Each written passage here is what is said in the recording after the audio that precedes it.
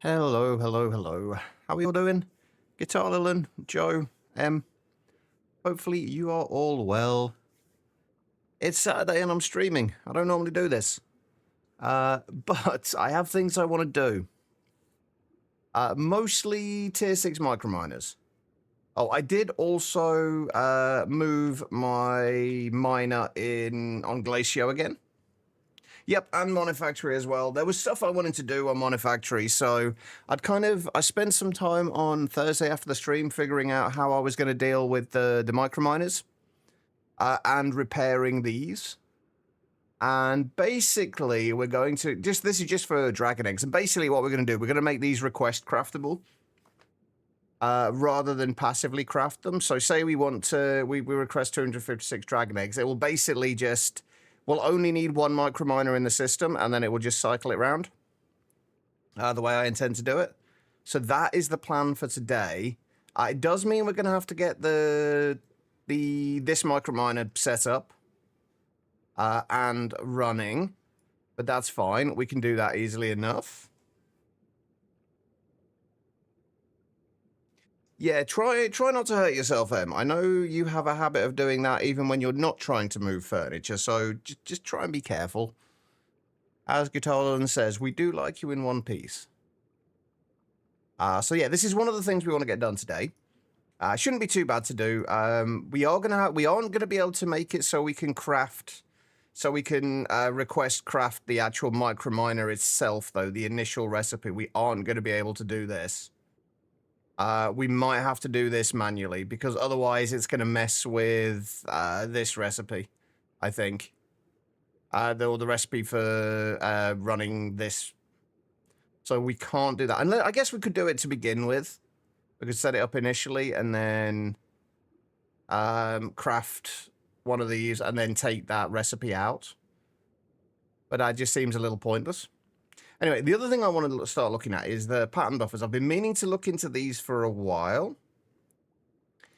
Basically, the pattern buffers act as... basically, you can input patterns directly into these. And they will act as a item input and a fluid input with like infinite storage within them. So we're going to start slowly switching things over to these, I think. Especially the ones where we're using the dual hatches at the moment. And then later on, quite a bit later on at this point, well, not quite a bit, a little bit later on, we can start looking at pattern buffer proxies, which basically act, you have one of these connected to, you have one of these pattern buffers in one of your machines, that any of the same machine that you have, you can link this pattern buffer to any of the to any number of proxies, I believe. And it will essentially share the recipes and storage, the recipes and kind of internal storage of the main pattern buffer with all of them, which is going to be incredibly nice later on. And very good for parallelizing things.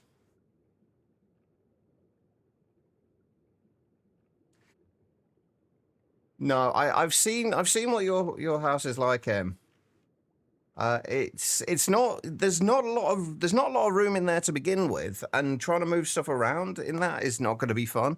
So like we say, just please be careful. That is all we ask. Right, I am going to make one of these. I am going to make this before we start anything else. Oh, I also need to start passiving liquid soldering alloy. So we need to get a passive source of antimony.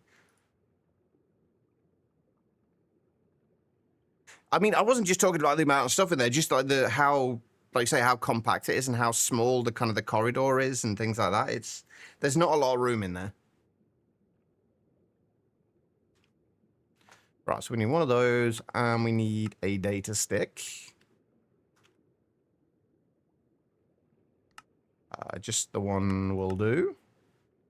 So we'll grab those. We'll start getting the pattern buffer sorted out. We'll sort out the recipe for the pattern buffer now.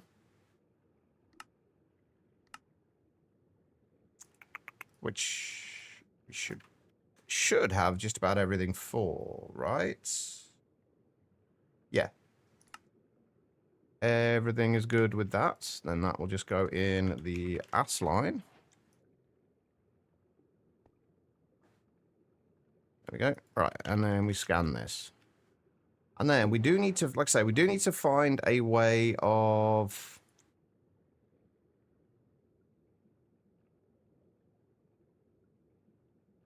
What am I missing?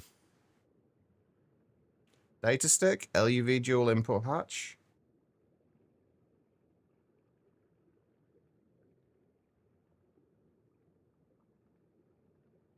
Mm-hmm. Oh, it needs to be LUV. I can't do this. I'm assuming I can't do this in the research station. Hey, Neen.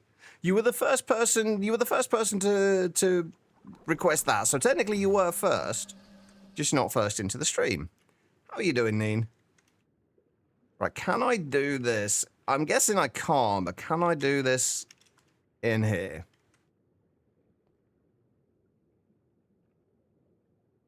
No, I didn't think so. So I actually need an LUV scanner. Okay, so this is more of a rabbit hole than I thought. But that's fine. We just need one of these.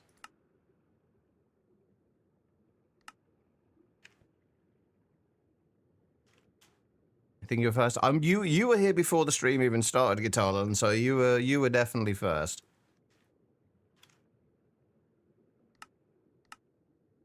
Good, eating yogurt for breakfast and then going to do homework. How are you? I'm not too bad. I'm doing all right. Just streaming on my day off because I need a distraction. All right, so now we've just got to figure out how we're going to do this. Right, we can get rid of that now. We don't need that there. That was for deleting stuff when we went into creative.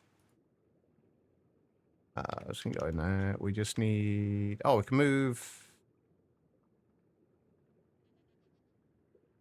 I think we can just leave that there. Then we'll do another peer-to-peer on here. For now. What is taking so long with... Oh, of course, it's the bloody memory wafers. We've still got to get these to... Those shouldn't be taking long. I was supposed to be... Oh, wait, are they... Oh, no, I was going to say, are they being taken up by the... I know, wrong place. Are they being taken up by this? But no, I think these are good. Only 15 minutes early. Yeah, just a little bit early. Oh, shit. I've just realised that the bot came up with the error there because I forgot to load up the overlay. Oops. There we go. Should be good. All right. In fairness, I did announce in Discord that I was going to be streaming today, so there was a little bit of forewarning there for Guitar Land. Alright, there we go. Now you're going to work. Now you're going to work. Beautiful. Okay, so we need to look for a source of antimony. Either we need to look for a source of it, or we need to... basically, we need to look for a source of it. That's it. There's no there's no other way around it. We need a source of antimony. And it's basically going to be stibnite and tetrahedrite, which we can get from this microminer mission. The tier 3 microminer.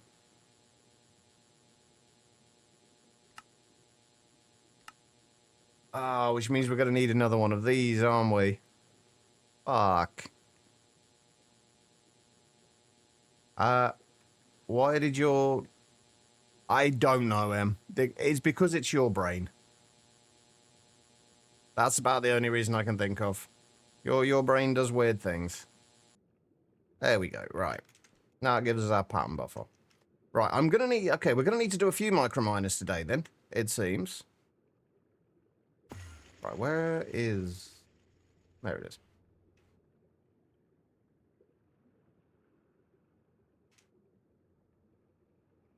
Right, can we now request a pattern buffer?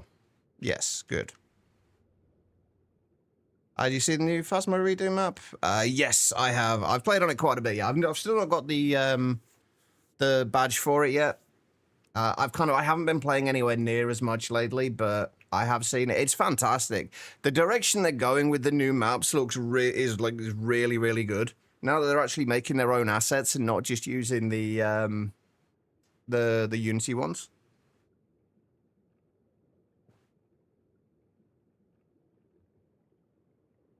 It's so well done. And the interactions in it as well. I don't want to say too much for anyone who hasn't seen it yet. But there's some interactions with things in there. It is. Well, it's because they're not. It's because they're using. They're making their own assets now, and they're not just using kind of pre-made ones. They're putting a lot more time into crafting the whole kind of thing of it, and putting a little bit more visual storytelling in there as well, which is good. Oh yeah, if you look around, you'll still see some of the ghost models used in other games. They're all like most of the stuff is Unity store assets. Hey, there we go. We got a pattern buffer. Beautiful. Why won't you be playing anytime soon, Em?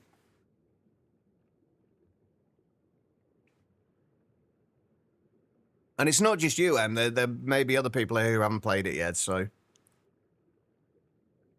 And I don't want to ruin these interactions for anyone else. Anyway, right, that's that sorted. Antimony. We are going to need to make another one of these and get this sorted out. Hey, Asnan, how you doing? But no, why are you not going to be playing anytime soon, Em?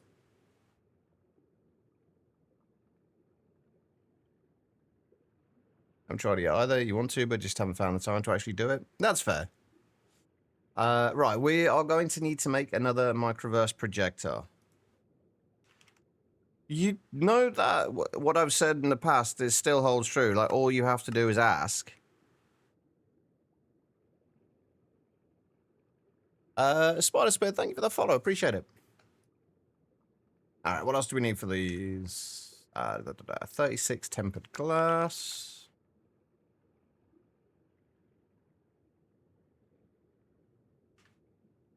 26 starry diamond blocks.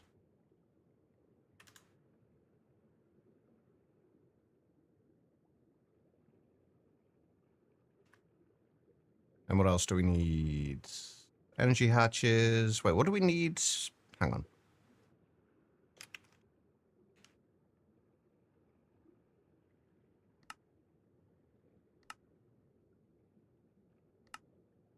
All right, let's put that in there. What do we actually need for this? Oh, we've still got to do the cobalt brass drill head as well, haven't we? That's fine. All that, we've got cobalt brass being made already anyway, so that should be good. But yeah, this only needs EV. If we do this at IV at least, that should be fine. We don't need to have it running overly quickly. Just so long as we'll have some time in between it running anyway. Right, we need 8 of those.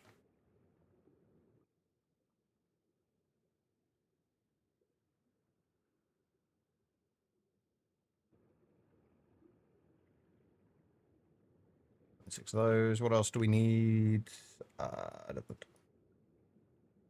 Just wait. What do we actually need for this? Import bus and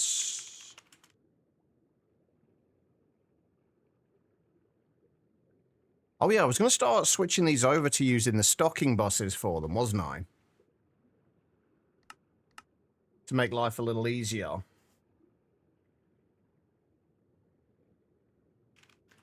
We're going to need a stocking hatch as well. I've got to have to switch over the other ones to the stocking buses as well. It just means kind of reorganizing the whole thing. And I'm too lazy to do that at the moment. And we need the output bus. And we need... what else? We need maintenance hatches on these, right? No, we don't. I can never remember. We just need all the casings then, I think, is the only other thing we need. We are also probably going to need to make a few more of those casings today, because we do need to make the next tier of microminer as well. And annoyingly, these can't be stacked on top of each other directly, can they? Because of this. Oh, shit. How am I going to do the timers on this? If I have one above here. Because I do still want to have the timer to shut this thing off when needed. I guess we can just put the timer in here. And that should still work.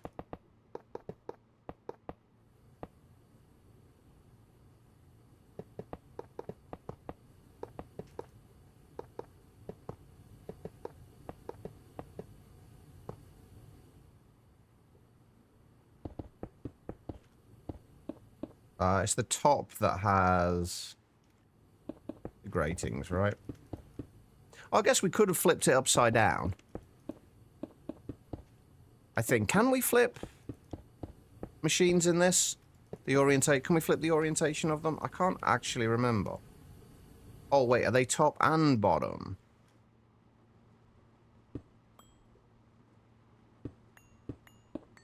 They are.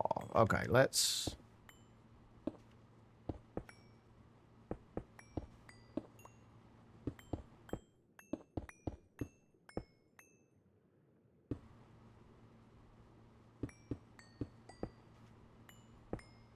clear that out. All right.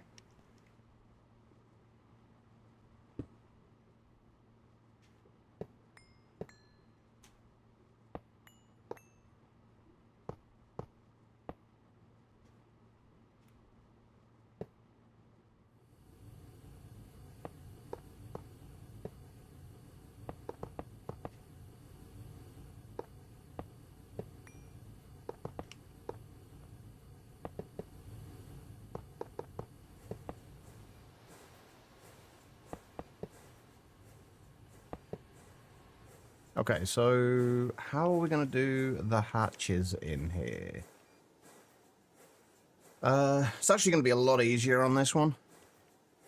Because we don't have to worry about piping anything around, or we shouldn't have to anyway. So if we put energy hatch there.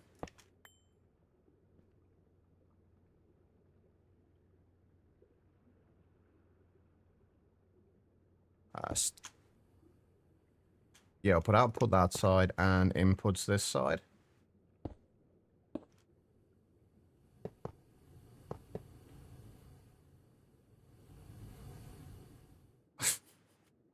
Fuck off. I'm one short again. Always one short. Right, I'm going to just make another stack of these because we're going to need them soon anyway for the next tier.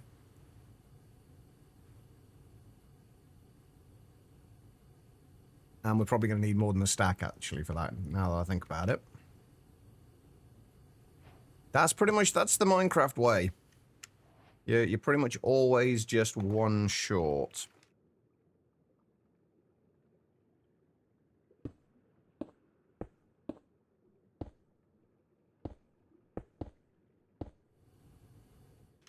And then we're going to have to bring this over here. And we need a clock. Wait, wrong place. We need a clock. And I can never remember, do these place facing away from you? They do. So if I place... hang on.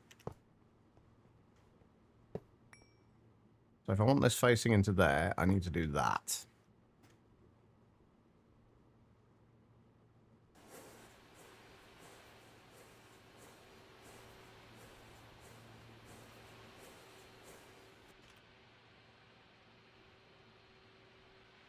Back there. These...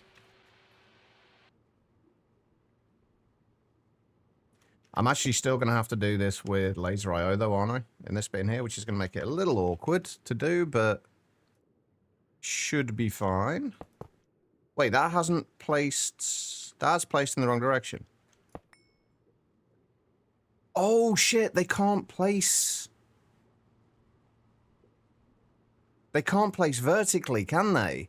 They can only place horizontally. You can only have the, like, the output of them horizontally. I can't place it like that and have the output facing down. It will always face in one of the sideways directions. Oh, that's awkward. We're gonna have to do it, I guess.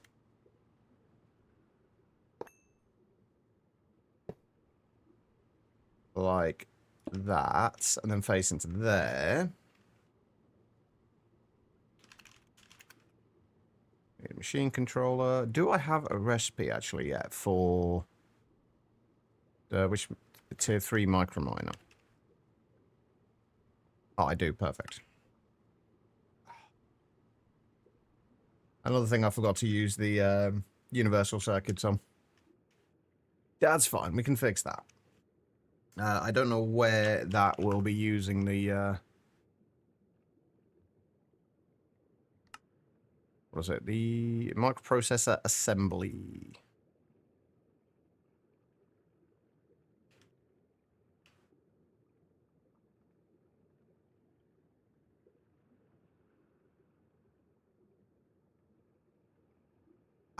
Probably the advanced combustion generator. But I'm going to change that out as well.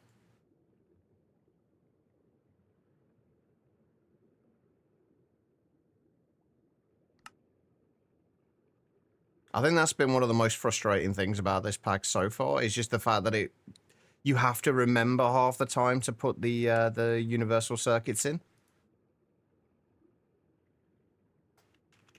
But the problem is, it's not every time, which is what makes it, I think, even worse, is that, like, sometimes it will put the right circuit in, sometimes it won't.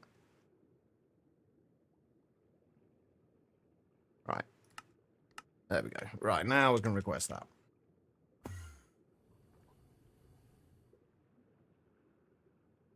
Okay. I guess we're gonna have to have that there. Witty, how you doing?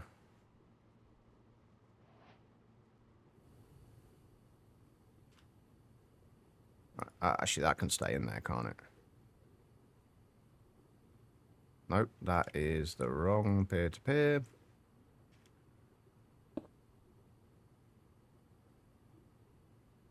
We're doing this at IV, right? Yeah. Right, we've got to make sure we have storage cells for each of the inputs from this, which means we are going to need another ME drive.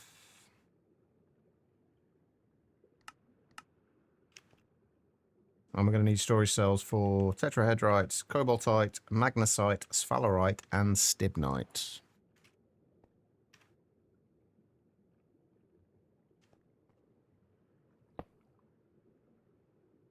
Most of these aren't actually getting used, though, in fairness. And probably never will, but I'd rather have the stuff there just in case. Right, and we'll do 16Ks for these. Oh, speaking of storage drives, I did upgrade the ones for iridium, osmium, rhodium, and ruthenium today. All to 16Ks. All right, and...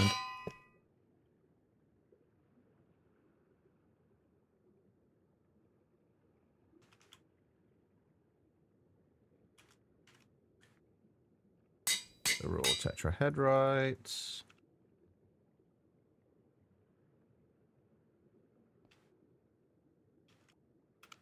Raw cobaltite.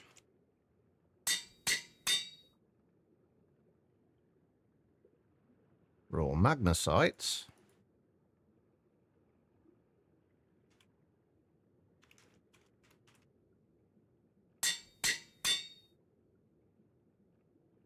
Raw sphalerite.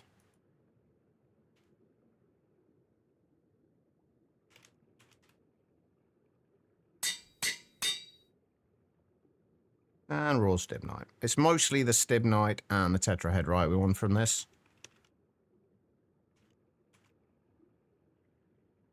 That's where we're going to get the antimony from. Have a question for you.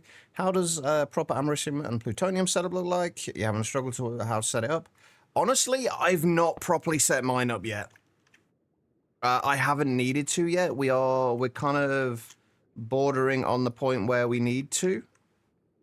But this, where are we? This is the extent of my nuclear craft setup at the moment. I haven't needed anything more. Right, at the minute we've basically just got, we're basically up to, we've got a little bit of americium and neptunium, but we've not passived really any of this except for the creation of the TBU fuel and the uranium LEU and 233 and 235.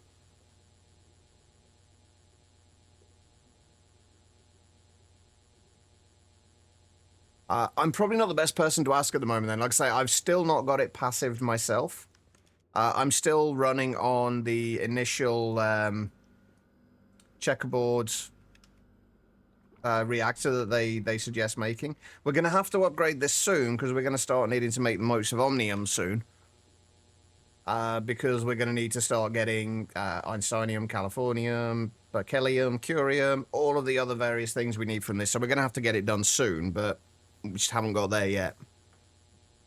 What I will likely be doing, though, I'm going to have to do some messing around in Creative World just to make sure I still remember what the hell I'm doing with nuclear craft, but hopefully it won't be too bad.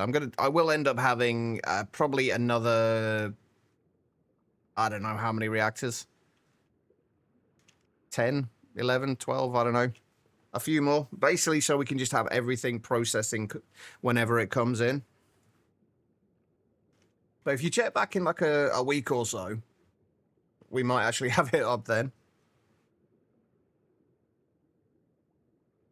But hopefully by the time you need it, we'll have done it, and then they'll at least have a little bit of reference for either how to do it or how not to do it, depending on how it goes.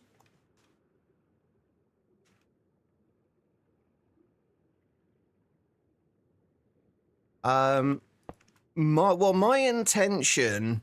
Well, the TBU fuel, yeah. My intention, eventually this will be used purely for TBU fuel. I will likely have a reactor for each of the different fuels that we need. And they will all just be passively running as needed. But we're going to have to do a lot of playing around, because we're going to need some... At the minute, we've just been using the low-enriched fuels.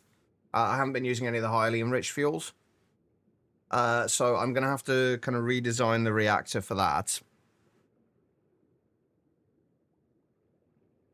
But yeah, honestly, my suggestion was, if you need things passively crafting, either do the maths for how much you're going to be able to create in a certain amount of time, and then just set up specific reactors like as fewer reactors to do all of them, or just set up a reactor for each different fuel type that you're going to need. That way they can all be processing and running at the same time without the need for to wait for anything. It's slightly overkill, but it just means there's less waiting around for things. And it's not like the materials are that expensive, or they shouldn't be by the time you get to it. Oh god, what pinged them?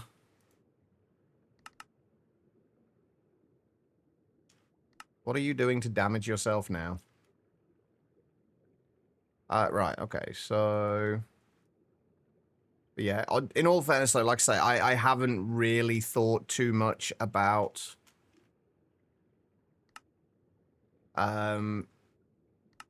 By the way, I'm going to change my purple color I use to this rather than the other purple color. Just so we don't know. So all I have to do to change it to that is just move that to max rather than set that to 182 and then to that. Which I'd prefer that purple color, but it doesn't really make too much difference. I'm sure nobody cared about that.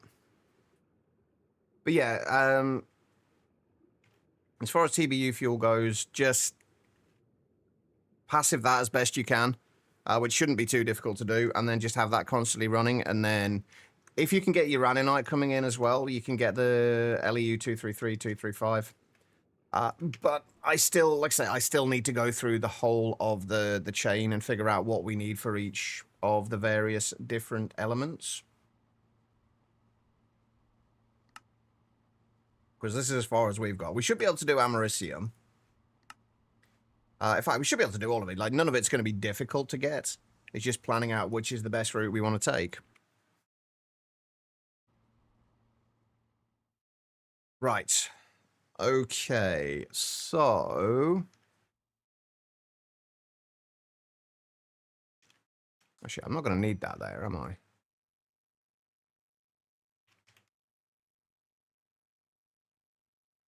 We can just bring that over to there. Since we're probably only going to have one thing that we want to shut this off based on, and that will be how much antimony we have. Speaking of which, how much storage have we got for antimony? 16k. Okay, that's fine. So if we set that to just say 50,000 antimony, and you emit... Are we having those emit when they're below or above? When they're above. And then we need redstone input on there. Redstone output on there, which will have to be a strong signal and set to not. So that should be on now. And then we also need an input there. So if we flick that,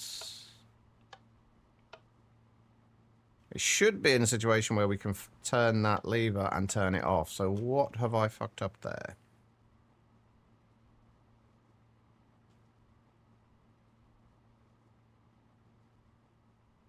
Hold on. What have I fucked up here?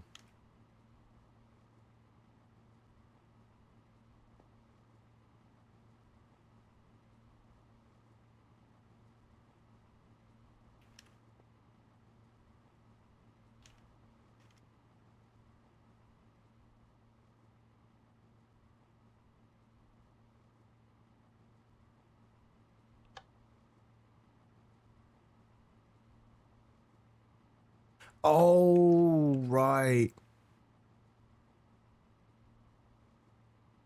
We can't have that there, can we? Because that's obviously, as soon as we're powering that, it's supposed to depower that, but because it's on the block directly next to it, it is powering it just by being next to it, rather than...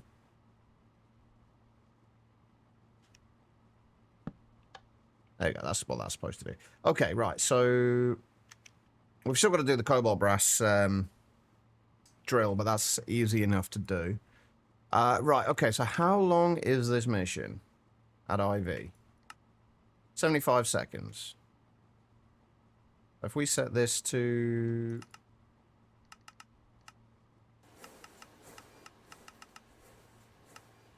What are we at there? 10...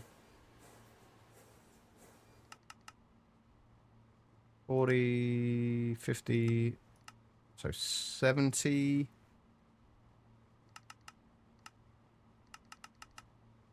So that's 75 seconds, plus we do a few extra.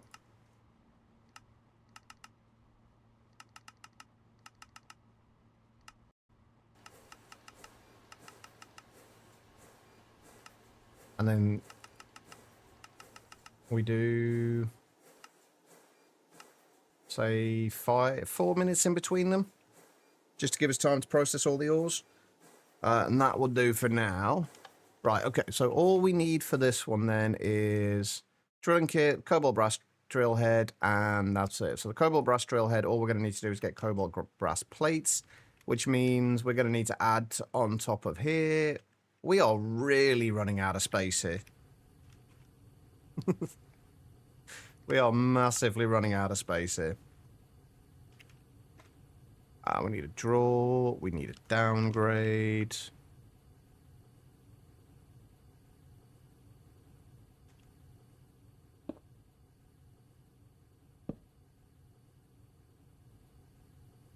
Although hopefully we don't have too many more we need to do with this.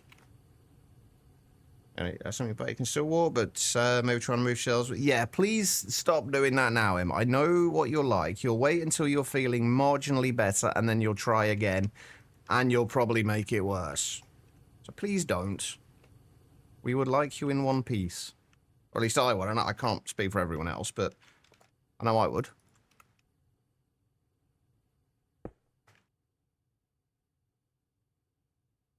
Right, and power.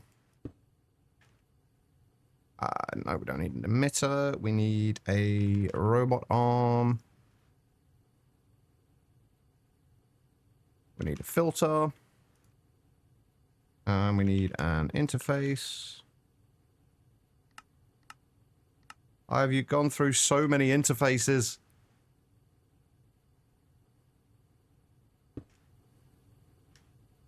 It's a good job we haven't got channels enabled on this. Although, actually, that being said, if we had channels enabled,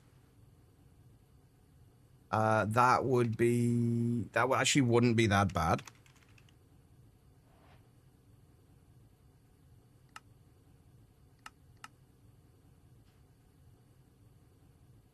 Right, and we need...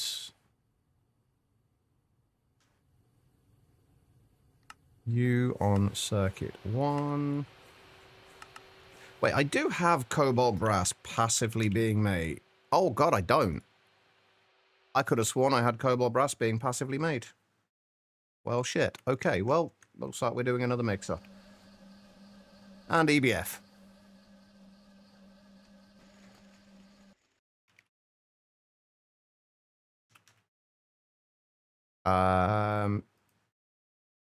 And a lot of things. Ooh. It's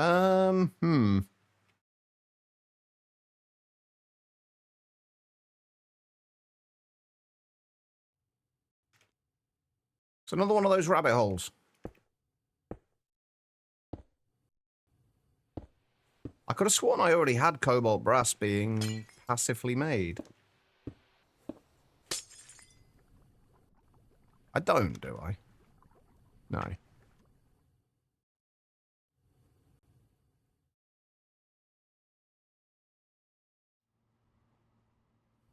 Nope, guess not. Alright, that's fine. Alright. So we need an emitter. Machine controller. More interfaces. More robot arms.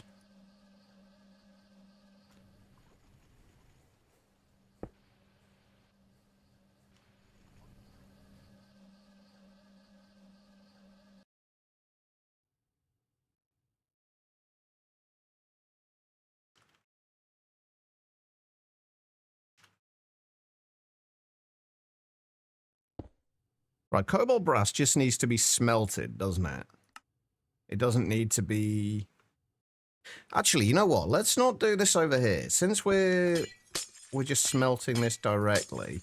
And do we need cobalt brass dust for anything else? No. Okay, yeah. So let's just do it as the entire process over here.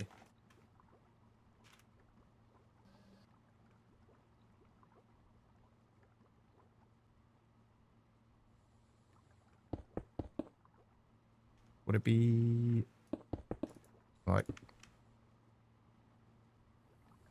yeah, that should work. Okay, so we're also going to need an electric furnace as well. So we'll do an electric furnace there. Mixer.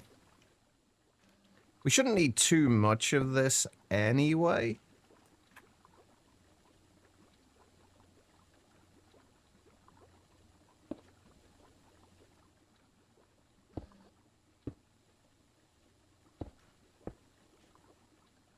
But we do want to make sure we have it.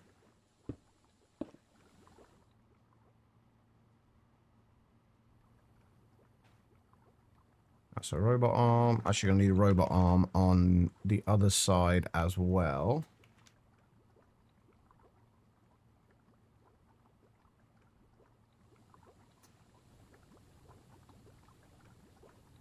Oh, God. Where am I looking? And then peer to peers. We're going to need to make some more soon. Actually, let's do that now.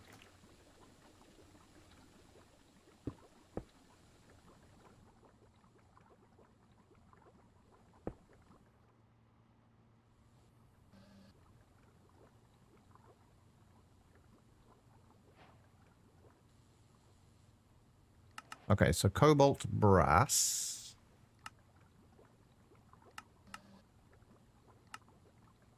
Is brass, aluminium, and cobalt. Now, the brass dust is the problem at the moment, because we haven't actually got brass passively being generated. So we're going to have to fix that as well. And I still haven't moved all of my other alloys yet, so I'm going to have to, I'll go and do it up in the same place. Anyway, what football's on later, Em?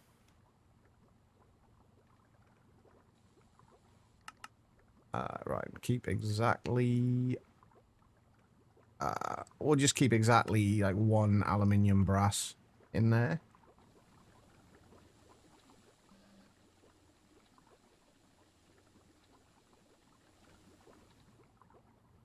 Oh, oh, that's actually kind of awkward. Because we haven't got anywhere to import that with now, because this bloody thing's in the way, because we can't use...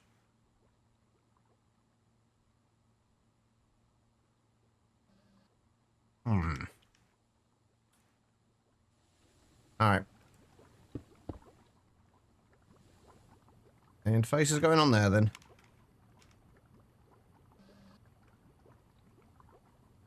England versus Andorra qualifier? Okay, so nothing overly interesting, then. Are we... Is this men's or women's?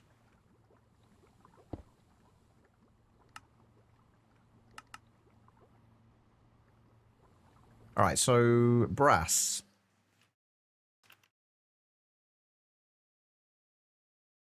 Oh, wait, can we just... straight up mix brass dust?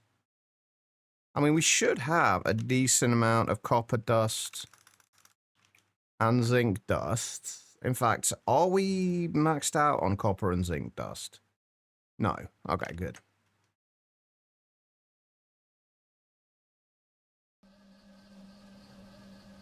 Men's for next year's comp. Okay, so yeah, nothing interesting then. What was that making? Oh, that was making quantum stuff. Do I want to just do another mixer for brass dust? Like, is there any situation where we need actual brass?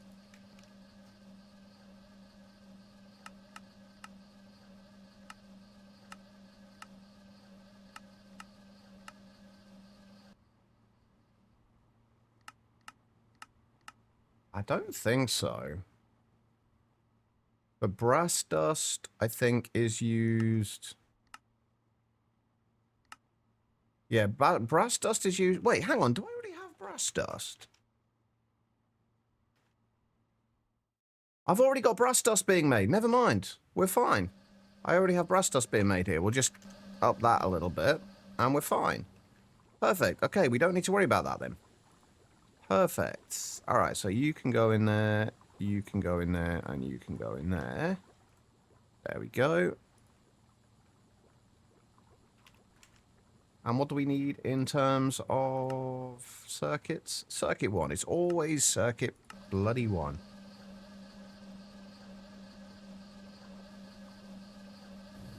I'll make those.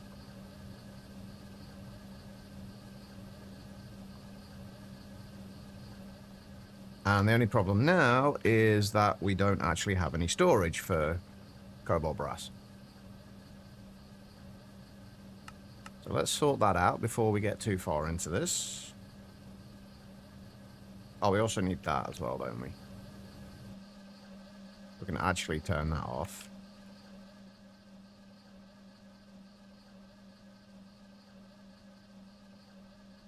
At least we don't have to set up an EBF, though, which is nice. That's one less step we got to do.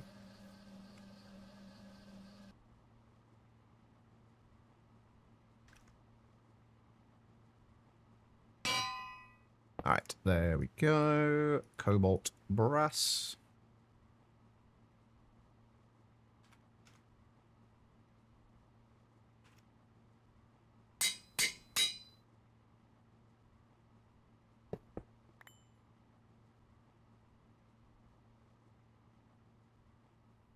And we'll keep...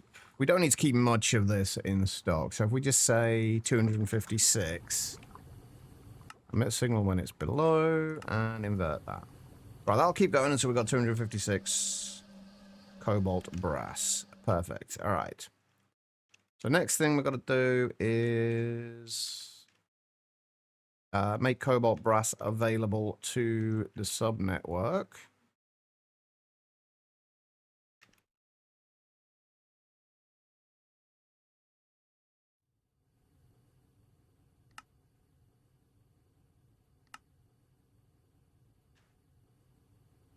And make it available to there.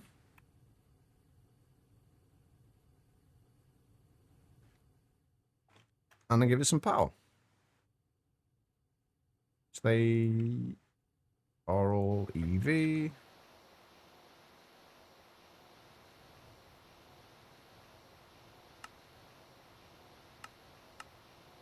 All right, yeah, it's locked in.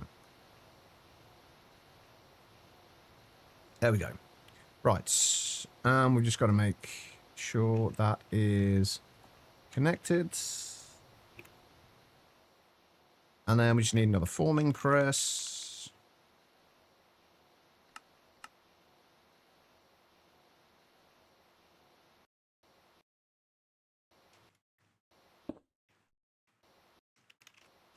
Another storage bus.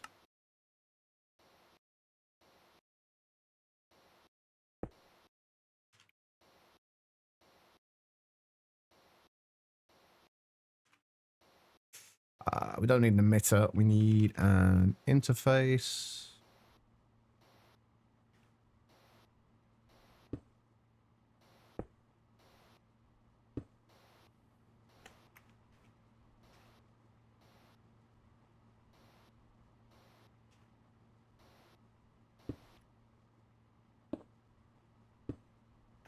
And another peer-to-peer.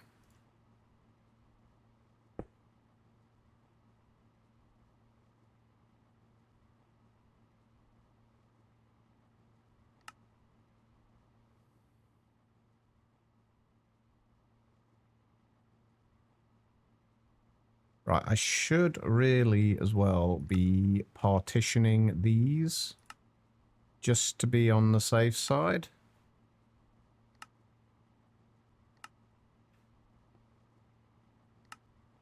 Shouldn't make too much difference, but...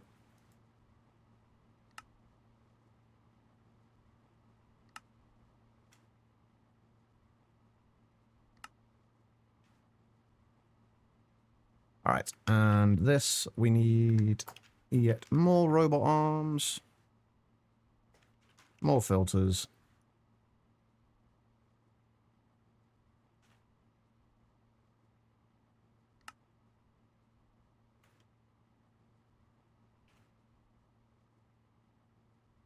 Alright. And... keep exactly 2 of those, 1 of those, import into there.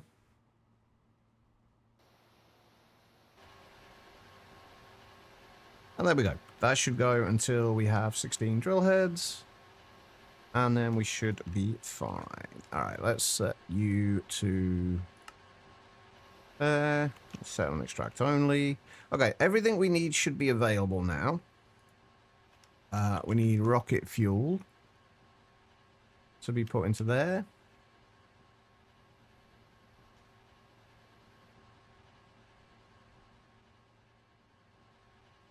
And then we just need what else in here?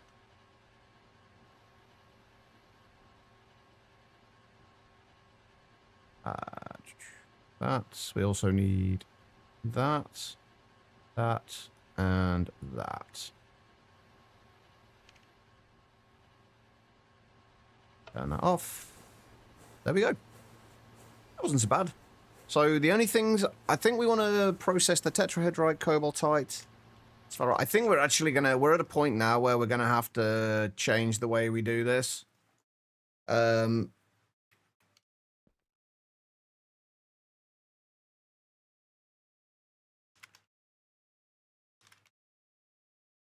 Because basically we've got more things coming through here now than we have space for in the thing.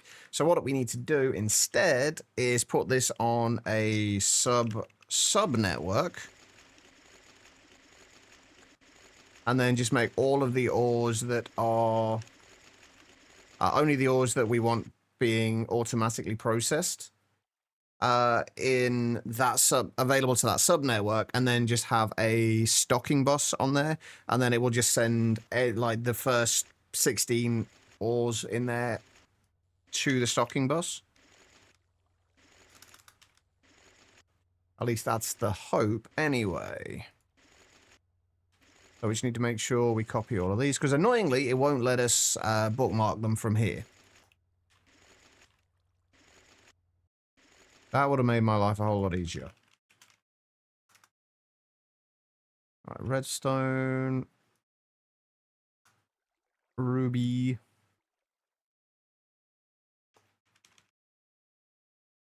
Cinnabar. Sheldonite.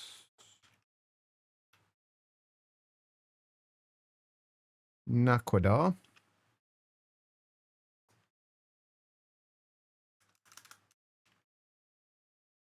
And then Caymanite. Tantalite. Most of this isn't actually coming through at the moment anyway, but... And pyrolusite. And then the ones that we're getting from this that we want to do are tetrahedrite, cobaltite for arsenic, and stibnite. So tetrahedrite and stibnite for antimony, and then the cobaltite and cobaltite for arsenic. Right, so what we want to do is make a stocking bus. And I am going to need a piece of quartz fiber and a few covered cables. I'm going to need another color of covered cable here as well.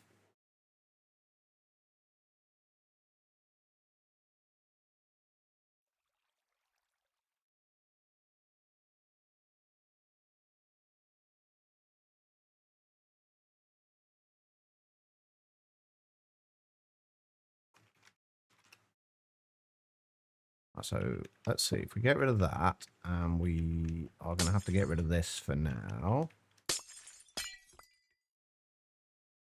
And we need an interface on here.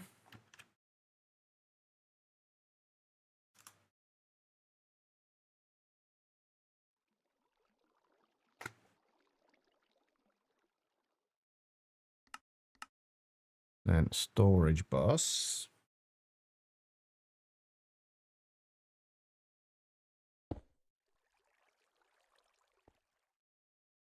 Which we're probably going to need a capacity card for.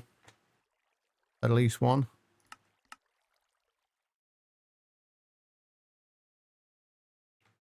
So a capacity card can go in there, and then we need to put all of these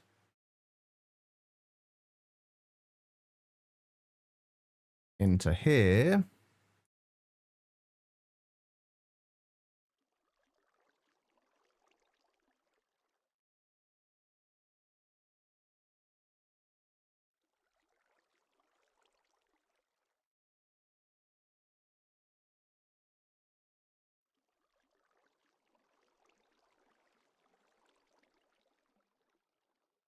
Okay, we didn't need a extra thing just yet, but we're close. All right. Have we got another? Ah, we've got purple or magenta, which is actually pink. I'm going to do it on black. Oh, wait, no. That doesn't need to go there, so it needs to just go to there. And then if we do that, that, and that.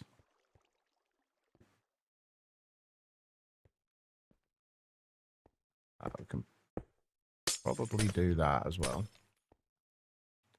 That should be powered. And we should just be able to see all of those ores. What we have available, those ores on here. Which we can. And we've already got some of cobaltite, tungstate, tetrahedrite.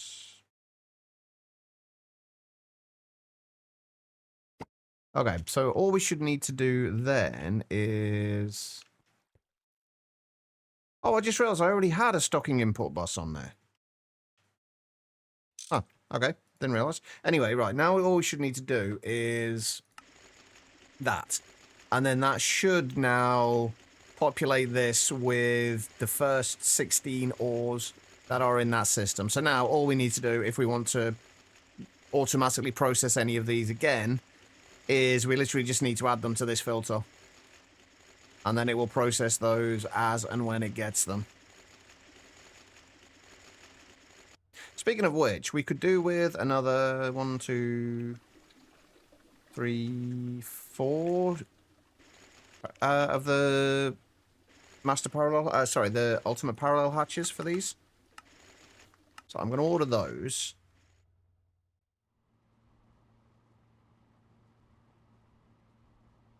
But there we go. That should be our... that should be this working. Hey, Hyena. How you doing? So hopefully we'll be getting some more antimony in now. Which I can't remember what I'm doing that for now, but I know we need it. Oh, we need it for... not battery alloy. Soldering alloy.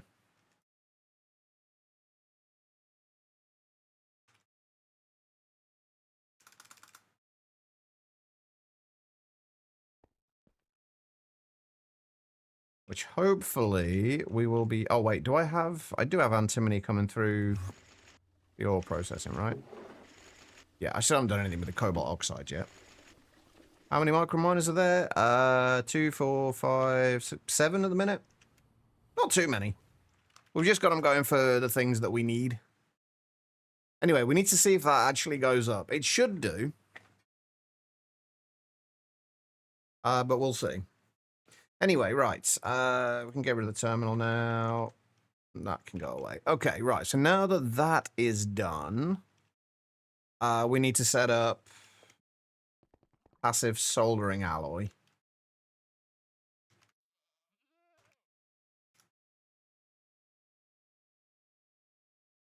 So basically what we're going to have to do is make the soldering alloy and then melt it straight away, which means I'm going to also need a storage cell for soldering alloy. So I'm pretty sure I don't have any yet. Nope. I do not. Oh, are you asking how many microminers in total there are? Ah, okay. Sorry, I think I misunderstood your question, Hyena. In total, they go up to tier... That's not the final tier. Tier 12, I think. For the infinity-plated micro extra-dimensional phase shifter. So yeah, I think I misunderstood the question. But there you go. There are 12 tiers. Although there are some kind of sub-tiers within them. There's some that are... There's like tier 4.5. There's a tier 4.5 one. I think there's some other half-tier ones.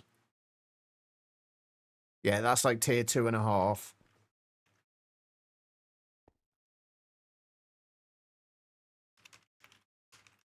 Oh, right, I've got it there anyway, haven't we?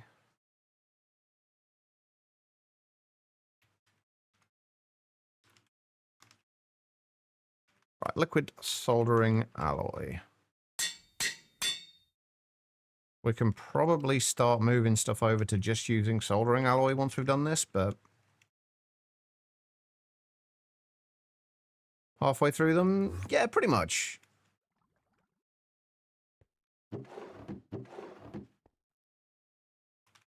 There we go. We have gone up a little bit with the antimony.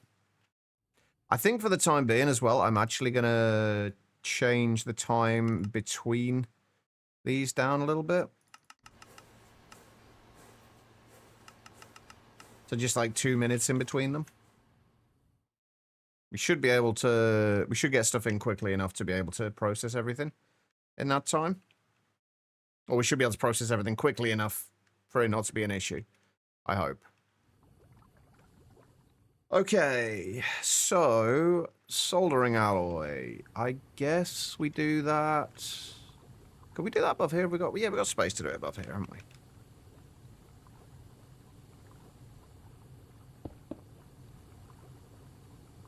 Again, this is one of those ones where we need a couple of machines. One to do the mixing and one to do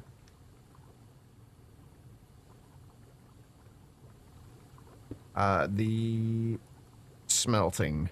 So we need an extractor.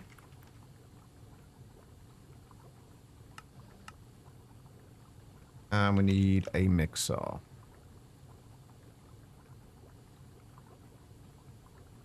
We don't need soldering alloy dust for anything else, right? No.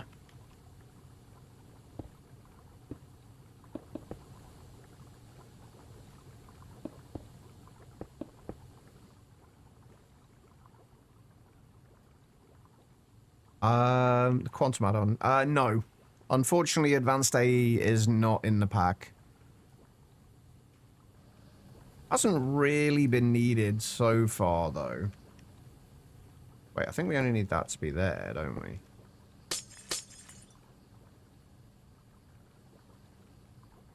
No, we do need it down at the bottom as well. Because we need an interface on there to output to.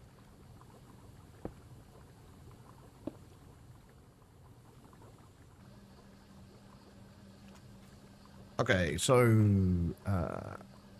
robot arms... filters... Alright. Robot arm and robot arm.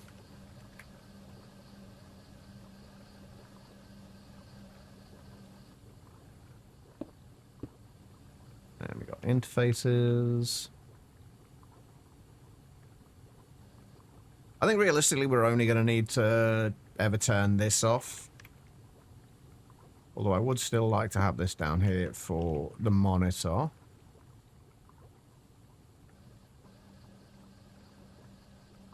And machine controller. I'm really glad I decided to do this today and not wait until Monday, because this is actually going to take longer than I thought to set all this up. It shouldn't take too long, but... tin dust, lead dust, and antimony dust. Am I making lead dust? I don't know, but I've got 71,000 of it, so I think we'll be fine for now. If we do start running short, we can just set up another macerator. Right, this is for soldering alloy. If we just keep, say, I don't know, 1,024 buckets of soldering alloy in stock.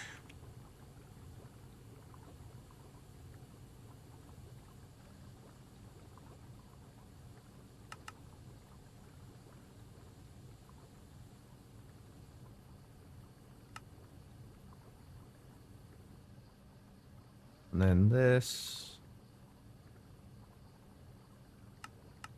If we just keep exactly one soldering alloy in there at any given time. Or maybe we'll just do 2. We don't need too many. Then that needs that, that, and that. Here are bits for what? Here are bits for that. Oh, for the this is the best looking base and the best laid out base. I don't know about best. It's doing well, but thank you for the 100 bits though. Got some homework done, so you're allowed to watch again. What are you studying at the minute, Neen?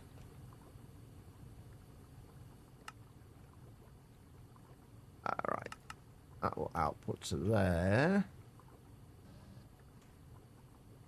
Criminal justice. Ooh, what made you go for that?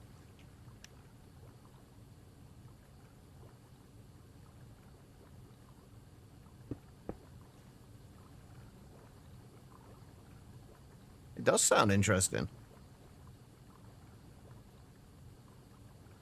I almost done your degree, but you stopped because you didn't have the finances for it, so now I just took a loan out instead. Awesome. One of your favourites so far? See, everyone seems to love this base. It's so unfinished, though. That's my big problem with it at the moment. It's unfinished. And I know myself well enough to know it will probably never be finished. Right, so this will only ever have a stack of soldering alloy in there at any given time. Now, if we do that... There we go. We have passive soldering alloy. Beautiful. I wouldn't be Minecraft if there was something unfinished. That's a fair point. How are you doing, by the way, Spirited? I hope you're good. All right, so that is the soldering alloy. That, I think, is everything we need for that bit. Right. Next up, we've got to make this. And unfortunately, we can't make a crafting recipe for this. So we're going to... Any of these we want, we're going to have... I guess we could make one for now and then get rid of it later, but it will screw things up if we leave it in there. So I need to remember to take that recipe out again afterwards. What's unfinished about it? I mean, it just kind of stops at the top. There's big holes everywhere. It may or may not get finished. I probably won't, but it may do. We'll see. Right, anyway, let's temporarily...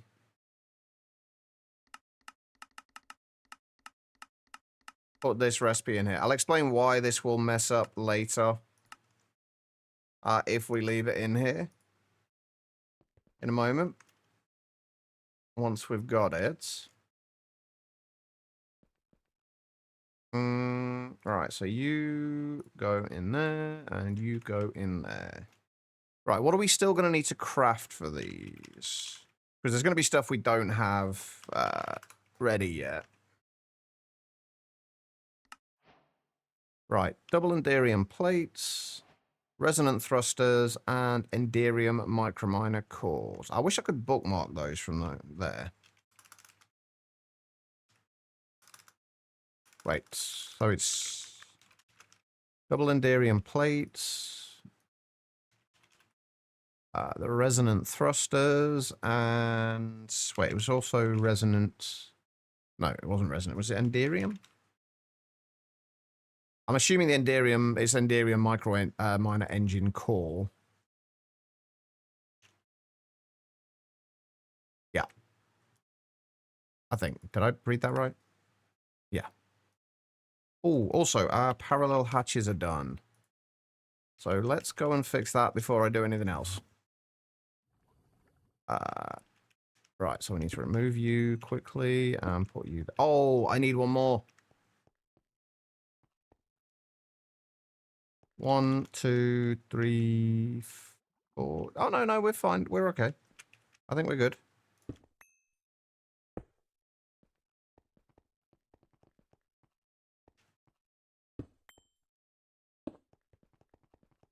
Just there and there. And then I'm going to get all those to 64.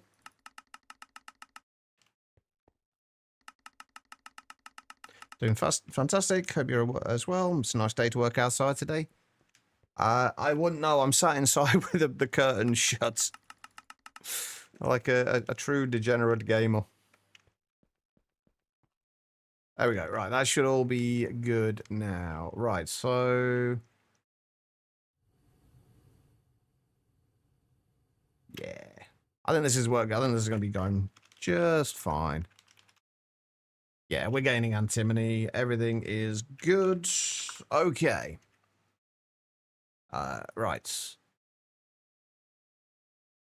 Can you make a separate packager and unpackager for each microminer recipe, or when that fixes the break? No, the issue, basically, the way we're going to run these missions is we're going to make them request craftable rather than passively craftable. So what's going to have to happen is, so that we don't, like, say we want to request 2 stacks of dragon eggs, we don't want to have 4 Enderium microminers in stock at any given time. Like, we don't really need it. Possibly having 2 wouldn't be the worst idea, but having 4 it would definitely not be needed. Or say we wanted like 10 stacks of it, we would need 20 microminers and stuff. So basically what we wanted to do is be able to reuse that 1 microminer, but when it comes back broken. So what we're going to have to do is we're going to have to set this recipe up, and rather than saying it's going to return a damaged microminer, we're going to tell it it's going to return a fixed microminer. But then whenever we get the damaged one, we're going to auto output that to an assembler, which is going to be running this recipe, and all of these items are going to be in here with a crafting in an interface with a crafting card being fed into that assembler. And then when the broken one comes back, it will fix the broken one, send the microminer back, and then it will be available again to use on the next mission. So it will only expect 1 microminer, since it's getting that microminer back as part of the recipe. Hopefully that makes sense. But that's the way this is going to work.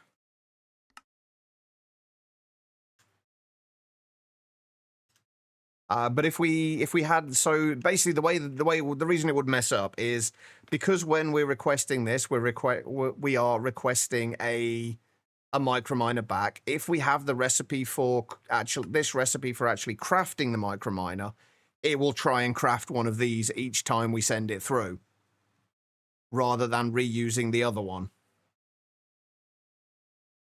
So we need to make sure there is not a recipe for crafting the actual microminer. Otherwise, we'll end up with hundreds of the damn things. And we definitely don't need that. Hopefully that makes sense. I don't know if it would work for any more than 1 recipe.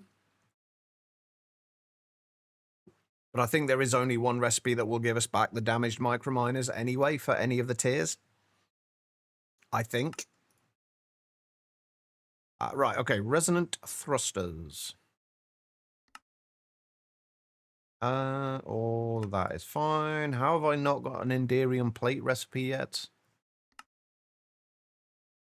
No, do not do a forge hammer recipe, Chach.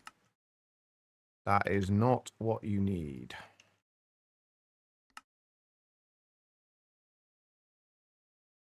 All right, so plates.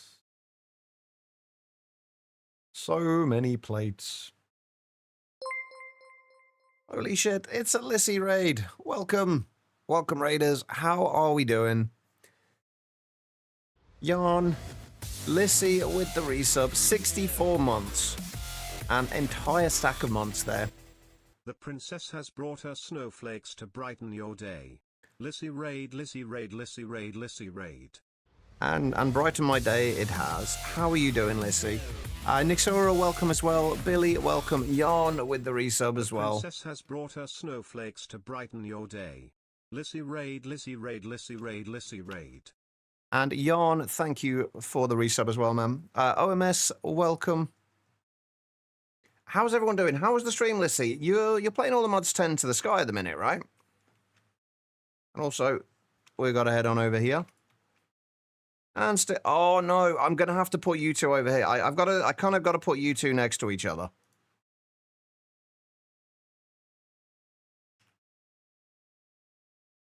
I've got to put the 2 of you next to each other.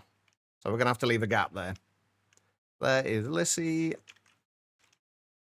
and Yarn. How are you finding all the mods 10 to the sky? I've been playing it a little bit off stream myself. And I'm still not entirely sold on it. Got spawn farm set up and got A2 started. Nice. There you go. Yarn and Lissy, thank you guys so much. Are you enjoying it so far? And Tumbles as well, how are you doing? Hopefully everyone is good. And if you are not already following Lissy, I don't think we've done the shout out yet. I need to actually... I think we did. I think, did Yarn do it or did I automate that? I have no idea. Anyway. There we go. On day 9, some of those streams have only been a couple of hours, to be fair. I'm guessing that you've been kind of having health issues again. I think I read something in the Discord a little while back about it. You did it. I'm not sure. I have no idea what I've set up at this point and haven't, Yarn. It's been so long since I set most things up. Yeah, hopefully it gets better soon. And it's a wild Oath appears as well. How are you doing, Oath? But welcome, everybody. How are you doing? I am Chicheva. I always say primarily a modded Minecraft player, but I am entirely a modded Minecraft player these days. We're currently playing Monifactory. We're getting late game, heading towards end game at the moment. So we've got a lot going on. And we are just working on getting some more microminers going for getting some resources. Surgery on Wednesday for some issues. I was just learning to manage. Well, hopefully the surgery helps at least a little. You go, Sharon claps in bed. If she puts stream on TV, then bonus. Fair enough, Yarn. Fair enough. But no, it's always nice to see you. I apologize that I haven't been able to get by the stream in a while. Let's see. I've been having a few issues myself lately. Less physical, more kind of mental. So I've not been around as much as I would like to be. But hopefully I can get past that at some point soon. How did I name my CPUs? When I first did it, it didn't work. But it was basically the same way you'll name anything else. An anonymous user gifted a tier 1 sub to the option Loath. Anonymous, what the shit? Whoever it was. Gifting a sub to Oath. Thank you so much, Anonymous. I appreciate it. That is incredibly kind. And then we can put Oath. I'm assuming your name's still the same. Oath. And since we haven't got Anonymouse's name. Wait, that's a different skin, isn't it? I love that skin. That's awesome. Honestly, Guitar, it didn't work for me at first. Then when I looked, I think once I'd crafted something in them, they worked. Also, they started a hype train as well. But Anonymous gifted a sub to the optional Oath. There you go. Thank you, Anonymous, whoever you may be. And you get to stand next to Lissy and Yarn as well. Changed like 5 years ago, but you haven't changed it since. I guess that's the first time I've seen it in a while. And also I'm a very bad I have a very bad memory, so remembering things like that is not the easiest thing. Yes, go do the lurking thing, Lissy. Thank you so much for the raid. I appreciate it. Hopefully I can keep your community company. Maybe not be quite as entertaining, but you never know. And Hyena, thank you for the bits as well. Most because you don't play Minecraft anymore. That's fair. What do you play these days, Oath? Yeah, I know you used to play quite a lot of Paleo. I think you tend to stream when I'm supposed to be asleep. So I kind of miss a lot of what's going on these days. All right. We need to make these. Do I have an IV canner is the next question.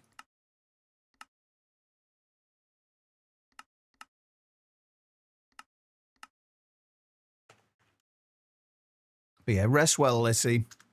And good luck. If I don't speak to you before, good luck on Wednesday. I hope everything goes perfectly. I am really running out of space in my lathe for rods. You stream twice a day now. Holy shit. I wish I had the energy to do that these days. We do have an IV canner. Perfect. I'll accept that. It's the one that goes in there. Cyberpunk right now, you stream either while you were streaming or when you're asleep, so... that would explain it. Have a kid in the house and it's less having the energy and more the sense of anxiety and impending doom if you can't pay your mortgage. That's... I can very much... I can understand that very much. I thankfully don't have a mortgage to pay, but I do still have bills and food to pay for, and that's a struggle in itself at the moment. So I feel your pain. Right. Will you let me craft this? You will. Perfect. How is Grumbles these days anyway? Unfortunately, it doesn't work that way with me, Oath. My anxiety has the opposite effect. It just drains any energy that I did have.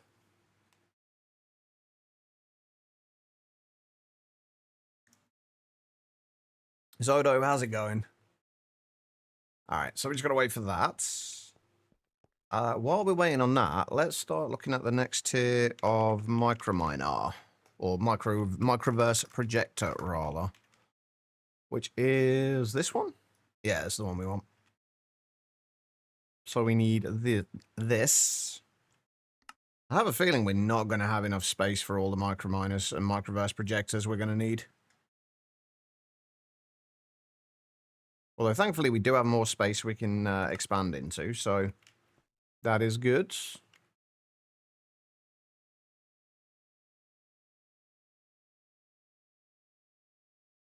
And Hype Train completes 96% of level 1. Thank you guys so much. I appreciate it. Have chronic fatigue for that, but he also sit in a state of, oh, my heart is beating funny again. Yeah, so long as you're taking care of yourself, Oath. Are you... Obviously, there are bills and everything to pay, but you need to make sure you take care of you as well.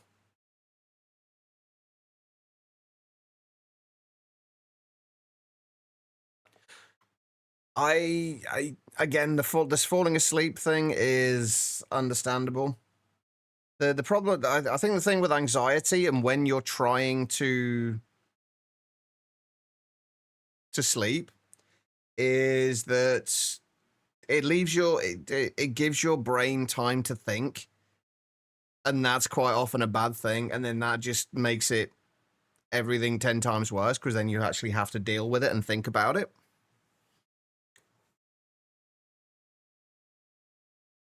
Irony, she didn't even know you were lurking. Me, Lissy, and Oates. Hi, Anna, thank you for the bits. So this point of question, if a person needed to give you 1 bit for each message the person sent, chat, how much would you get at minimum? I have no idea. It depends how busy the chat is. That is taking forever. Is that because that is an incredibly slow recipe, or is that because I've screwed up? Okay, it's a 100-second recipe. That's why it's taking a while. Yeah, anxiety is a bitch.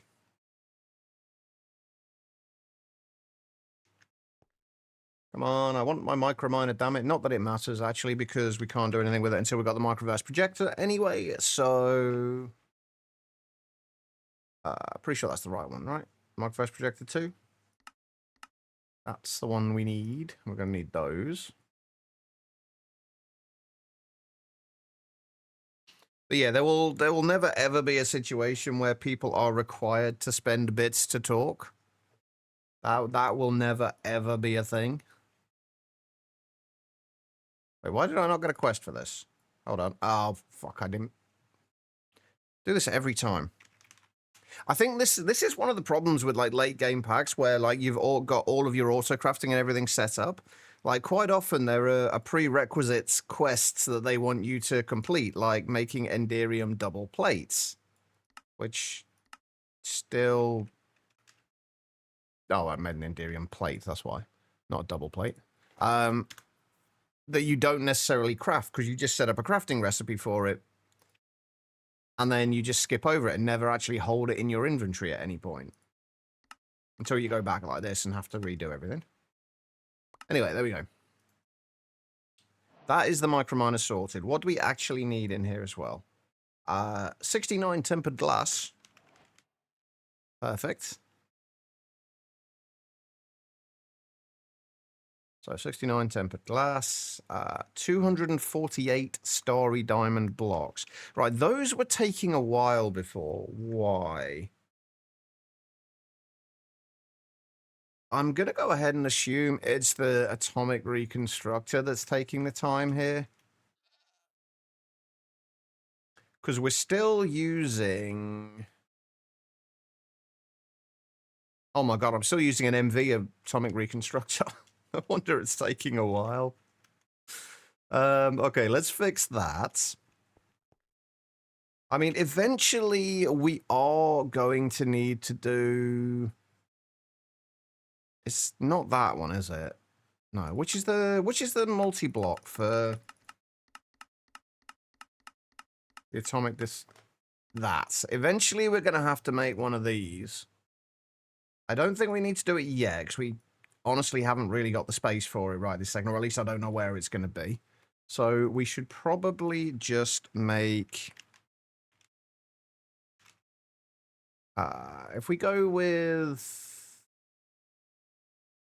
IV or LUV. LUV is actually going to be easier to make.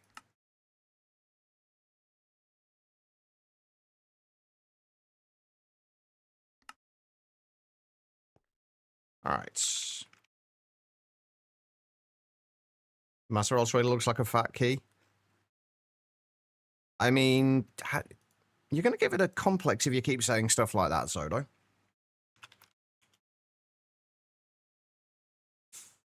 You know what?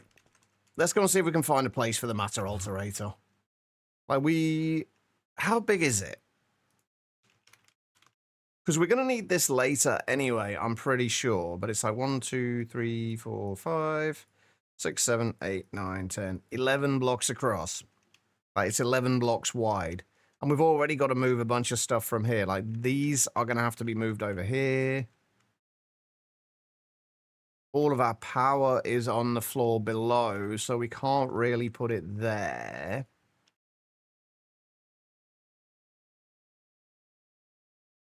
You know what? We'll make this for now. And then eventually we do actually need to tear all of this down because none of this is needed anymore. So we can actually put the Matter Alterator in up here.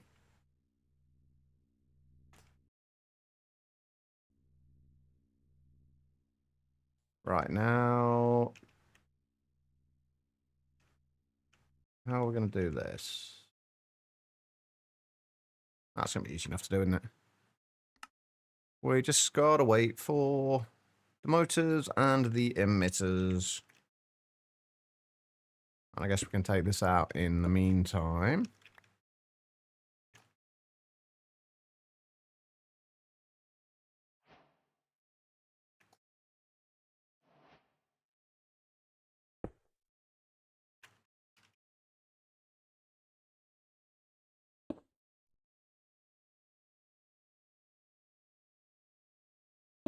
And give this thing some power.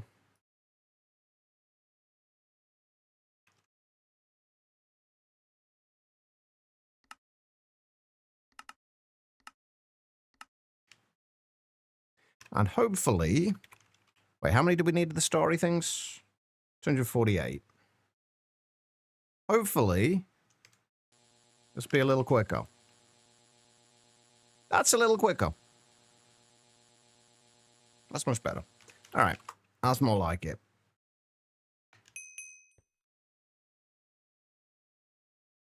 All right, so we've got 248 of those coming in. And what else do we need? What do we need energy-wise? We need at least an LUV energy hatch for this. I think... How long does it take to fix this at LUV?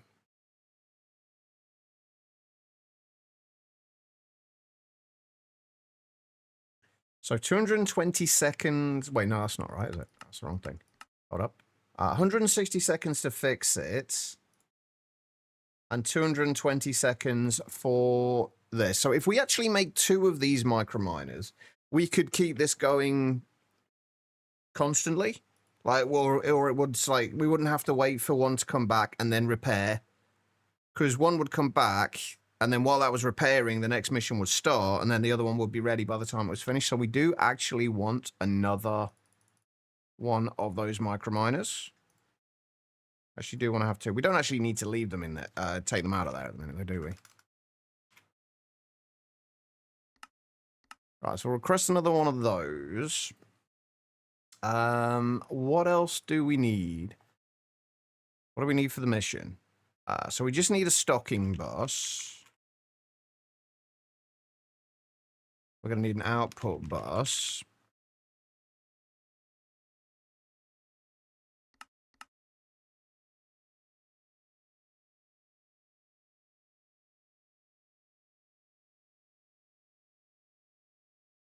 And if we just do an LUV energy hatch as well.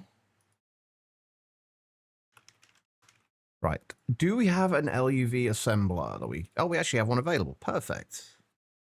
That is even better. I think that is pretty much all, except I have a feeling we're going to need more microverse casings. Oh, we also need the titanium pipe casings as well. So if we craft, we'll just craft another 128 of these, and then any extras we'll end up using anyway.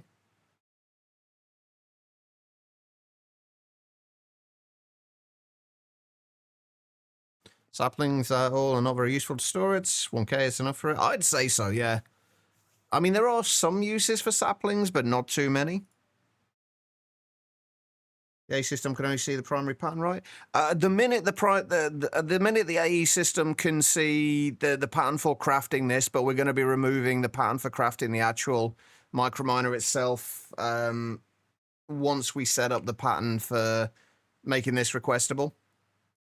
Otherwise, it's going to screw things up. Right, that should be enough of those.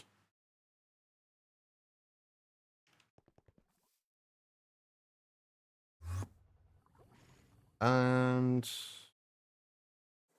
Right. How much space does this fucking thing take up? It's like 9 by 9? 2, 3, 4. Yeah, 9 by 9. So...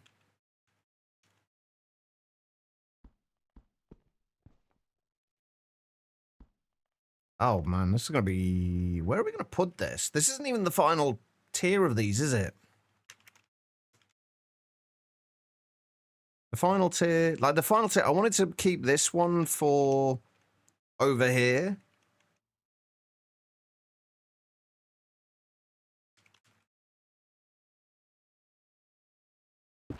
Three, 4, 5, 6, 7, 8, 9.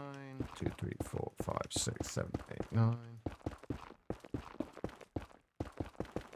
So that would be kind of the footprint of it.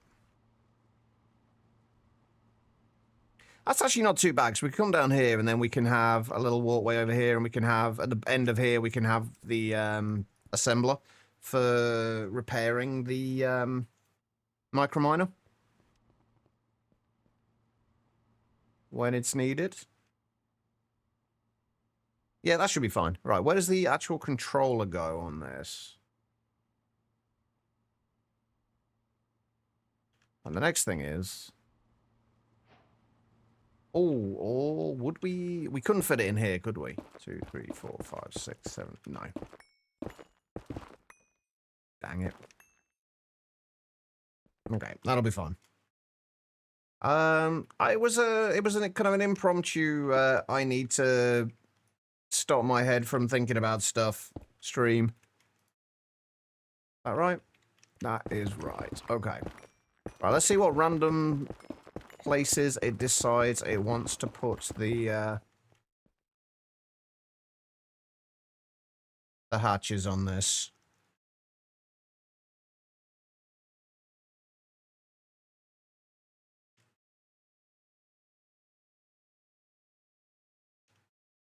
Right, well, we want to move that.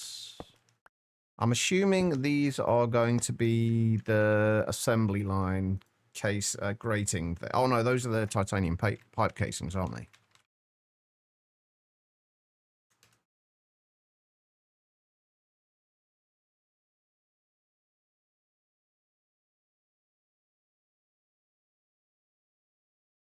All right, how are you doing today, Quiet? Was that everything we needed? That was everything we needed. Right, where did it randomly put the hatches? Well, the input bus is there. We don't need that there. We kind of want everything back here. So input bus will go there. Where did it put the output bus? It didn't. Apparently, it didn't feel like it needed an output bus.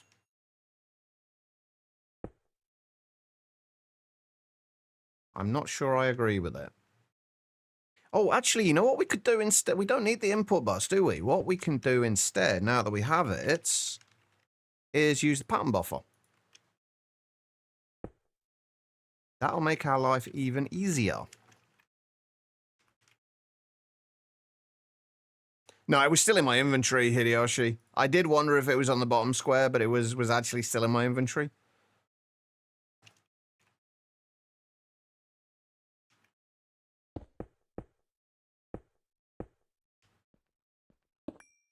Right, we're probably not going to be able to see this bit, so that is nice.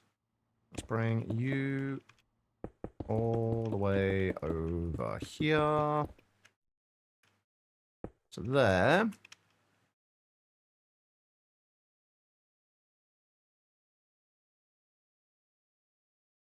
Yeah, that's fine. That's right. Right, before we set anything going with this... Oh, we can't anyway yet, because we still need the peer-to-peer on there for some power.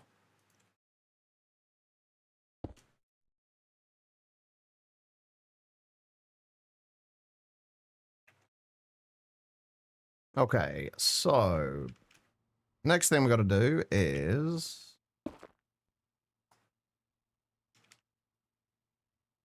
grab our LUV assembler.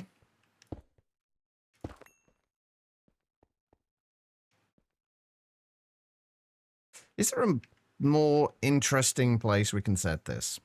I guess it doesn't matter too much. Right, and we're going to have to do the thing that I hate. I think I am going to move this.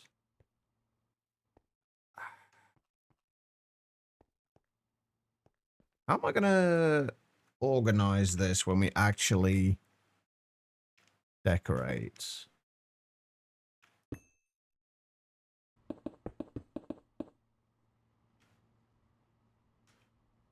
I feel like we want to...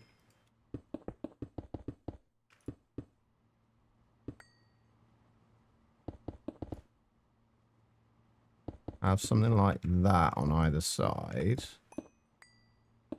We're not actually going to decorate yet. We just need to figure out how we're going to work this. And then have, like, anti-blocks through the middle of here.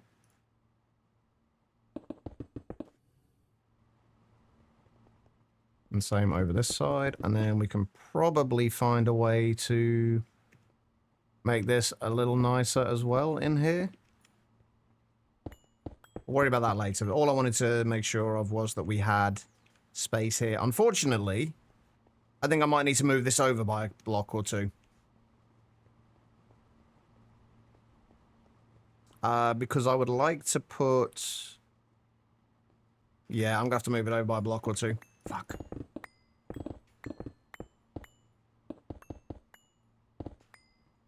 That's fine.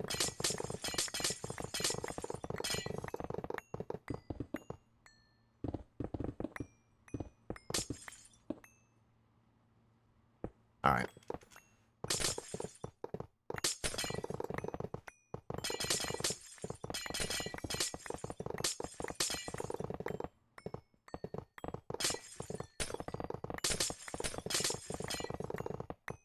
Like, I kind of wish... Wait, there's not a way of using the terminal to disassemble a multi-block, is there?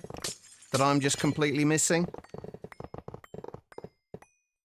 Like, there's not a quicker way of disassembling a multi-block than this, right?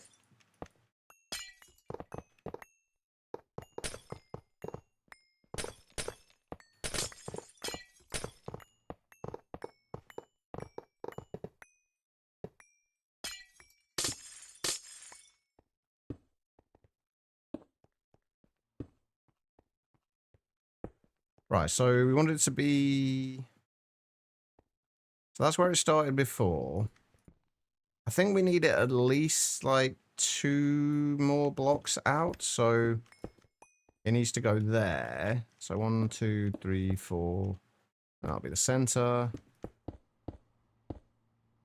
And that should be where the controller goes.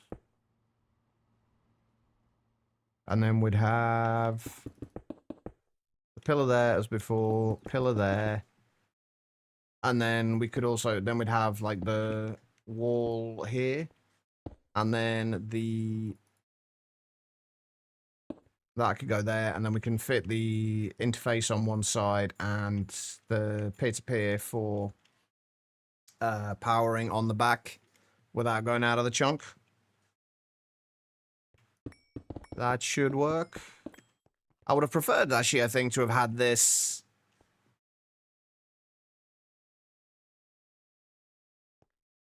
I was going to say I'd prefer to have had it directly in line with here, but I don't think there's any way I can do that. Annoyingly. Hey, Freefall. How you doing?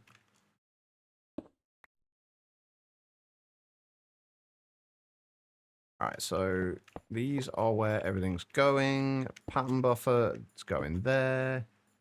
Energy hatch is going there. Where did you put... There's the output bus.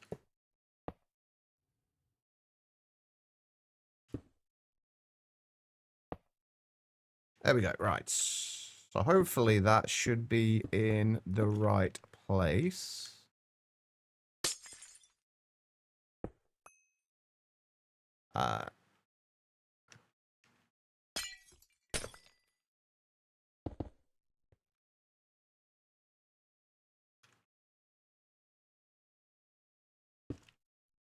Okay.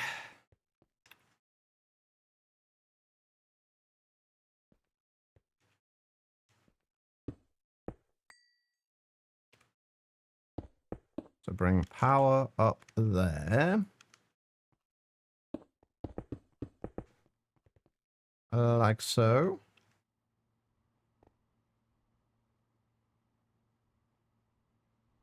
Yeah, it's basically item and fluid storage. The pattern buffers work as item and fluid inputs.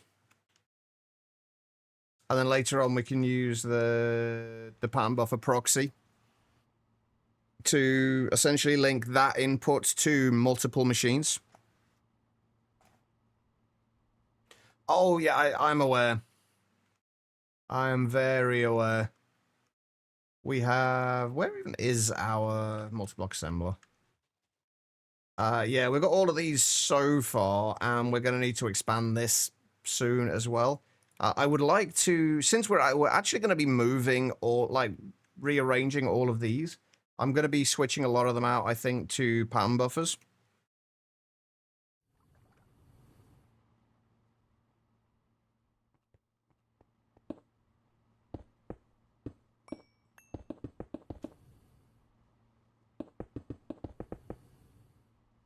One thing I'm not sure about, though, is I don't know whether the pattern buffers will work with an assembly line. I would assume not, but I honestly don't know.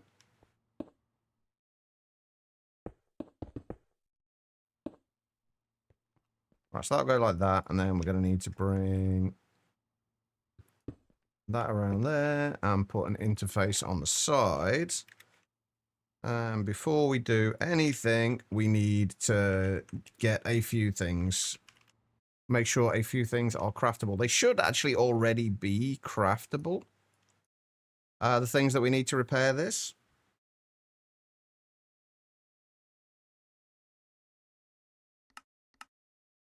because they're all components of the microminer itself.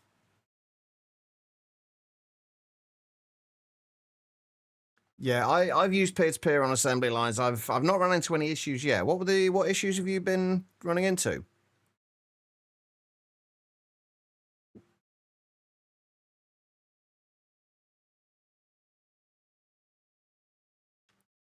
All right. So the one thing I'm gonna have to make the thing that I really didn't ever want to have to make, but I'm gonna have to do it. I don't like crafting cards.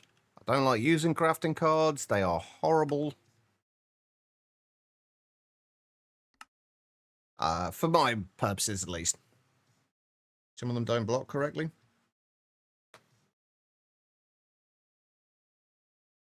I've not had any issues with that. Although I don't even think I'm using blocking mode on mine, weirdly.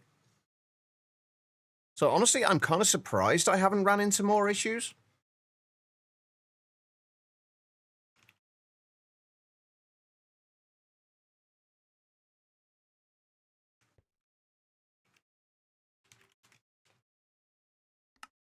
Right, I am going to add I think, a couple more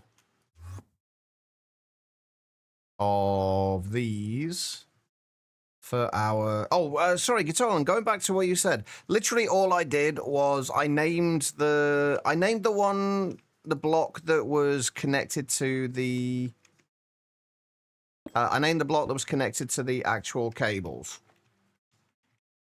That's the only thing I can say that, like, maybe I did differently to how you've done it, but... And it didn't work when I first put them down, but it did afterwards.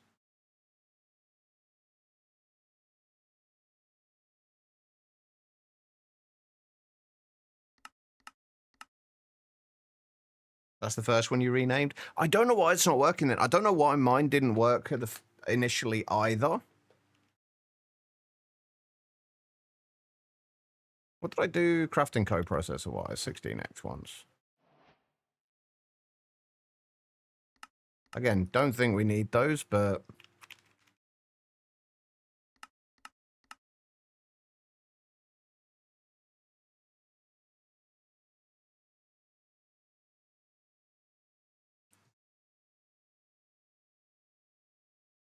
It's not the fact that they're laggy. They're nowhere near as bad as they used to be, as I understand it. But what I don't like is I don't like machines getting taken up and used by processes that I have not manually started. Like I like to if I'm gonna go to craft something, I want to know that that machine is going to be available and not being used by some random process that's just needed to kick in at that particular time.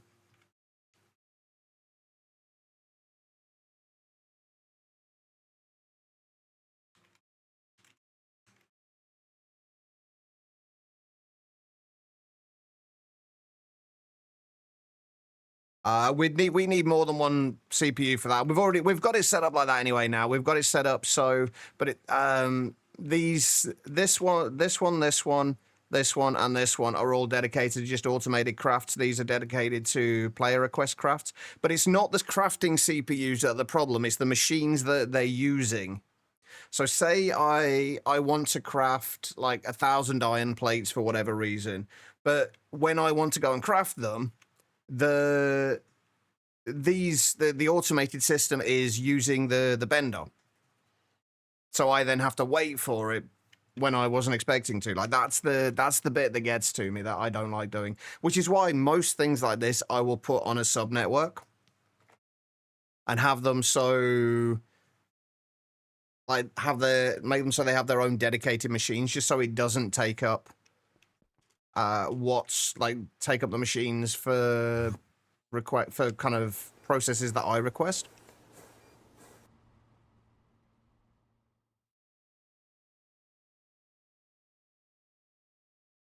They can be blocked from crafting cards. Oh, right. So, yeah, yeah, that's basically what I'm saying. Yeah, sorry. Yeah, you're right, Asnan. That's exactly what I'm saying.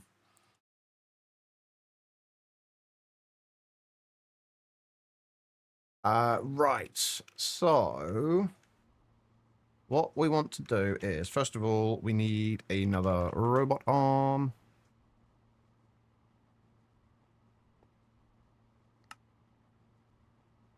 Oh, and filter.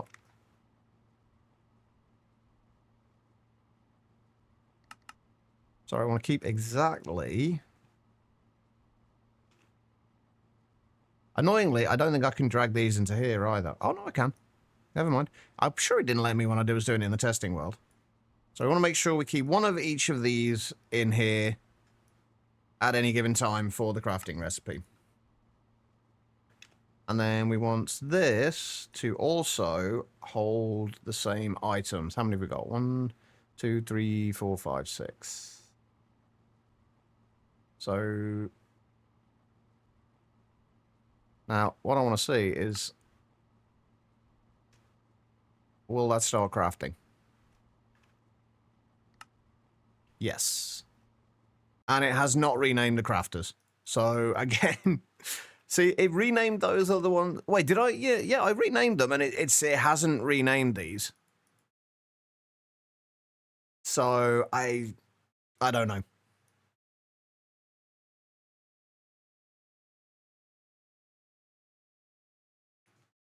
That and that, and then the damaged Enderium one. So that should now be crafting all of those items.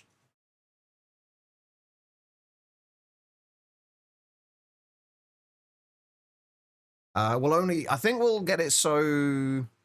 We should only ever need it so we need one of these in stock. Like, the only thing that's going to take the time is this. I might set these to have 2 in stock in here. Just because that is a 100-second craft at the moment. I could upgrade the canner, I guess. So the minute we're only got it, it's only running on IV, but it shouldn't make a difference anyway, so long as the canner isn't really being used by anything else. Because the recipe for fixing this takes 160 seconds, and this only takes 100. So that should be fine. And the actual mission itself takes 220 seconds. So we shouldn't run into any issues with that. We have 2 microminers available. But I think I am going to keep 2 of those in stock anyway. The others should be fast enough that it's not going to cause any issues.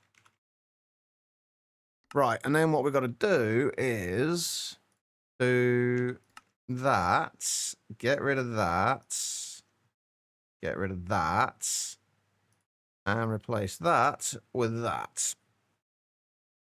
And that should be everything we need to do, except give that power, because I haven't given that power yet. So that is... What are we doing now? LUV?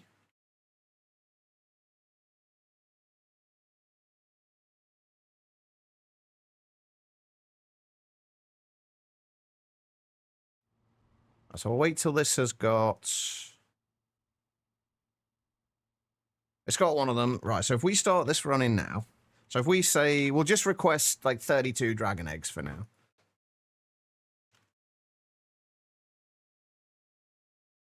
Oh, right. We need to have the dragon eggs as the primary output, don't we?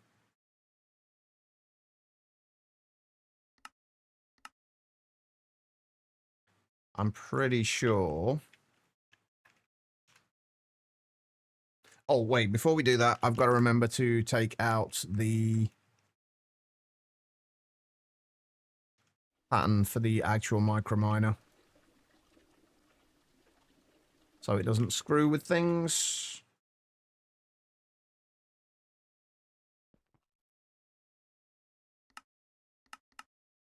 Right, is there a way to clear this? Like, just clear a recipe entirely?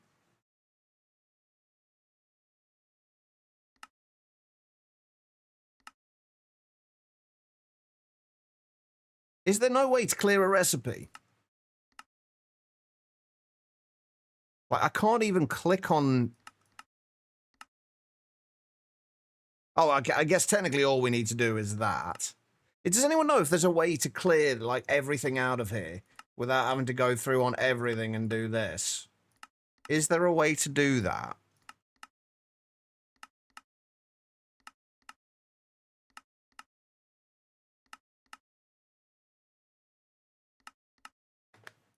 Because I don't want any of this recipe in here. Not like, it's not going to make a difference now anyway, because obviously it won't show up, but...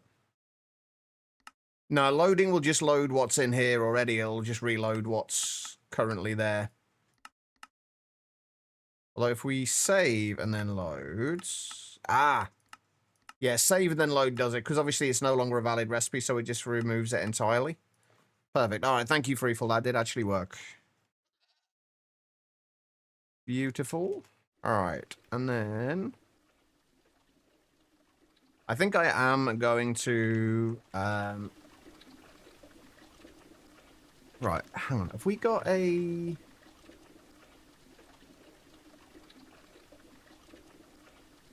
I need more space for things. I might have to do a large extraction machine for this, because... I mean, it's not like we need the canner for much. Like, literally the only things we're using them for is practically nothing.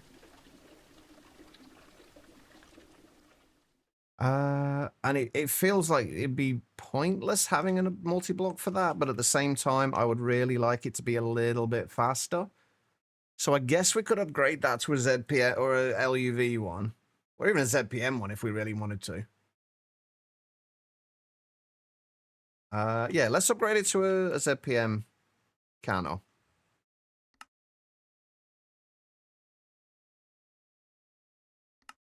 Hey, we finally have to do the ZPM electric pump.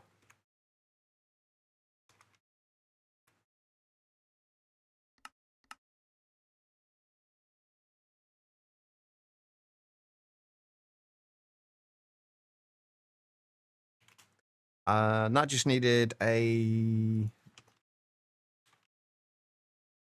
data stick, yeah. Oh, They did. Beautiful. Running away, eh? You yellow bastard! All right, no worries, Quiet. Do what you need to do, as always. Making sure you taking care of you is more important. All right, that will do that. And we need a recipe for this, which looks like we have everything available anyway.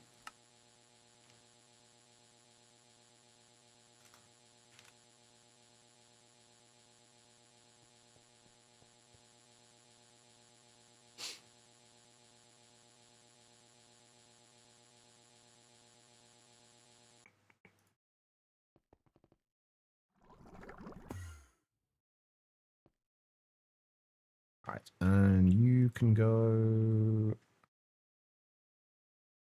in there.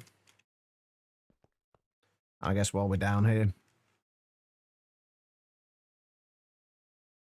Oh, it's already in there, isn't it? Okay. Right, so...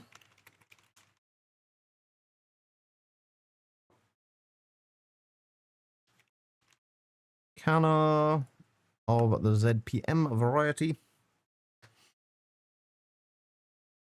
That will speed that up a little bit. Then we can test to see if this actually works. I might need to add a couple more Ender Dragon data models as well for the Dragon's Den data. I'm not sure.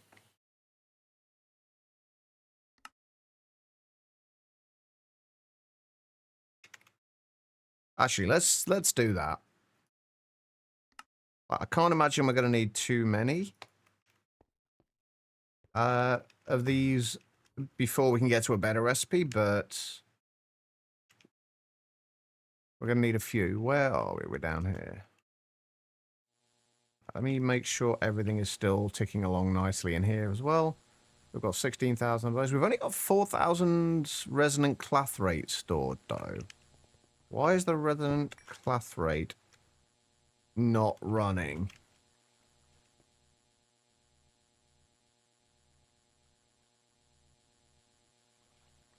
Why are you turned off?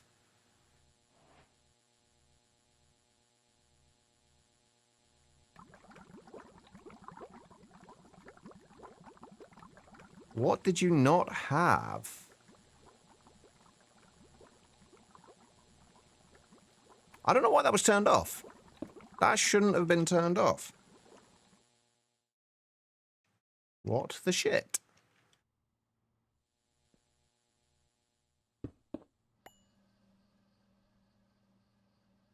Right. Need one more simulation chamber.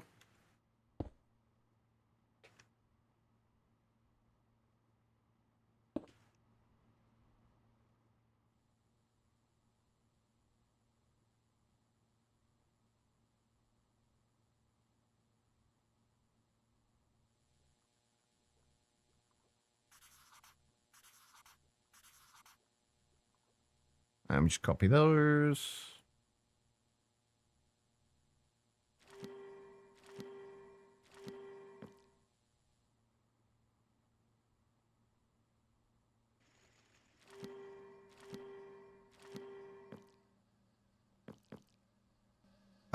I'm missing filters.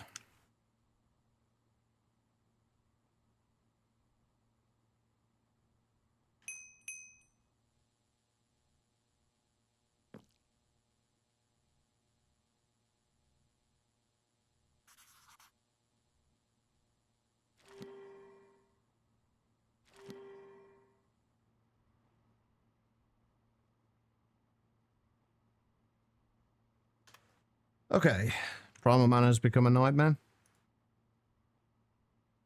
I'm kind of surprised they didn't give us anything on like Glacio where we could fluid drill for Primal Manor.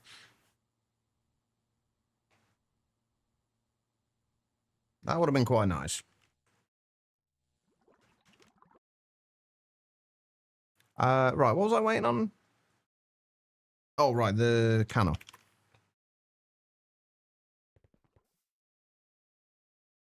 We will have to make a multi-block for this, but for right now, this will do.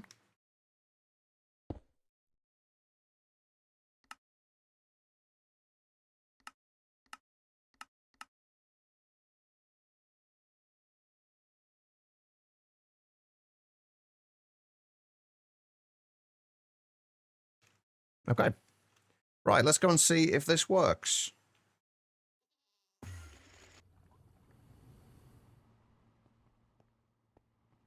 Actually, I wonder...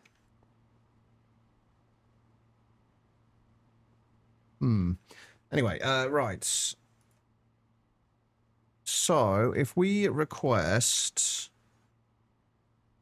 We'll just request one dragon egg. There we go. That should start that. Now we're going to have to wait for 220 seconds. And make sure this comes back into here. Once this works with one of these, we'll test it. We'll request like 4 stacks of dragon eggs and make sure it works.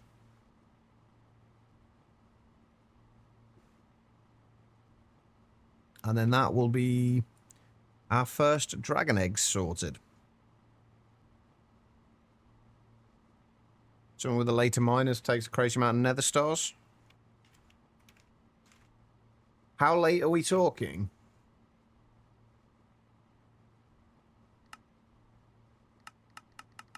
No, Cryolobus ones, we're not there yet.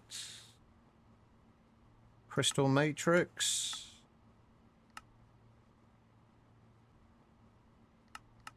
Titanium plated. I'm guessing it's not nether stars directly either, is it? 9 and 10. That's 8.5. So 9. Oh, Gravistars, yeah.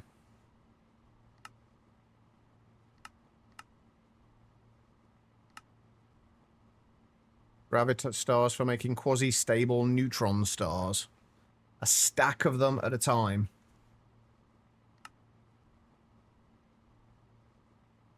Ouch. And a shitload of radon as well. Damn. Yeah, that's a lot.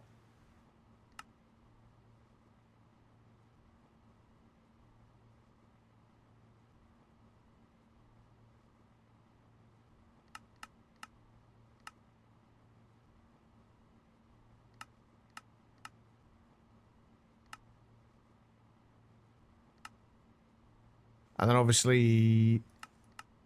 Wait, where's the primal mana come in? I remember them needing primal mana, but I can't remember why. Where do we need the primal mana for the Nether Stars? What was the thing that was needed for it?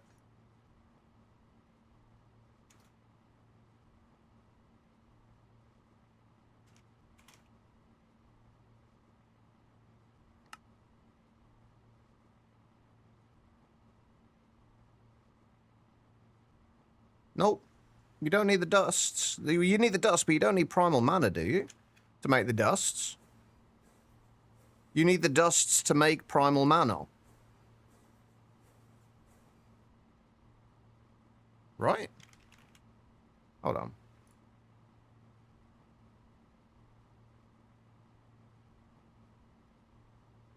Unless yours is obviously different, because obviously you're in hard mode, so yours is going to be different. But yeah, for in normal mode, thankfully, we don't need primal mana to make nether stars. We need, or to make the dusts, we need the dusts to make primal mana. Nearly there, 20 seconds to go. And then it should output the thing to here, and then fix it, and then we can send it back out again afterwards.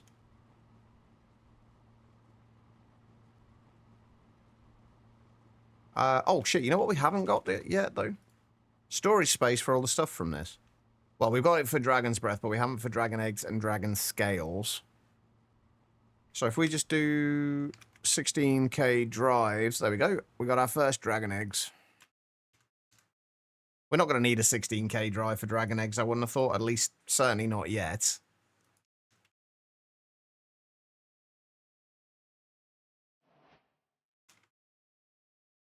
And then Dragon Scales. And that should have output to there. Oh, you know what we haven't done yet? And the reason this isn't going to work yet... we also need soldering alloy. Let's just use an export bus for this. Wait, how much can this store? Only 16 buckets. Okay, that's fine then.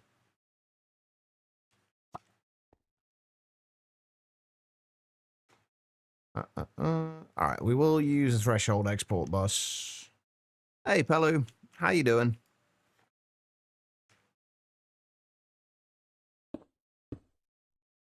Uh-huh.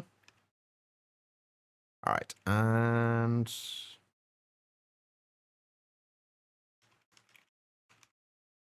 So if we say, so long as we have at least 256 buckets, you can output... How much does this take to repair? 216.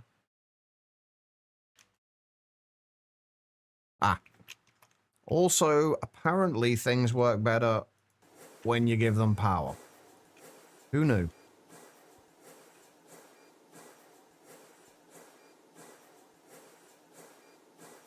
There we go. That'll now repair everything and then replace it all. That was actually pretty quick.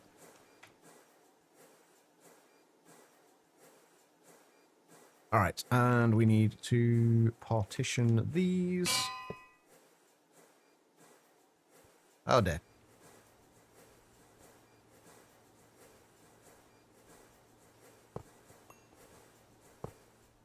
That was weird. It wouldn't let me actually access the cell workbench. Durgan egg. And Ender Dragon scales.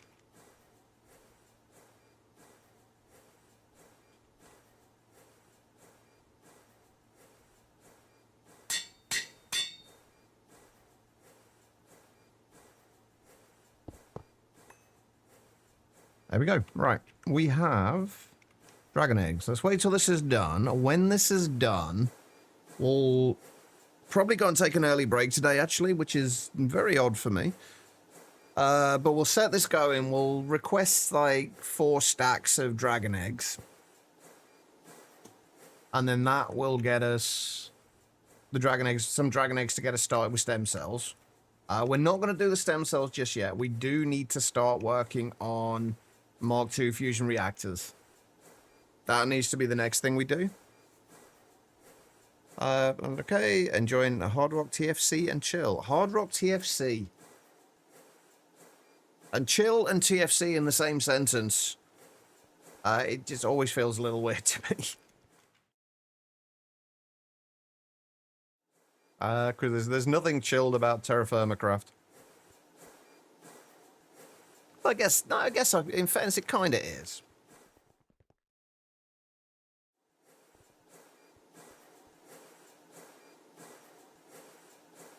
Come on. We'll let that finish. We technically don't need to wait for this to finish because we do have another microminer available.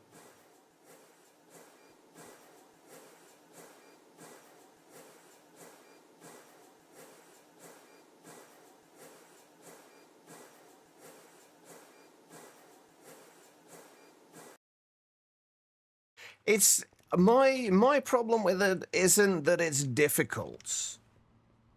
That's never my problem with these things. My problem with packs like Terra Firma Craft and Terra Firma Greg are just that they're more convoluted than I like. Like there's a lot of waiting around for things, and I would just get bored out of my mind. And there's a lot of things that are kind of time sensitive and time critical. There we go. Right. That would just, like, I would just forget it. Like, I'd set them going and I'd just forget about them. And then I'd screw things up and then I'd have to come back and redo them. And that's the only reason I wouldn't want to do it. I am playing GTNH again, though, off stream, which is been enjoyable. Except for the bees. The bees are still pissing me off. They do not want to give me a fucking diligent bee. Little fuckers. Anyway, right. This seems to be working. Let's request 4 stacks of dragon eggs. And we'll see if this works. I'm hoping it will. So that'll send that off. And then the idea is going to be that once that gets finished, the next one will get sent off with the microminer that's ready. And then while that one's going through, it will be repairing the other microminer. And then when that one's repaired, it will then send that mission out when this one gets back, and so on and so forth. So we should have all of these like running one after the other without any issues. Anyway, while that's running, I am going to go and take a short break. If you have been sat down for a little while yourselves, I do suggest you do the same thing. Just get up, wander around, use the bathroom, whatever you've got to do. Don't go too far, though, because I will be back in just a couple of minutes. I am going to run some ads during the break. I will only ever run these during the breaks, though, so you shouldn't miss anything. I will see you all in just a moment.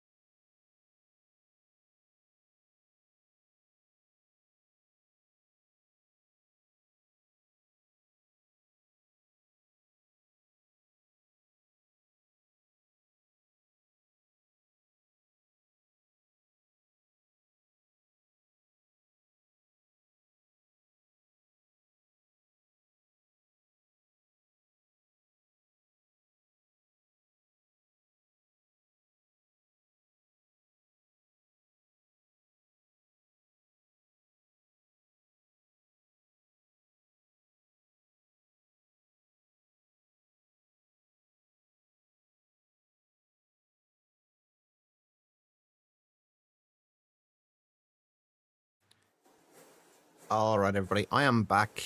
Thank you all for sticking around during that break. I do greatly appreciate it. I also don't know why this is not working now. Because we definitely have not got all of the stuff back. So why are you...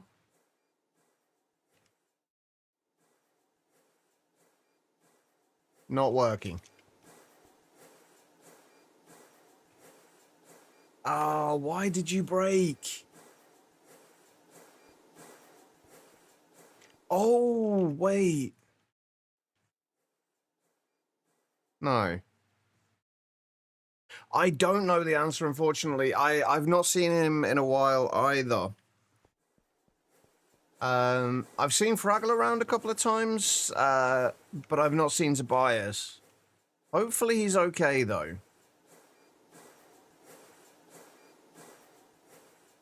This worked in testing.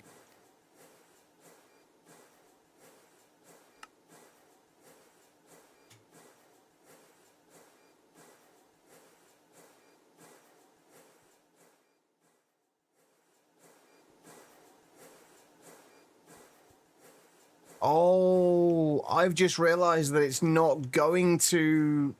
Ah, we can't run these consecutively. Because it's gonna... it's only gonna see that we get the... Yeah.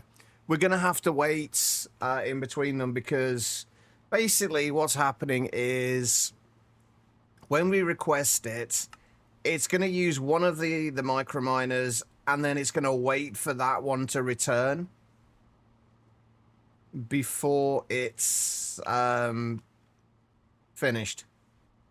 Before it will move on to the next one.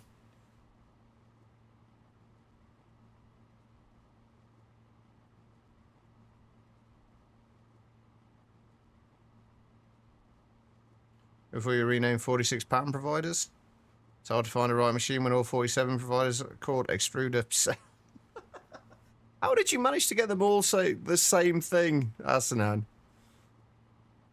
But yeah, so this is actually going to take 220, 380 seconds to craft one lot rather than 220. I don't think there's a way around that.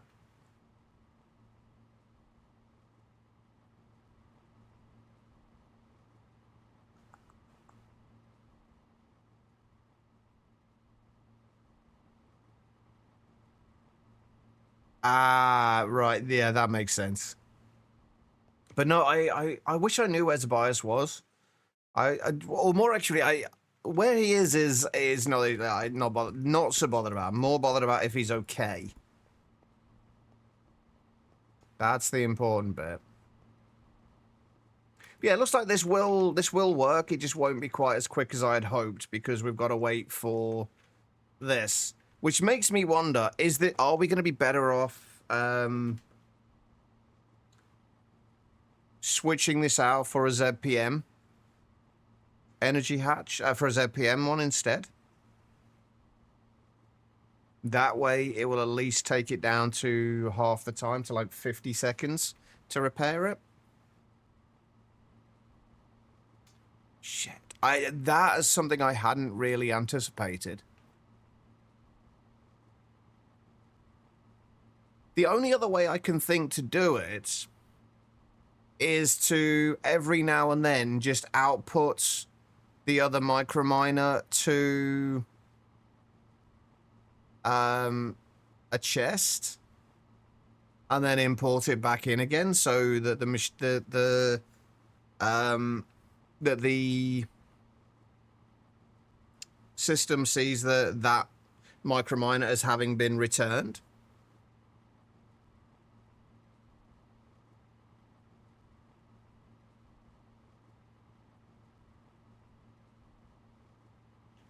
That's the only other way. That's a very janky way of doing it, though.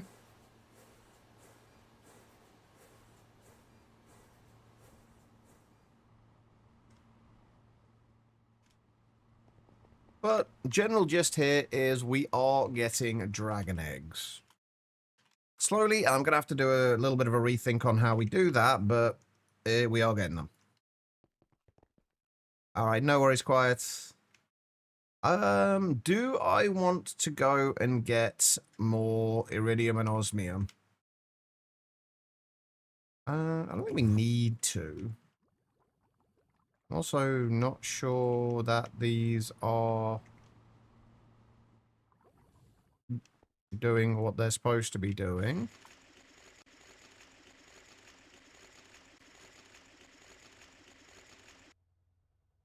We shouldn't see anything in here. No. Okay, so it is doing what it's supposed to be doing. Just give it a second to...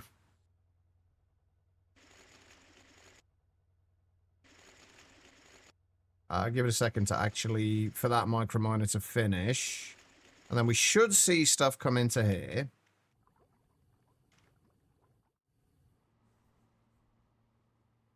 Or not. Oh, yeah, there it goes. Okay, yeah, it's working. It's working.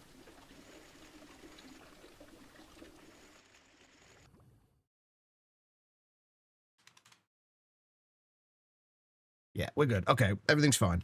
Everything is working. Right, so the next thing we've got to start working on is... actually, first of all...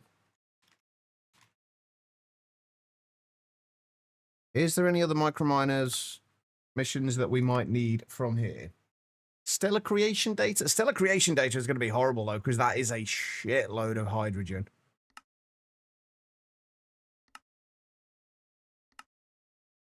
Uraninite, plutonium, and rarest metal mixture doesn't... Oh!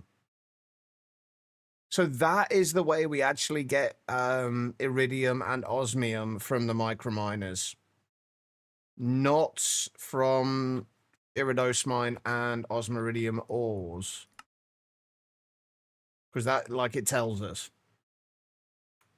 Okay, good to know.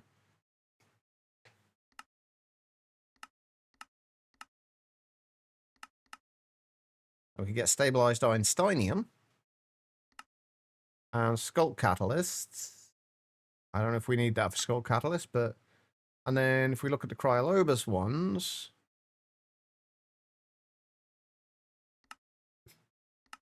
We don't actually need these.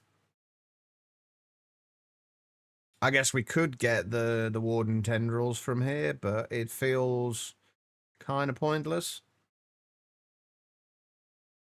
Anyway, right, fusion reactors. That is what we need to do now. And I'm pretty sure...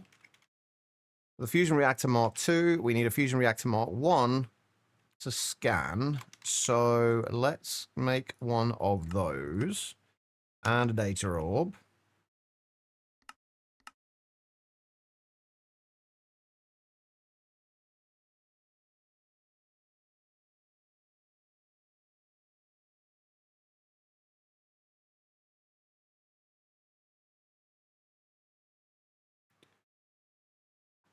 Take a minute for those to come through. The dragon eggs are going to take a while as well. Right, what else do we need to do in the meantime? Or what else can we start looking at? The Fusion Reactor Mark II, oh, hang on. Let's read this as well. The Advanced Microverse Projector 2 is an even more powerful projector required for sending Tier 7 through 10 microminers into microverses. Tier 7 missions will operate on LUV power, but higher energy tiers will be required for later missions. As with the previous projector, this structure supports overclocking, and the position of buses and hatches can be swapped with any microverse projector casing. Sneak right-click the controller to enable the in-world preview.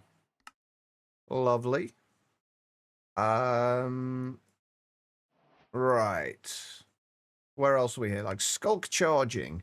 Interestingly enough, Skulk itself functions great as a bio battery. Being able to store and quickly release mass amounts of energy, the Skulk charger should be able to get you started in taking advantage of it. It is automated in a similar fashion to auto crafting tables. Every Skulk charger comes with 3 recipe slots in the top right corner to configure a recipe. The crafting grid must be filled with the recipe you wish to automate, and then save to the table by shift left-clicking one of those recipe slots. Saved recipes must be selected with a left click to indicate that the recipe should be crafted. Only one recipe can be selected at a time. What's the point in the automation of that then? Lastly, place a regular barrel atop the table. The skulk charger cannot be inserted to and can only pull items from an inventory. At this point, you can put ingredients in the inventory and supply RF power to both the skulk charger and a skulk pylon nearby to begin automated charging. The charger and pylon themselves have extreme energy throughput, so the skulk charger can charge up to 1 skulk core per tick. Okay.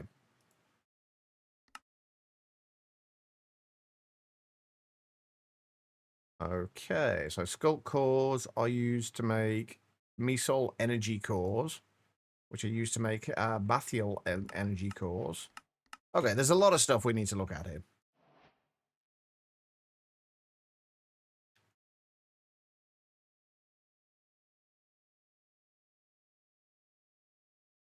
There we go. Right. I think the... Oh, let's do it over here. I think... Oh, wait, we can't do it over there, can we? Let's do it in the place where we can do it. I.e. down here.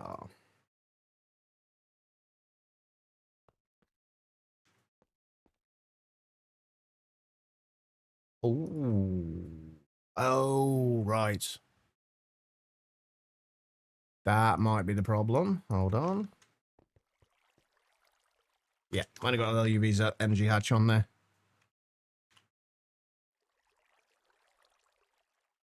Hey, perfect. We actually have a ZPM energy hatch.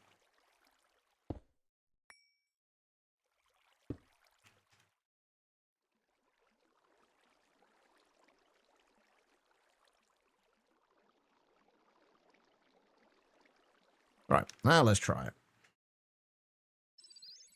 There we go. Now we get the beeps and boops.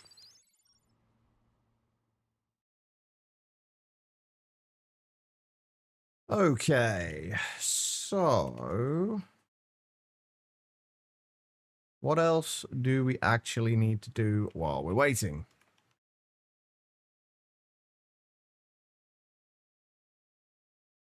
Trying to figure out like what our intended like next steps are, because fusion doesn't really show up in this bit at all. It's in here. So we're looking at the fusion reactor Mark II. These things are going to be expensive. Incredibly expensive. So we're going to need fusion reactor casings Mark II. Is fusion glass still the same? Yeah, fusion glass is still the same.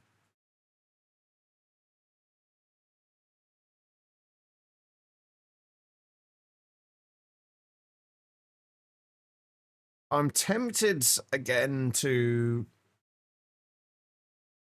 go for the fusion glass instead of the import hatches, but I don't think I'm going to.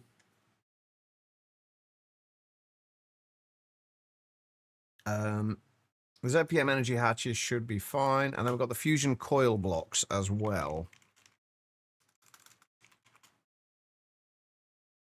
This is going to be one of those things that we're going to have to just leave going for a decent chunk of time, because this is going to take a while.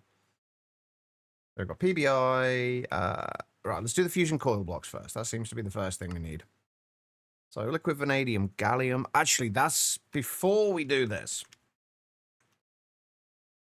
We kind of want to make sure the vanadium gallium is going quickly enough, because at the minute it's only running at IV and taking 30 seconds per ingot. So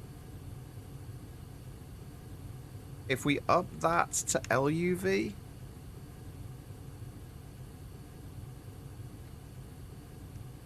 that will take that down to 15 seconds.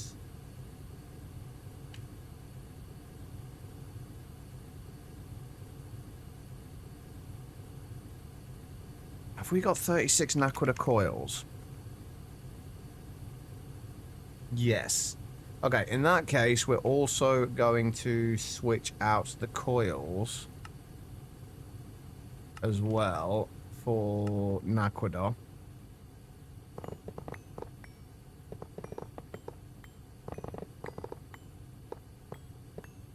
That way we can... things can go a little bit quicker.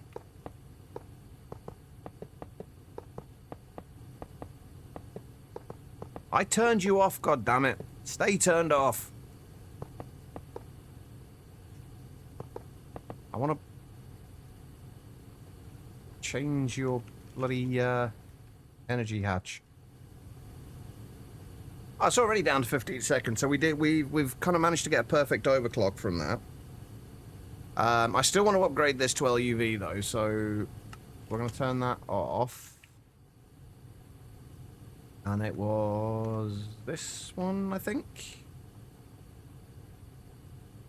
Yeah.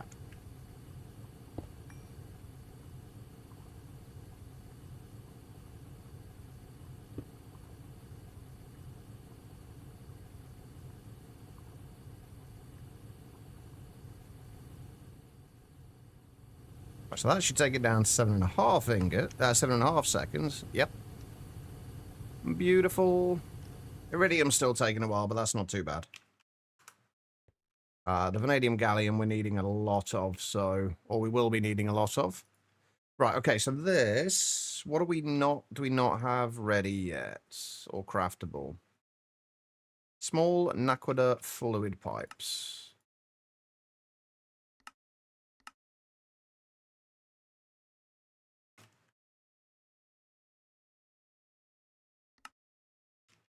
Let's do those.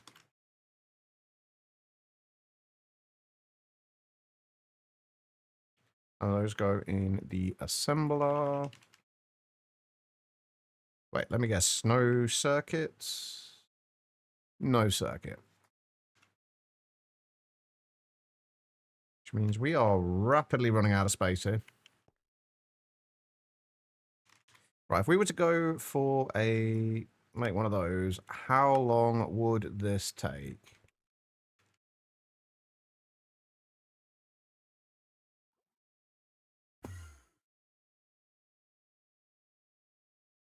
Are you done? You are done. Right, we've got the fusion reactor Mark II. Can go in there.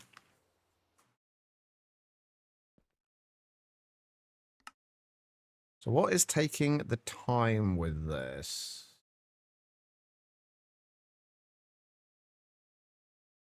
Uranium rhodium dinaquadide. I think...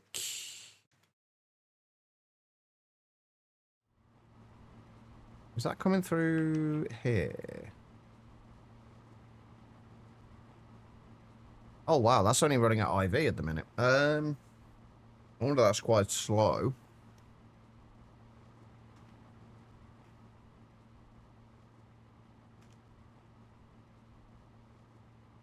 These energistics seem to be applied. They are indeed applied. You are not wrong.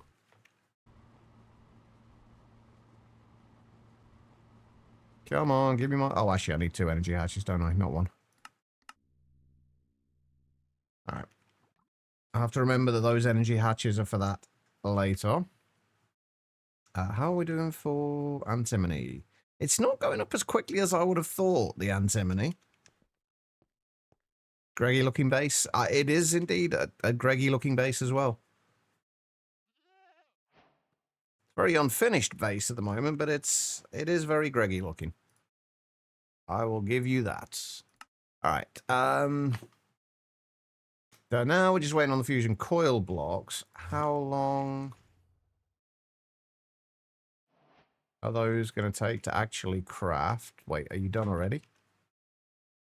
No. Well, crap. I put it in the wrong place again, didn't I? Yeah. Shit. Okay. I put it in the wrong place. It's trying to put...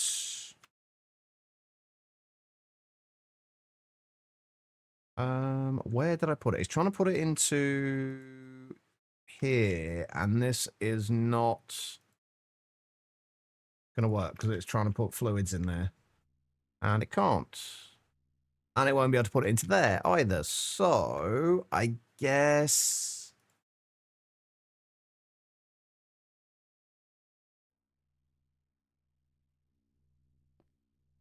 no, it's trying to put it into there. We could put pan buffers in. I guess we could just replace this for a pattern buffer now.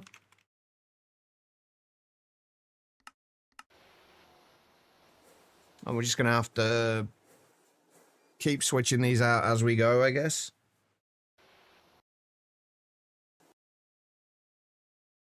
All right, what takes the time with this? Rhodium plated, lumium palladium. And then the LUV emitters. Which shouldn't take too long, in fairness.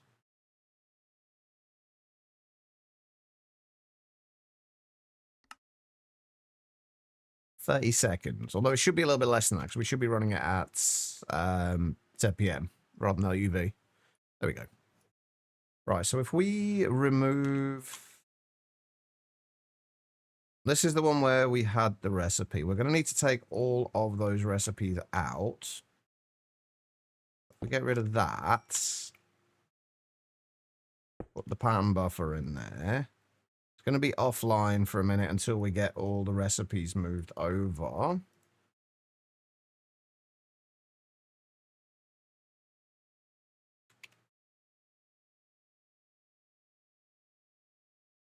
Don't forget...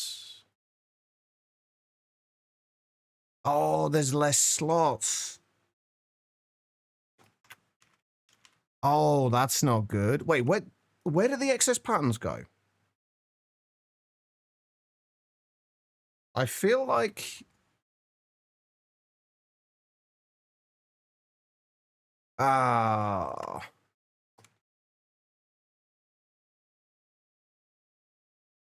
Yeah, that's not ideal. They've got one less pattern slot in them.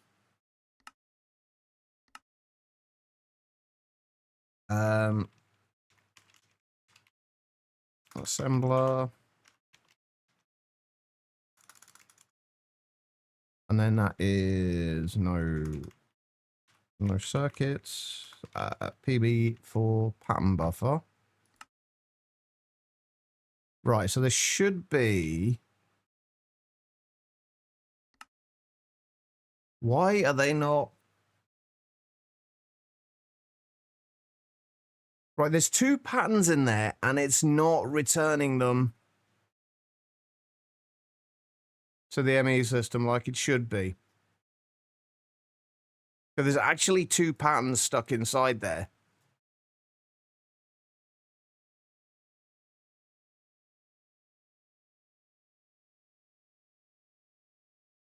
Oh, that's actually not good. For some reason, I had it in my head that these had the same number of pattern slots available. And they don't. So, I'll break that. We should get them back.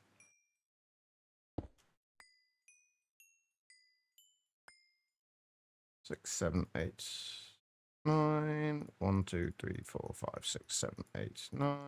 1, 2, 3, 4, 5, 6, 7, 8, 9. And then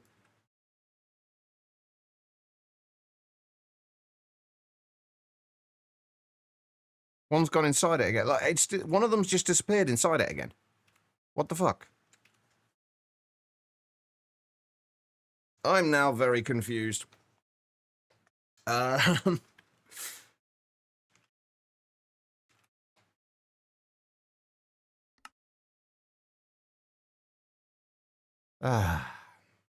Okay, bear with me. Let's make another one. It's my first time actually using the pattern buffers, so this is an entirely new experience.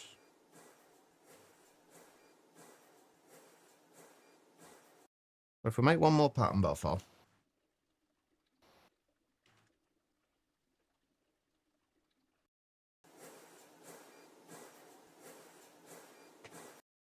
Which hopefully it will allow us to make. Should do. Because it shouldn't need to go through this assembler at all. Should be going through the assembly lines.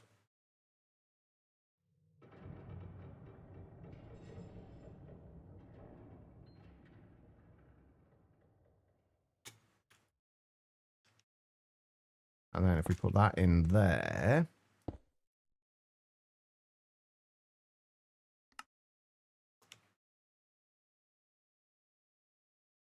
Assembler and C. PB.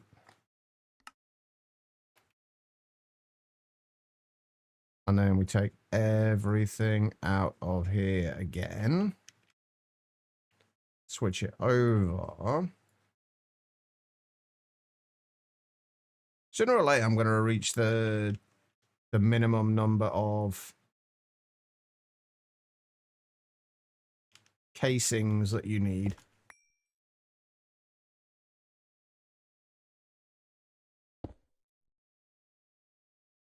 Yeah. Wait, okay, so whenever I shift click, that particular recipe in there. Oh, wait, no, it wasn't a recipe. It was it was the LUV energy hatch. Ah, jeez. I'm a moron. Anyway, let's try that again, shall we? Everything should be available anyway.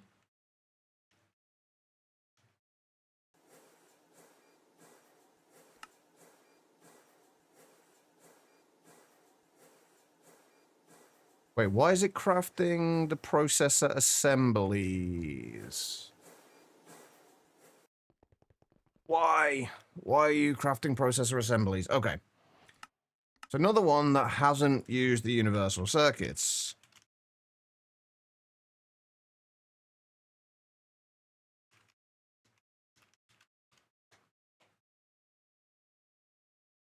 Oh, it was actually the one that I just put in there. Yeah, that was on me. Right, that's better. Now you should work.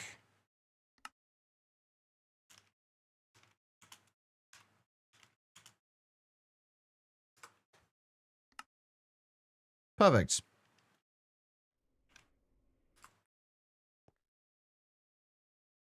Okay, right. So we know we're going to need more of these. So let's just see how long it takes to... Oh, wait, no, hold on. We should have our LUV energy hatches now as well.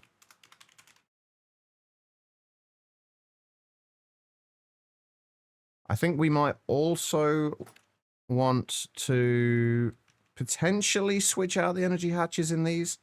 I'm not sure what we have in there at the moment. Oh, no, never mind. They're running at UV. At least UV power. They should be fine. So if we switch these out for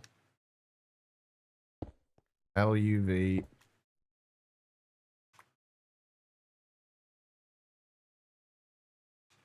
And then we just request another one of these. How long are these taking? Oh, that's just samarium iron oxide. Right, the uranium rhodium dinaquidide is taking... How much are we getting out of this? 576 millibuckets. That's what? 4? Is that 4 or 5 ingots?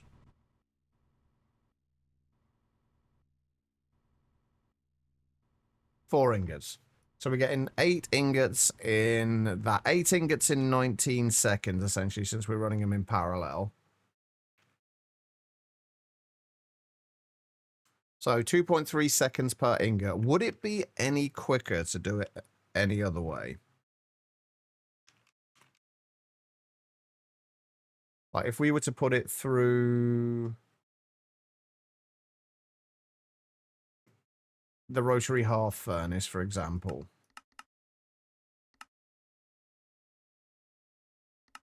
Which I think we're running at UHV, actually.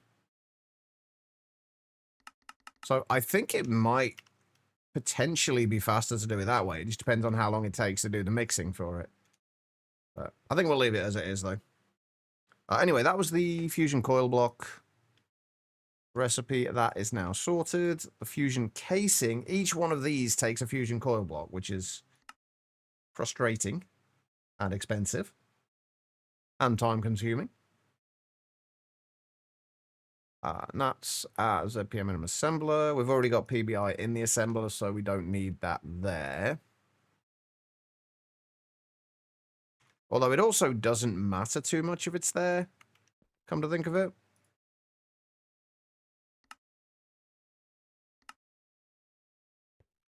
Since we are doing this in a pattern buffer now.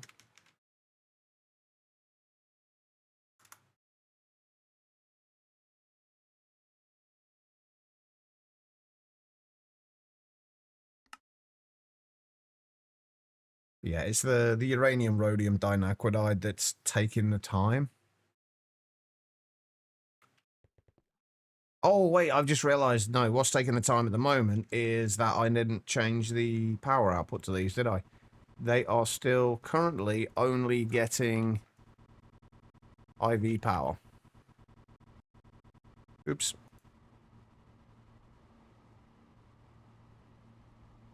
Now that should work a little faster. I haven't actually checked on power for a while.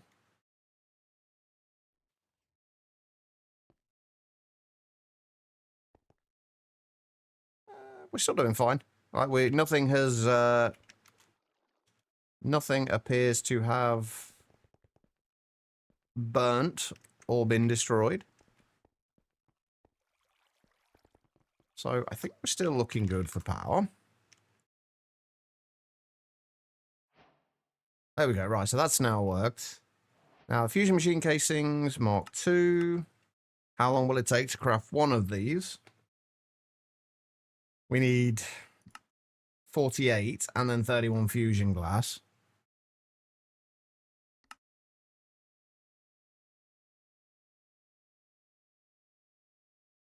These, again, LUV motors.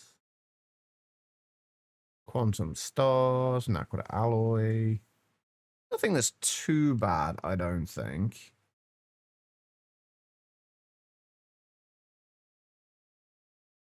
So it shouldn't take overly long to do.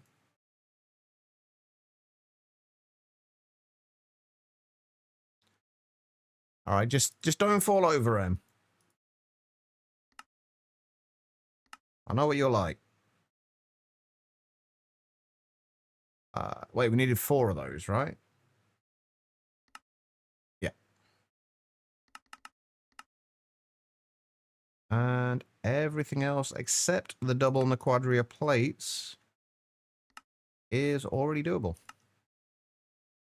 So if we do 8 of those to 4 of those.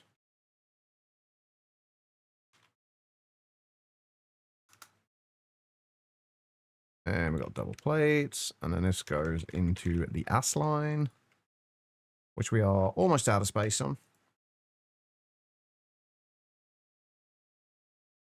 Oh, wait a minute. Do we get... Oh, we get 2 from each recipe from this. Actually, that's not as bad as I thought it'd be. Maybe we can get this set up today.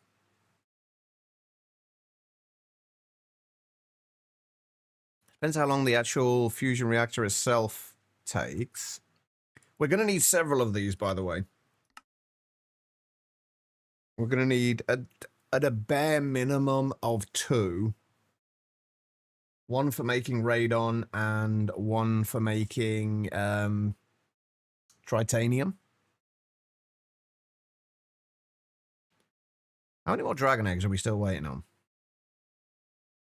64. It's working, though. It's slow getting the dragon eggs at the minute, but it's working.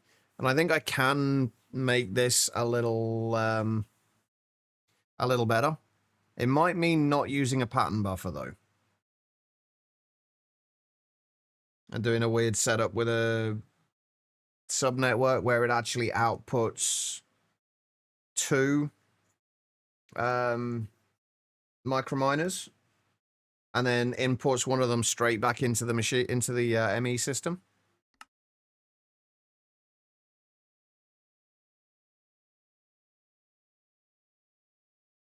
All right, so that's all going. That's all doing its thing.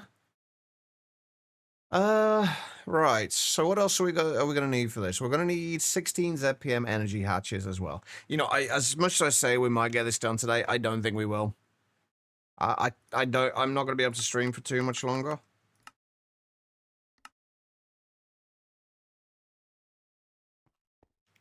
Unfortunately, I do want to go and make sure those data models that I put in a minute ago are actually doing what they're supposed to be doing. They appear to be. And is all this doing what it's supposed to be doing? Yeah, it also appears to be.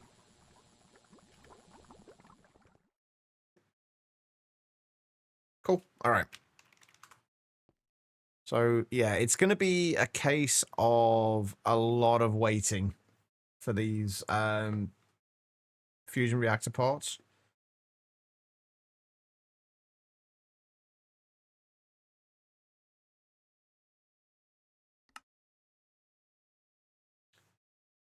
So, let's get...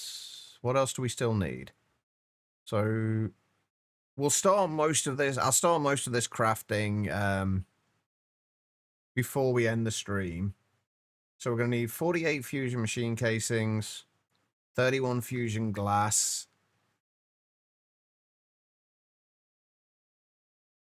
which I'd like to wait until we actually get the fusion crafter itself first, which is crafting, or should be.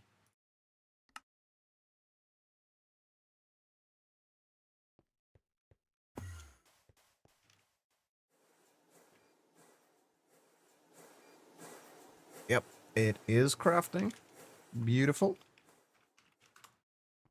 Things are going pretty smoothly, actually. I'm a little concerned about the fact that things are going a little too smoothly.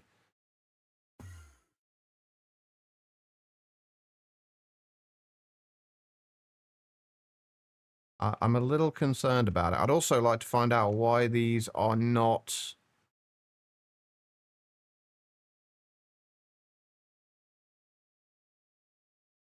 showing the updated names. Hey, there's the fusion reactor.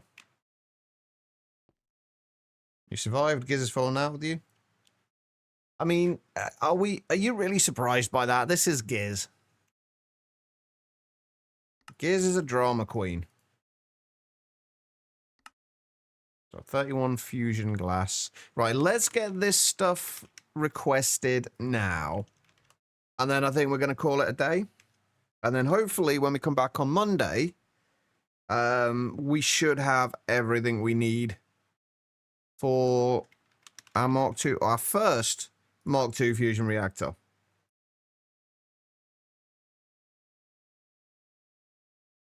So we needed, what, 48 of these? We've got... Can we craft all this? No, we are missing IV circuits.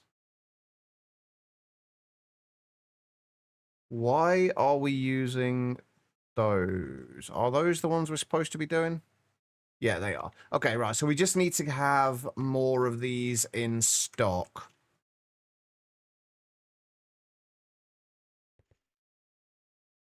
So we still need... I think I'm going to up all of these to 512. Although, actually, let's start on these. We'll up all of these to 512 of them.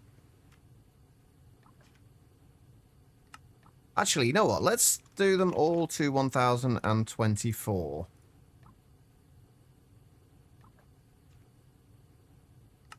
Although it's going to take a minute before I can update the rest of these. But we'll update all of these, so we've got 1024 of all of them in stock. That should be, hopefully, enough. Hopefully that's continuing to do what it's supposed to be doing. Hopefully all of this is continuing to do what it's supposed to be doing. Because it did stop the other day.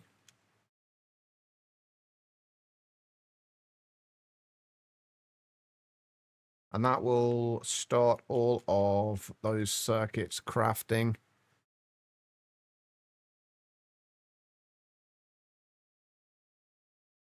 So many LUV circuits. Actually, okay, looking at this, would it be better, right, if we look at the progression lines, for LUV circuits, the wetware circuits are the final tier of circuits. And we'll have those passively crafting once we get to LUV. Although not the final tier of them. Not the final part of them. Which actually, so probably we won't do.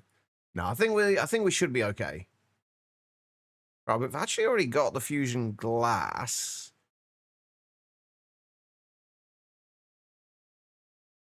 We just need those circuits.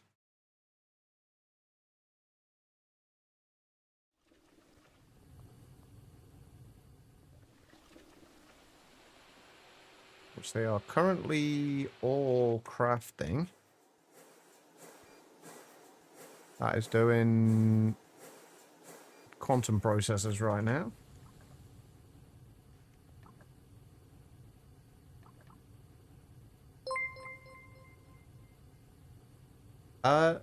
Lavender, welcome. Welcome, Raiders. How are we doing? And Ziddick there as well. Do I have you to thank for this, Ziddick? But Lavender, welcome. Adam, Ziddick. That's a name I've never heard before. Matt M, Lavender, Lavender themselves, Dark Edgy, Kokomo Kitty, so many people. Seiko? Apologies if I'm butchering any names here. Adam X, Ziddick recommended me. Ziddick doesn't have the best taste, clearly. But welcome, how are you doing? How's the stream? If you do need to head off and do kind of post-stream stuff, feel free to just ignore me. I have a habit of yammering on when people raid. So if you do need to head off, no need to feel bad, anything like that. Just know that you are appreciated. Yes, I am indeed a fellow Brit. But, Tio Bite, welcome. I love a good yapper. I do have a habit of yapping on. So what were you doing today? And also, if you're not already following Lavender, make sure you head on over there. Do make sure you hit all of the nice buttons. But does it enjoy kettle tea? I mean, as opposed to, how else would you make tea if not in a kettle? Or is kettle tea some kind of specific tea that I am, even as a Brit, unaware of? Oh, I've seen that video of people making tea in a microwave. There are not enough words for the feelings of that, or at least not words that I could ever say in polite conversation for that video and people who make tea in microwaves. It just should never be a thing. You're also doing Minecraft, another this fancy modded MC though. You're very anti-microwave tea, as you should be, as anybody should be, really. Like, why would you make tea in a microwave? I will admit, every now and then I have reheated tea in a microwave. If I've kind of forgotten about it and it's gone cold and I just don't want to waste it. That's the only time tea will ever go in a microwave, and that's rare. That is very rare. But it will never be made. It would have been tea that's made via a kettle and then reheated. As I say, very, very rare, but I don't like wasting things. So I'd rather do that than waste the tea. Don't look shocked. It's not that bad. Because me as an American are stupid. Americans are not stupid. Certainly not all of them. I'm safe. I'm glad you guys approve. But welcome everybody. I hope you're all having a fantastic. I think it's a Saturday today, right? We're currently playing a little bit of modded Minecraft. I knew these guys would end up down here. playing Monifactory at the moment, where everything is looking a little bit unfinished, build-wise. Also, I feel like we've lost one of these guys. We had two of these Glacian Rams, and I don't know where the other one went. I think it might have got himself stuck somewhere. Or fallen off somewhere, and I'm not sure where. I can see two dots on here. Oh, there he is. Or she is, maybe. I'm not sure. Lav is British, so obviously has property. Obviously. I would expect nothing less. How are you doing today as well, Zedek? Right, we are in need of more crystal processors. Hopefully. I might actually need to make a recipe for those. In fact, I will need to make a recipe for those, won't I?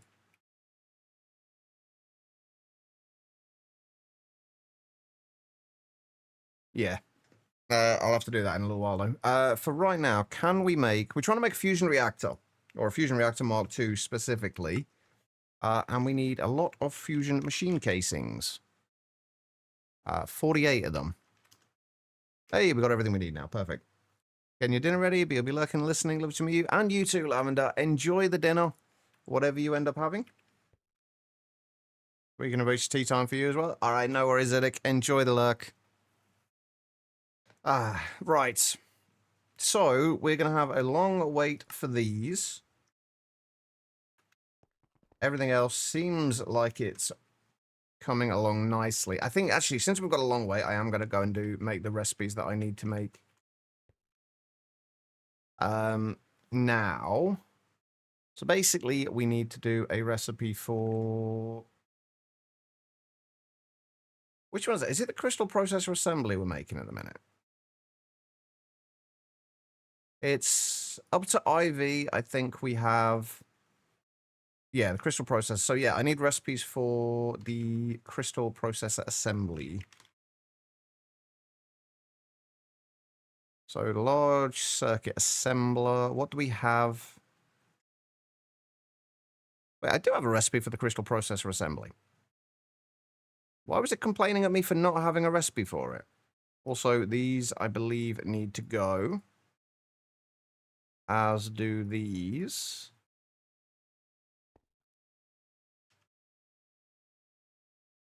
Although I think I do need to make sure that I always have a crafting... Any of the things that we have passively crafting, we do need to make sure we also have recipes for them. So we can... If we do need to request more than we actually have passively stocked, we can still make them. So let's make some recipes for these.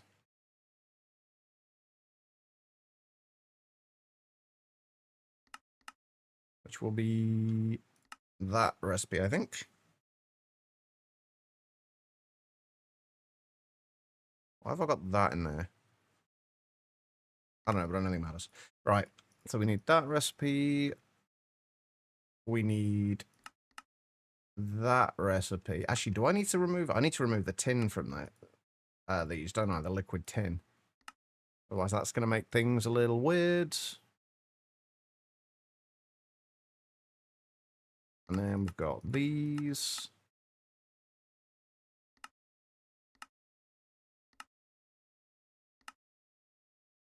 That's the HV, and then the EV. Only got to do up to IV, I think. We've got those. And then we need... Wait, that was EV, right? Yeah. And then the IV ones... Actually, the IV ones... Ooh, are we going to be able to do the IV ones? Or we're going to have to. We're just going to have to make sure the crystal system on chips are available to the rest of the system and not just available to the subnetwork. So let's make sure that that is the case. And also, let's make sure we have a few extras of them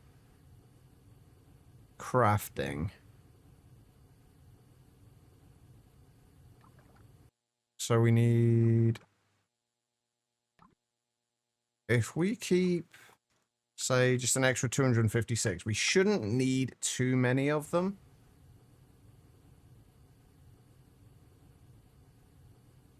I think everything else there is fine. What are we still crafting at the moment? Just those two. Okay. So those, which we actually need to change the amount we're stocking up to 1024. We can do the same with these now as well.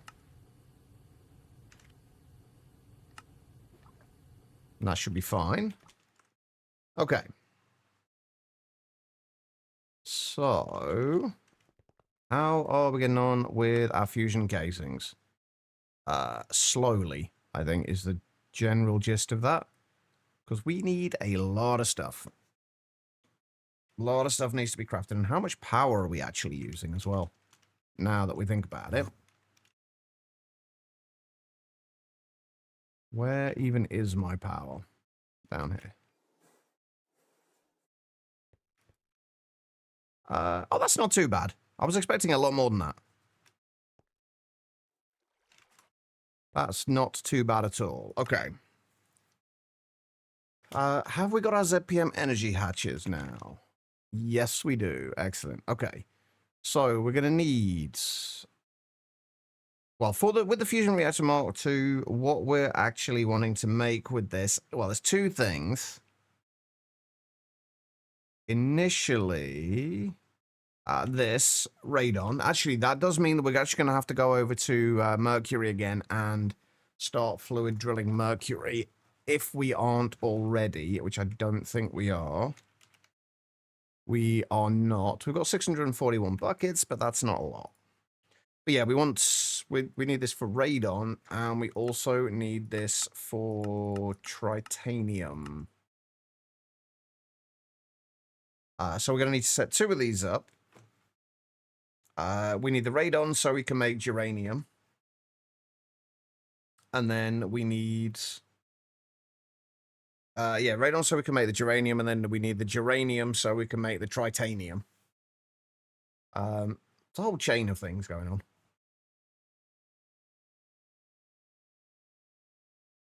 Ooh, we can make liquid in a quadria like that as well, although not a lot of it. Oh yeah, the rocket crafting is ridiculously loud, isn't it? Yeah, that's where we're getting it from at the moment, but the problem with liquid ender air... is we've got it running at, I believe, LUV at the moment, so we're only getting one bucket every 50 seconds, which is not a lot. And since we want to be passively crafting geranium, the idea is that we basically have one fusion reactor running, constantly making radon, and the amount of radon it makes is the exact amount that we need. Basically 125 millibuckets in 3.2 seconds, and that is the exact amount we need every 3.2 seconds to make liquid geranium. So we can just keep geranium constantly crafting and then use the geranium to make tritanium, because we're going to need a lot of tritanium. Because tritanium, 16 millibuckets is, I think, 1/9 of a 1 ingot's worth. So yeah, 1/9 of 1 ingot's worth. And for tritanium coils, we need 8 ingots per coil. And if you want to use this on, say, the rotary hearth furnace, for example, I think we need like 92 of them. 96 actually, I think it is, for the rotary hearth furnace. So if we want to switch out all the coils on here, we need 96 of them. So that's 96 times 8. How much is that? 768 ingots. Which is 110 buckets of tritanium, 110 and a half buckets of tritanium. So yeah, we need a lot of it. So we just want like an extra place to get radon from.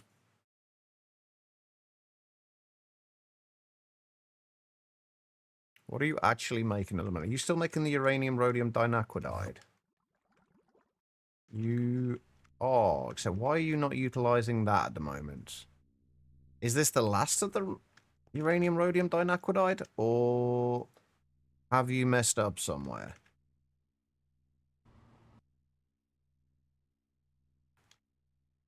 Oh, you've...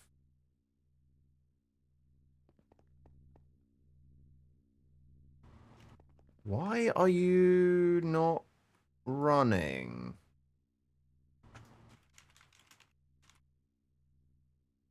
Why are you not running? Right, 200 millibuckets of argon. Circuit 13. Yeah, we got plenty of argon.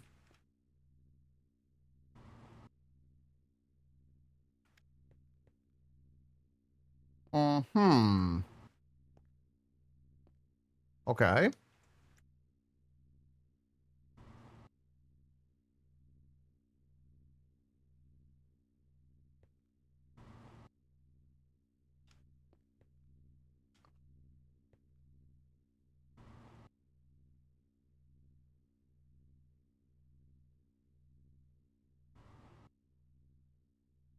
Oh, that's the problem.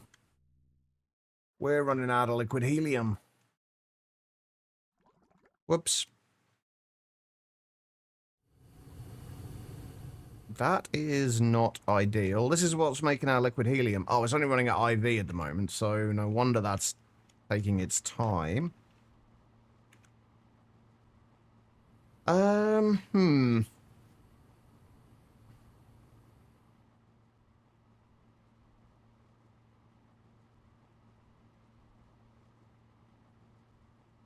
Since these aren't actually being used anymore for anything, let's tear these down. Those have been replaced with, oh god, with that. So if we add another one of these on top of here, and we'll give that one an LEV 4 amp energy hatch.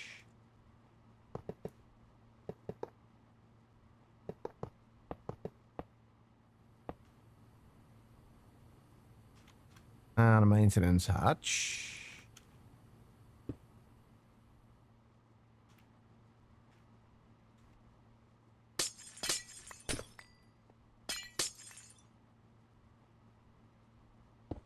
Again, this is another one of those things that I'm honestly surprised hasn't become an issue before now.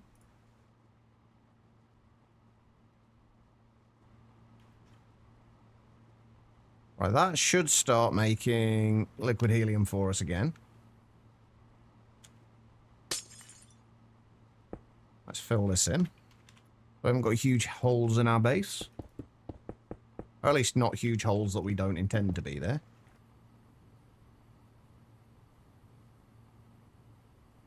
Oh, crap. I should put all my fusion stuff away, didn't I? Whoops. And my ZPM energy hatches. Right, so that's making a bucket every 6 seconds. That's making a bucket every 2 seconds.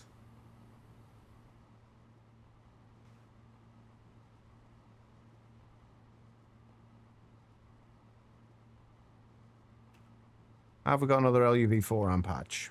We have. Bucket.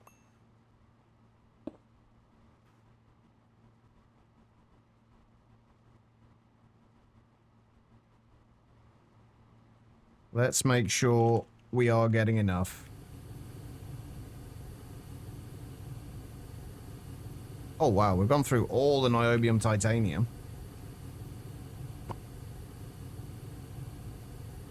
We're starting to get to that point now where we're going to need to start beefing a few things up.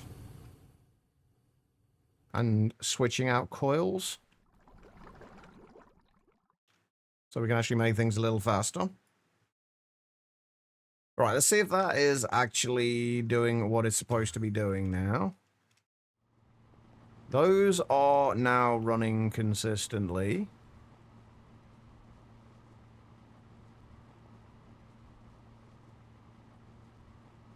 I wish there was a way we could do this with, like, we could instead use something like gelid cryothium for this. I feel like being able to use gelid cryothium wouldn't be that weird of a thing.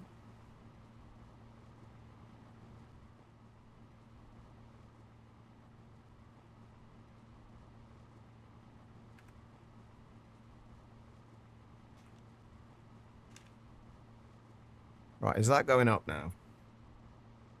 Yes, sort of.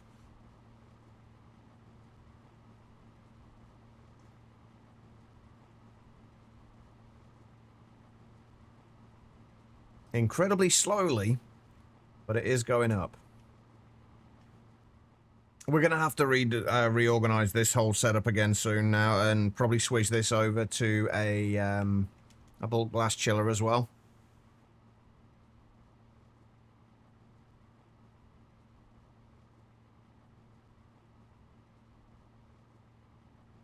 Because this is really not cutting it anymore. And we're still waiting on this to do the samarium iron arsenic oxide. Yeesh. Okay. That is going to take a lot longer than I anticipated. But it has thrown up a whole bunch of things now that we know that we're going to need to fix in the not too distant future. Right, another thing we are going to need is another fluid drill.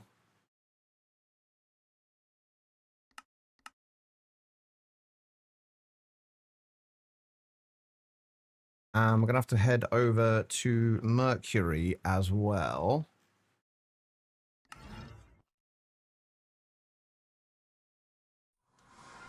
Kind of wish I'd set this... It's a very hospitable looking place, this, isn't it? I kind of wish I'd set this up, like, not just in the middle of a sodium persulfate area, which is obviously one of the things we want. If I'd have set this up somewhere, like, on the the corner of... between the two, it would have been a lot easier. Although I guess we can just use a wireless connector. Yeah, we want the Mercury so we can make radon.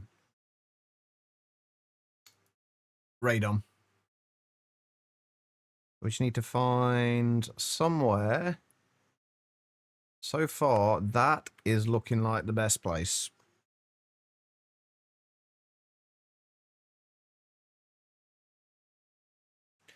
Just one long row, one long kind of column upwards, yeah.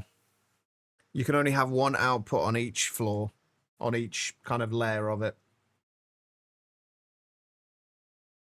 Yeah, again, it's put it in the wrong place. That's supposed to be here. Right, can we find anything higher than 140? Yeah, there's 149.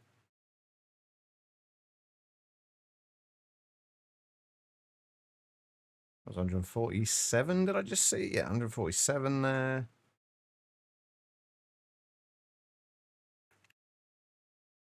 That would be... Yeah, that's 149. Is there a 150 anywhere?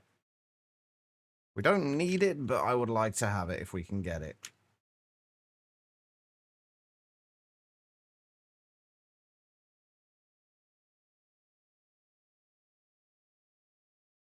No, I think 149 is probably going to be the best we get. It's not going to make that any difference at all anyway.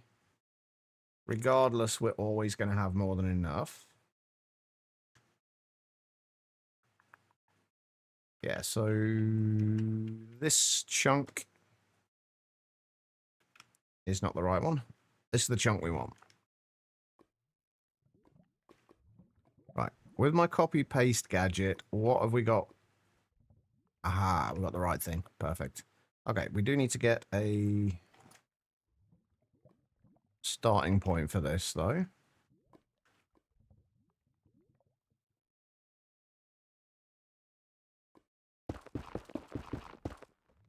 So there.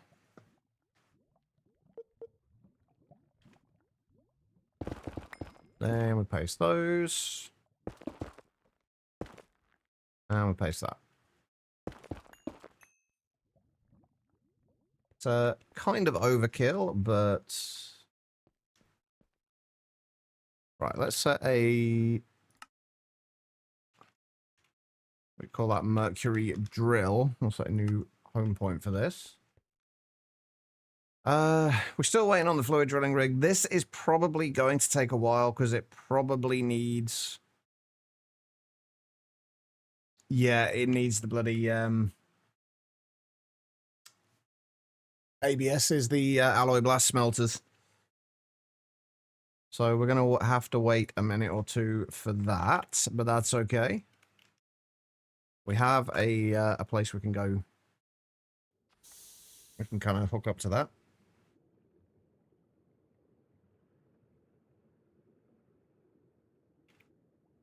Oh, does it? You know, I actually never even noticed that. Does it?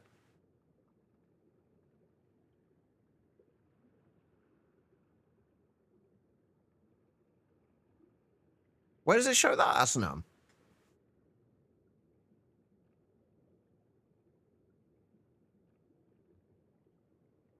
Am I missing something? I feel like I'm missing something. I usually am. Oh, it would be nice, but we haven't got it. Ah, okay. To be fair, though, you can tell. You can actually tell. Because it basically will go from... That will be the bottom layer. That will be the next layer. That will be the layer after that. Then that, then that, then that, then that, then that, then that, then that, then that, then that. That's the way that it goes. So if we look at this, we should, assuming I'm right, be getting radon in here when this finishes. Does it not produce at all? I could have sworn it would still work. You would just lose fluids from the top.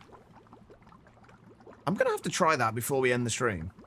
Yeah, there we go. There's the radon. I'm going to have to try that in a creative world before we end the stream. Because I could have sworn it was supposed to work that way.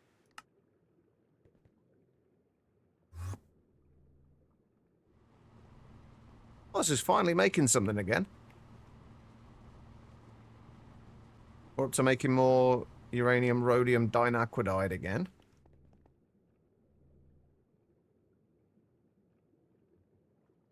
You may well be right about this, by the way, Guitar. I am just curious.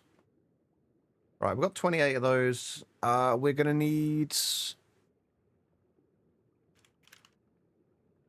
We're gonna need an ME input hatch. And we're gonna need...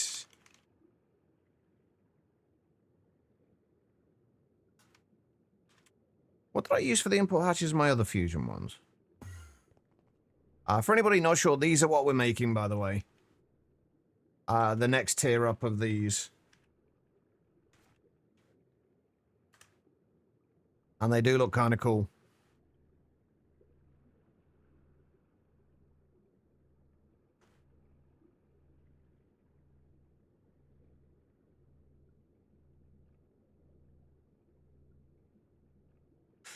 So yeah, this is kind of what we're making at the moment. Right, we need LV output hatches. We need 15 of these.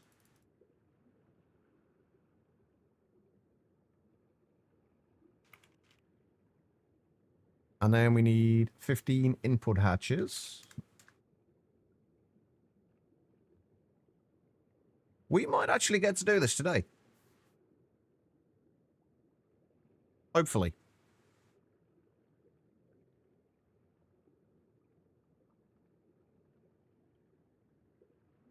Are you taking that from the quest book, Guitar Lilin, or are you taking that from Greg Tech kind of blurb? Because I would treat the... I would treat the quest book as it may or may not be right. Because the quest book also tells us things like, this can get us Osmiridium 8020 and Iridos Mine 8020 ores, and it can't. And there's a whole bunch of other things that still need updating. So I would take it with a grain of salt. It may well be that it is correct, but I wouldn't just kind of assume because the quest book says it that it is right.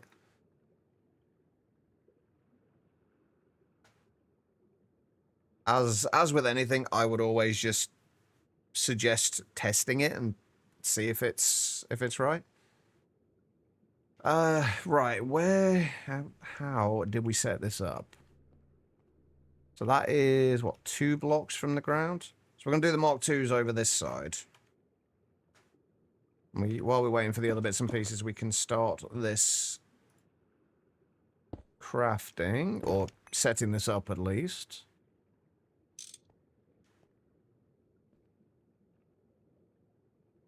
There we go. That will work nicely. So, the next thing... Oh man, it's going to take forever. How much longer have we got to wait? We've got 38. Oh, we've only got 10 more to go. We're almost there. Then we've got to do the 4 fusion coil blocks, and then I think we have everything. For this, the outputs are on the bottom and the top, or the kind of the inside and the outside, I guess technically, of the ring. And the inputs are on the sides. So I don't need an output bus, do I? I need an output hatch.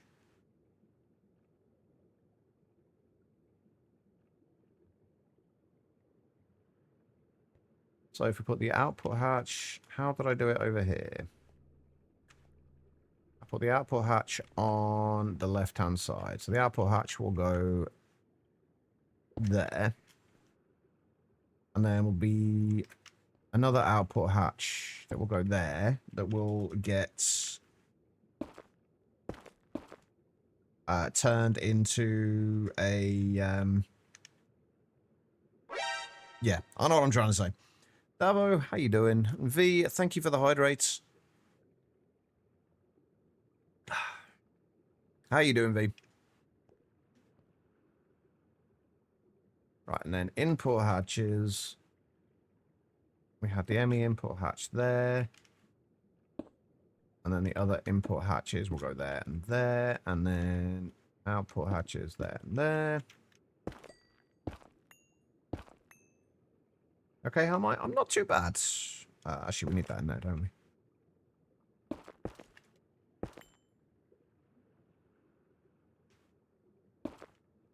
If we do this...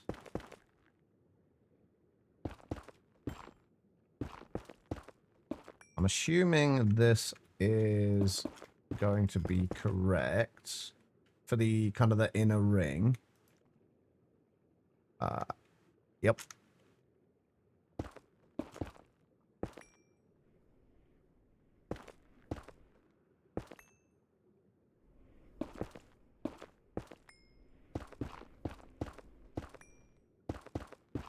All right, and like that.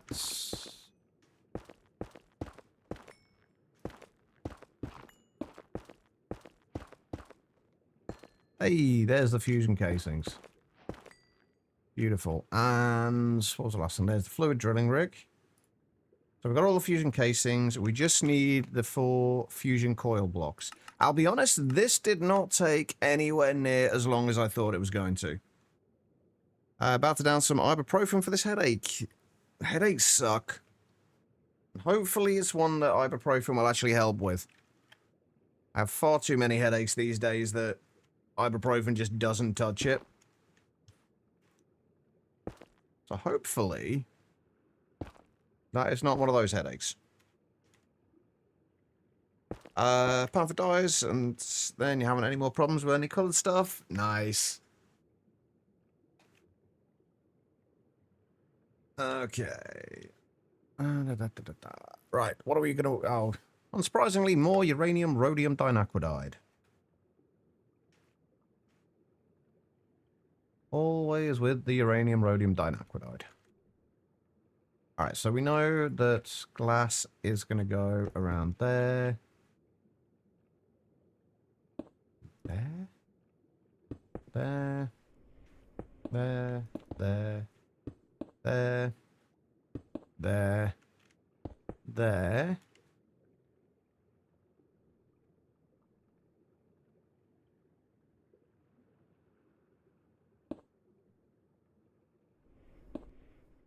I guess it's going to be the same on...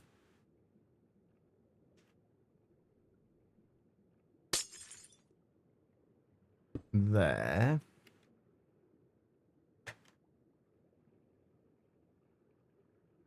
So these are going to go... Oh. I hadn't apparently picked up any fusion coils before now.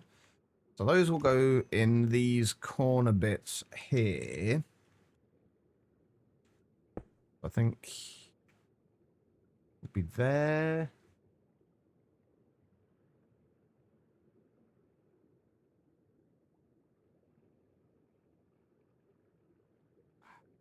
There, I guess. I think it is. There and there. And there. There's a whole bunch more places here that these are going to go, and I'm not entirely sure where. I've still got 2 left here, and I'm not sure where they go. Oh, wait, they're going to be there and... not there. There. That should be right.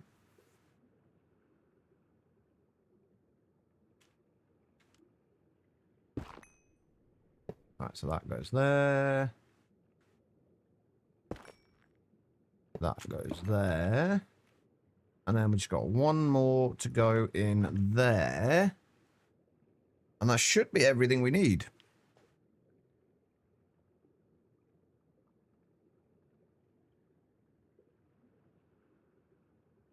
I'll tell you one thing, speaking of dyes, I'll tell you one thing I do really like.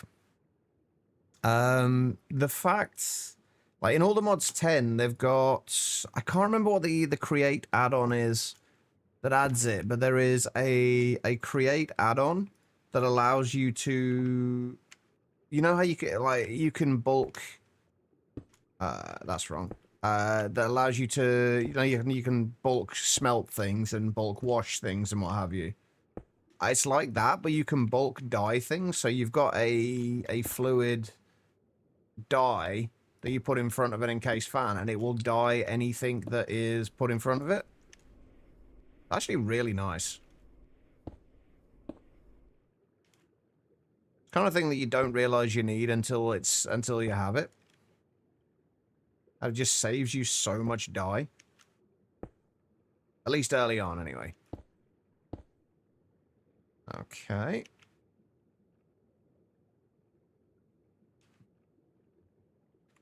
I'm gonna have to get rid of these now, aren't I? Otherwise, I'm gonna forget.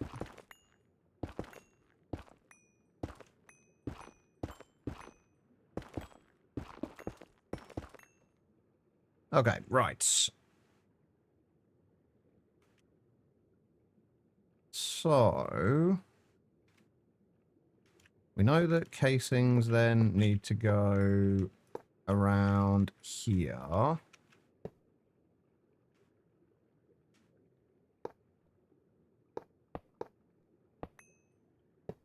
And across here.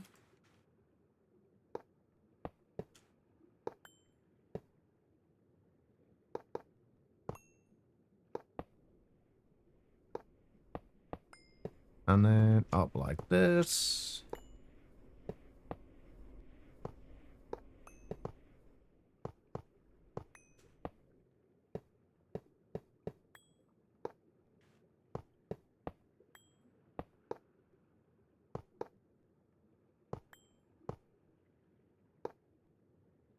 There we go. And...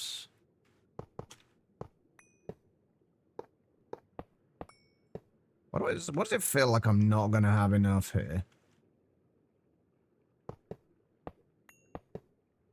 Oh, wait, I'm not, because these ones don't need to be casings, do they? They need to be inputs. Wait, inputs or out?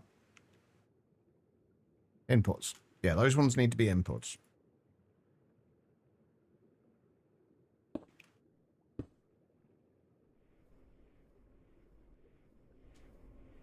Right.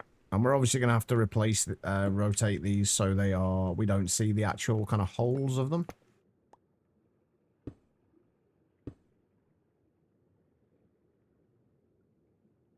There we go. Okay, right. And then there and there.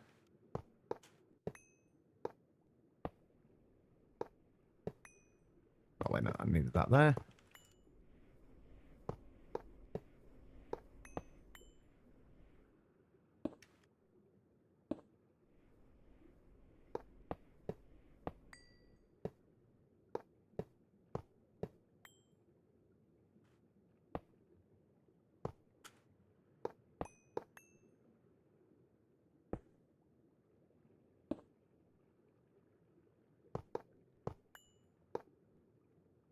Okay. Mark, good morning. Or afternoon, or like evening for me, I guess. But how you doing? Right, and then output hatches in the rest of these. And then we find out where I've messed up. Because I've no doubt messed up somewhere in all of this.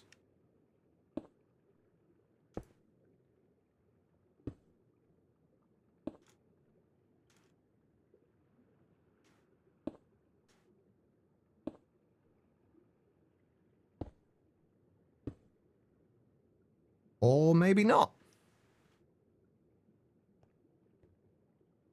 Beautiful.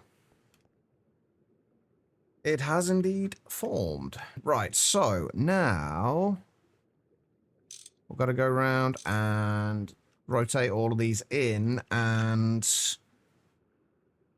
lock them all to water so we don't get any outputs going into any of the actual proper outputs going into these.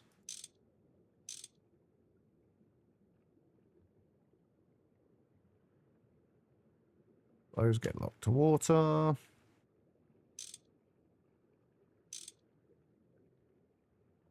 I think later on, further down the line, when we have even more resources than we have available right now, and can process things a lot quicker, I might actually switch out all of these additional hatches for glass.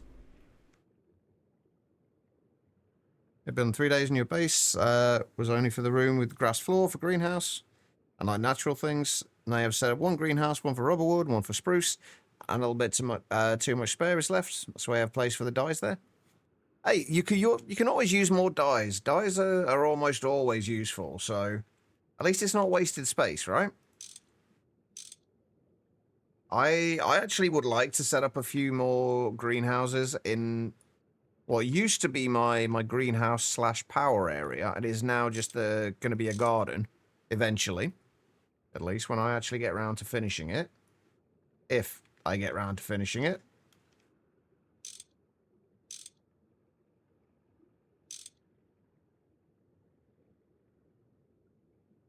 Right, have I missed any other ones? Yes, I have not locked that one. Right, let's make sure we've locked all of these.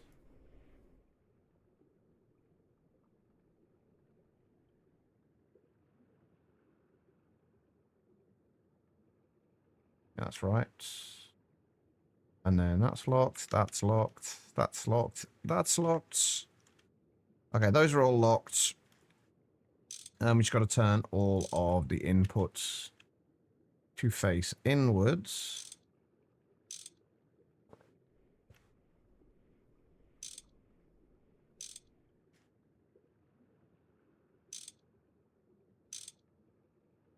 Actually, what we should do with these ones is face them down into the block. Or face them into the block next to them. That way, no matter how you look at it, you're not going to see the actual hole from it. I haven't even bothered with them, Chloe. Like, there's only one reason I ever found to want to go into any of those dungeons. Assuming we're talking about the roguelike ones. And that was to find a brewing stand early on.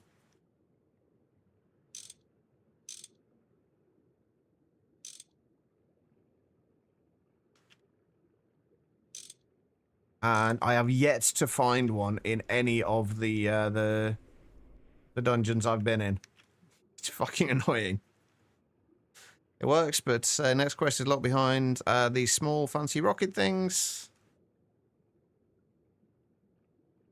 I mean, are we talking about microminers?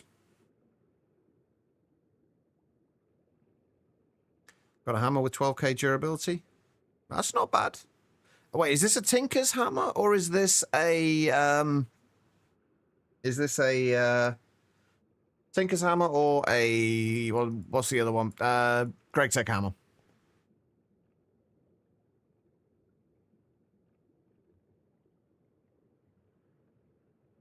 Oh, okay, so probably won't last overly long then. 12k is actually not a lot, unfortunately. For the uneducated, what are we making? These are fusion reactors. These are for making various things. In our case, we want them to make radon and tritanium eventually. Radon first, and then... Well, actually, I guess we could make some tritanium to begin with, but we need to make 2 of these eventually and have one of them making radon constantly and the other one making tritanium.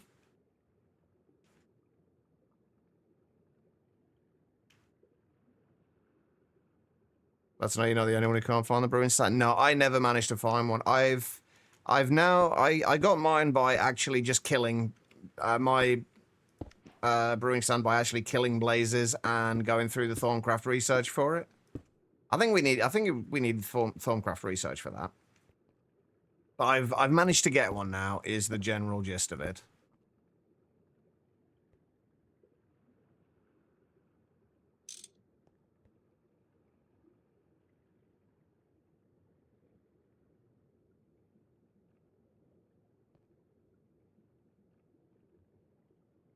But yeah, I'm still getting annoyed in GTNH about my inability to get diligent fucking drones.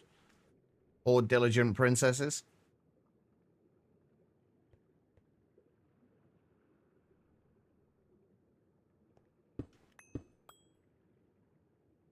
Because they just do not want to breed for me. I've got noble drones, noble princesses, but I haven't got diligent ones yet.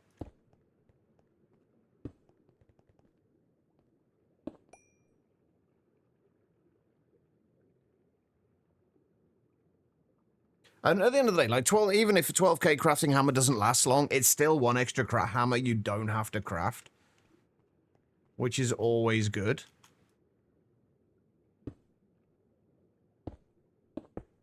But yeah, if you do find any brewing stands in there, Chloe, A, I hate you because I never find them, and B, make sure you pick them up. They are a pain to craft. Thankfully now I have blaze reed crops planted. They're not very... I haven't got particularly high tier ones because my stickreed does not seem to want to level up overly quickly. But I think they can show up in any of like the... I think it's just the first 2 levels of the dungeons. There's a chance for, I think, a room... you know, on the sides, you sometimes get bookshelves in the walls. I think occasionally there is a chance that behind one of those will be a secret room. And that's where you'll get them. That's where you normally find them. At least that's what I've been told. I've never actually found one myself. Dang it.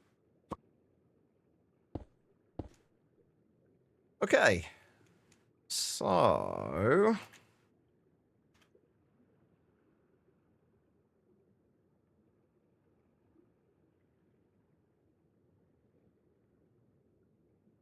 we have power.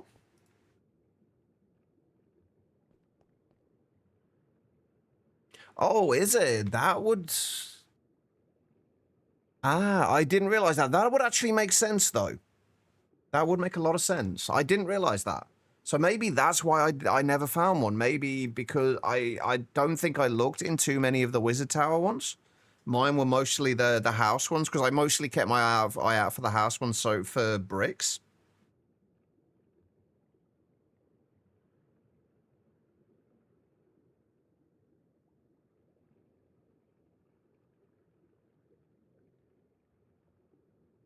I might actually have to go and see what I can find in them now. Storm is actually you going down also? Yeah. I need to get further into Thorncraft. I've kind of taken a break a little bit from progression to work on bees and crops a little bit. Even just to get some like absolute basics set up. I've also got I did get my second EBF set up today, and I've added another 3 HV macerators. So that I can at least macerate a few things down. And I do have nickelback crops now, so I can actually get a little bit more out of my nickel and get a little bit more platinum for making SMD components, which is going to be nice. Right, okay, anyway. We have stuff.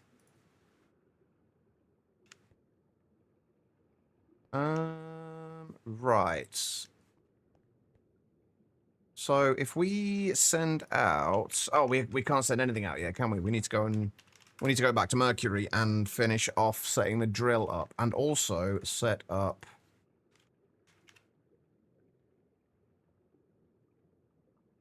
yeah, we definitely want larger than a 4K one.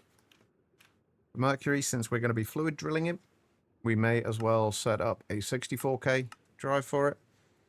Or a 64K cell. Still not finished the gravel or sand quest, that's how early you are? You're doing pretty damn well to have what you've got so far. How have you managed to not die in those dungeons, though? Or is that just a testament to how bad I am at them? That I die so much? Because I am... Like, combat in Minecraft is not my strong suit.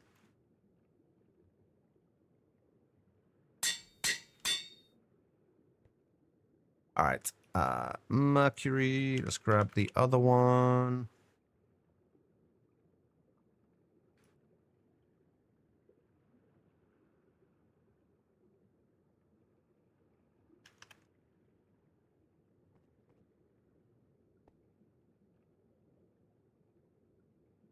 You die repeatedly, you're semi-decent at PvE, but you're still dying a couple of times a floor. I think I went through the first couple of levels of a couple of dungeons just so I could try and find more hoppers, just so I didn't have to craft them early on. But that's about all I've done. And the only other combat that I've done was killing the Naga in Twilight. Right, and it's robust tungsten steel casings we need, don't we? And Ivy energy hatch, which we have plenty of at the moment. So Ivy energy hatches. What else do I need for this? An ME output hatch. We're also going to need a couple of wireless connectors.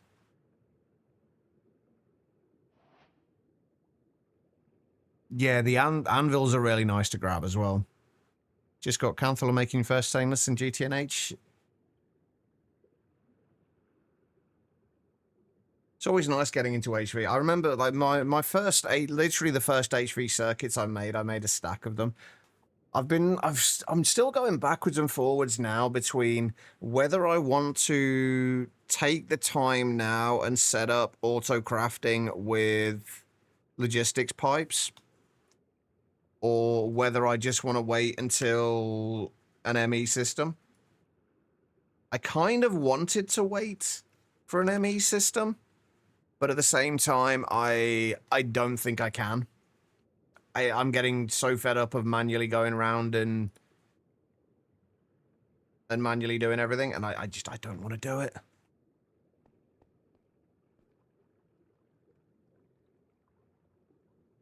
Oh, wire cutters are such a pain to craft as well, so that is a really nice find. Right, where are we going?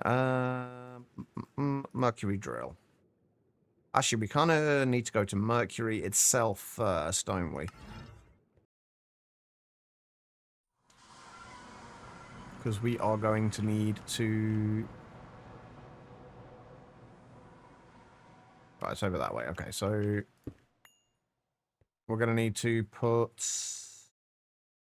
one of these on here.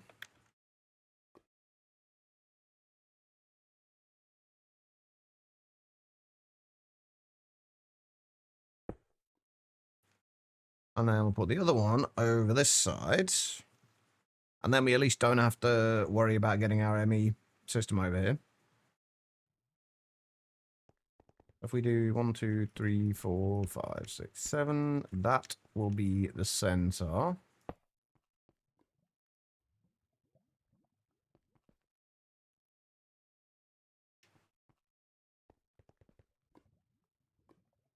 We've got 1, 2, 3, 4. 1, 2, 3, 4, 5, 6, 7. So we put it down there.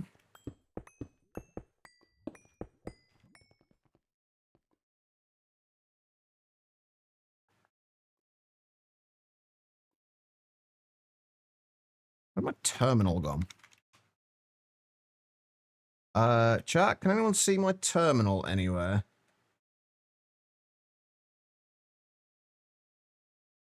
There it is.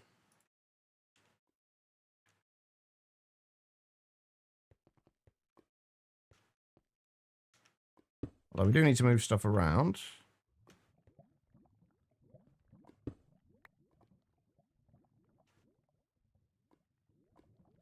If we put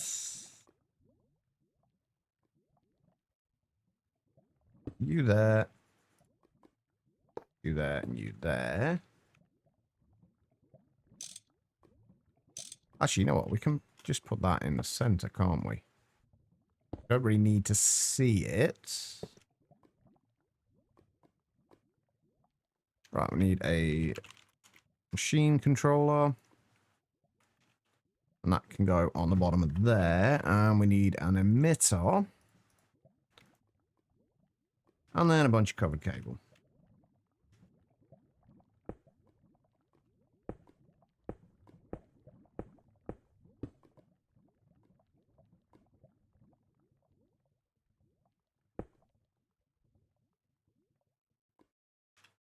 Right, Mercury and emit level when signal when the levels are below. Okay, so that is working. We can store up to 500,000 of those, I think. And then we pair that. Hey, Life. How you doing?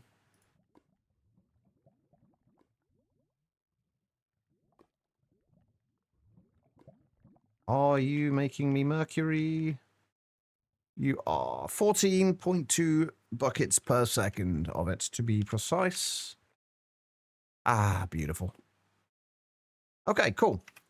Right, so if we put that away and that away, we make sure this is chunk loaded. And there we go. We have Mercury. All right.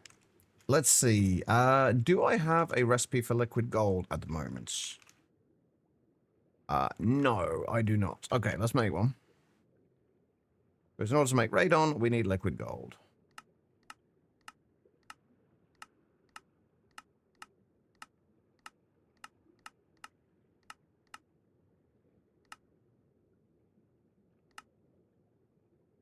Let's just do these in 4s.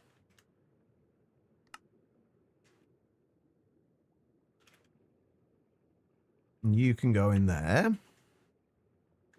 And then I'm actually, I think, going to make a pattern buffer for for this. Welcome back, Quiet. How's your back doing? Sorry, I just realized that was a lurky moment. Ignore me. And this would be liquid tritanium and liquid uranium. Let's also get... Still hurts a bit. Let's also get a recipe going for the...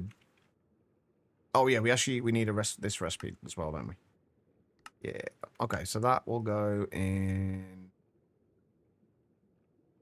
nowhere until we have the pattern buffer. And then we'll do the one for a recipe for liquid tritanium as well. This is going to be expensive. There's 32 millibuckets of titanium and 32 of uranium. Only gives you 16 of tritanium. Right, I think what we'll class as our stopping point for today is when we get our first... Wait, I've just realized something. It's liquid titanium, not liquid trinium. Why did I think it was trinium? It's literally called tritanium. Why did my head suddenly go to trinium? Why am I even... Oh my lord. I'm a moron. I am genuinely a moron. What the fuck? What? Oh, I don't know why my head went to trinium. I was thinking, like, that's going to be stupidly expensive, but it's not. Like, the geranium's a bit of a pain to make, but it's not expensive. Oh, wait, hold on. We need to increase that a little bit. Very slightly, but we all are. Oh, only slightly, then. You don't think the hug liked your message? Wait, what did I say?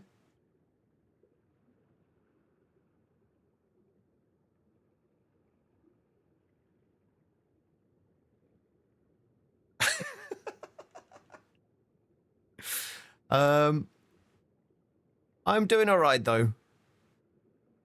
I am doing all right. I don't know what the bot was doing there. That was a little weird. I'm guessing it just like automatically just takes the everything after the command and the person's name as being, or like everything after the command as being the person that's being hugged. I might need to look at that because that's not quite right, is it? Let's be honest. Right. Okay. Let's first of all, this is going to be a little bit expensive power-wise to start with because we're going to be just doing a few little bits and pieces.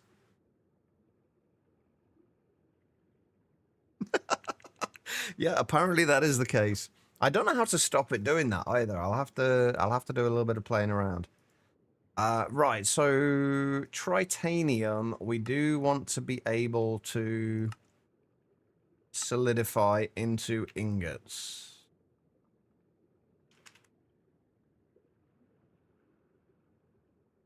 It's going to be easier to search for solidifier, isn't it?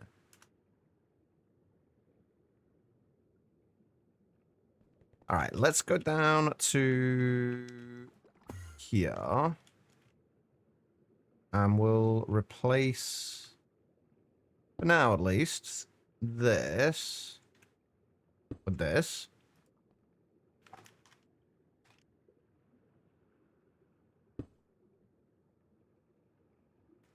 And then if we request, see if this actually works. Radon, say we request, I don't know, 16 buckets of radon.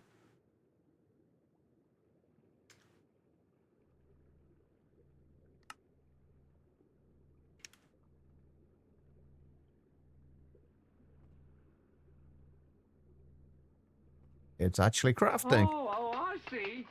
Running away, eh? You yellow bastard. Let way play some D2 Resurrected for the first time in ages. Alright, no worries. Enjoy. This fusion is 2 times faster than the previous, right? Should be, yeah.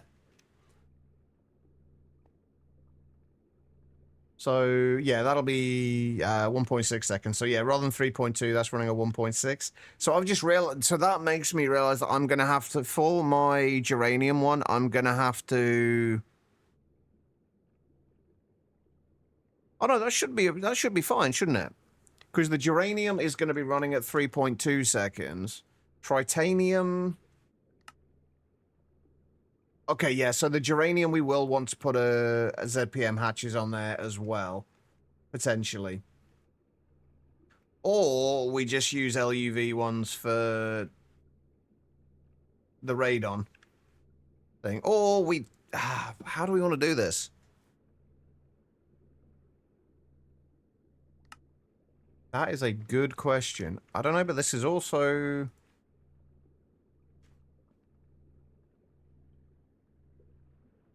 They're actually working?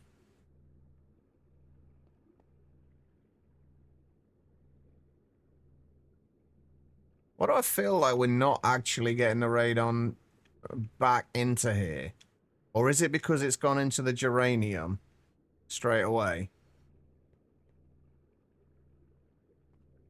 Nope, geranium's not going. Oh no, europium's still going. Why is the europium going? Oh, because we used a bunch of it. Yeah, we're still below the thing there. Okay. Yeah, we're going to have to check with the timings of everything, but this, we don't seem to be getting the radon in from this, though.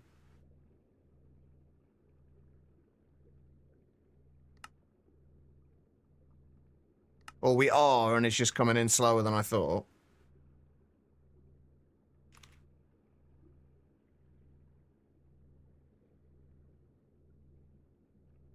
Oh, right. No, that's buckets, isn't it? That's not millibuckets.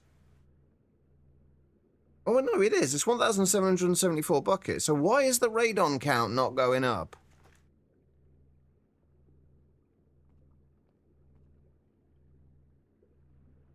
When it's clearly making radon.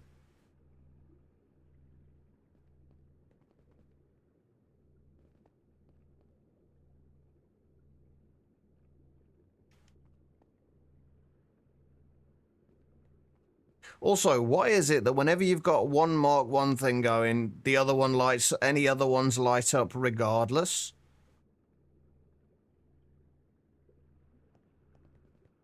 Well, that's why we're not using Ender Air for radon now anyway. We're going to be using Fusion.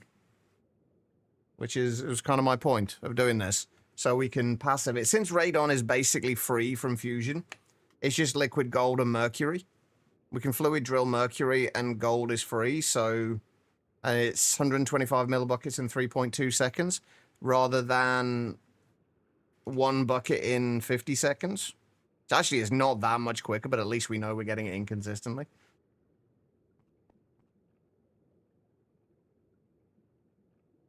I'm still very unclear why this is not going up. Or does not appear to be going up. Right, 1776.475. I am so confused.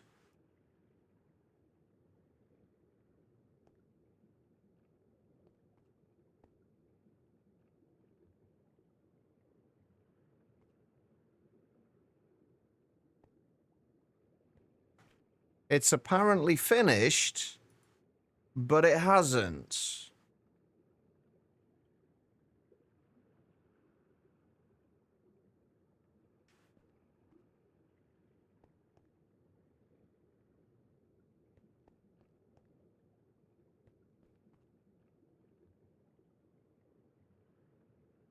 I'm so incredibly confused right now. The only thing I can think is that I didn't lock one of these output hatches.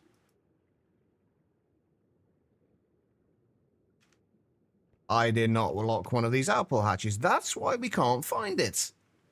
And why it's not doing anything. Well, shit. Okay, well, At least we know where it went. I was very confused.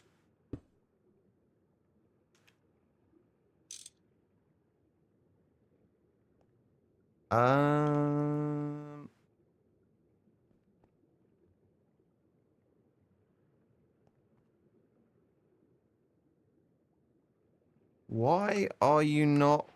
There we go. That's better.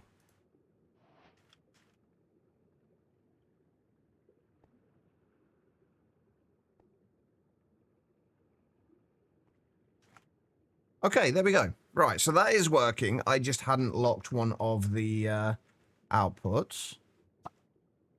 So it was going where it wasn't supposed to be.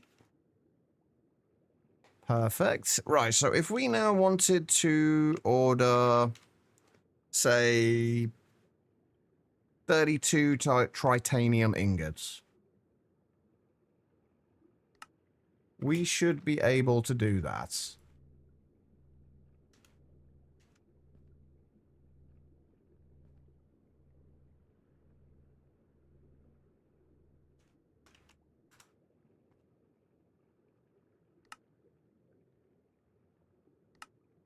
And there we go. We have our first tritanium. Okay, I'll be honest, today has gone a lot better than I thought it would. I was expecting to get the microminers done, and we did. Oh, I never had Nequadria in my inventory, apparently. There we go.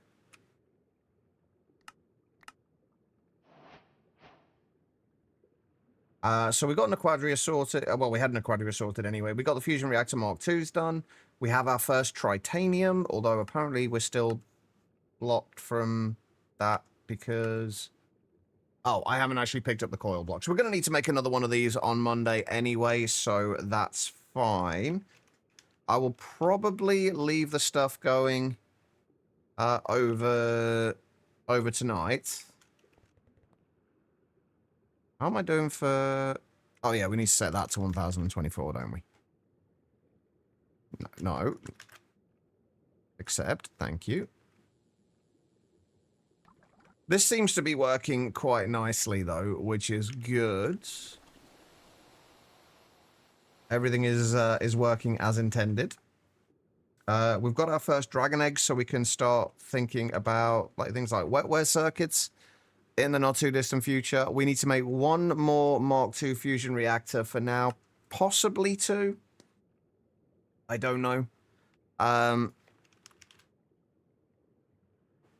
also, I think you were right about this, by the way, Hideyoshi, about these being faster. So, like, 120 seconds, like, in 120 seconds, you can get 32 radon salt, which is 32 buckets in 120 seconds. It's significantly faster. I wonder if this is actually worth doing. Because, honestly, there's like, nothing to this. This is going to be incredibly easy to get. We'll just have to... Wait, what do we actually need to do with the radon salt? Just electrolyze it. So, yeah, we can easily process this as well. What was it before? It is still faster. But what was it like before? That makes sense. So it's still kind of balanced then. So it is still pretty balanced. I've got to get rid of these at some point because these are just sat here doing nothing. 2 stacks. I mean, as it is, it's still gonna be better regardless. Like, all we'd need to do is, assuming we haven't got one already, which we don't. All we'd need to do is make a bronze drill, and that's it. That's all we'd need to do to be able to get those. I think, honestly, I think that is going to be a better option. Like, to make 32 buckets... I hadn't even considered this, actually, before, using the microminers for it. I just assumed this was going to be slower. But if we run this every 2 minutes, 32 radon every 32 buckets of radon every 2 minutes.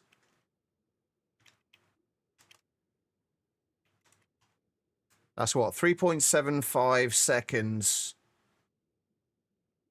per bucket. That's not bad. Yeah, I started using it with the power substation, Astanan. You can probably start using it before then, but I hadn't really considered it till then. Even if the missions are longer, Hideyoshi, that's still a pretty damn good way of doing it. If we were to make 32 buckets using the fusion reactor, how much would that energy would that take?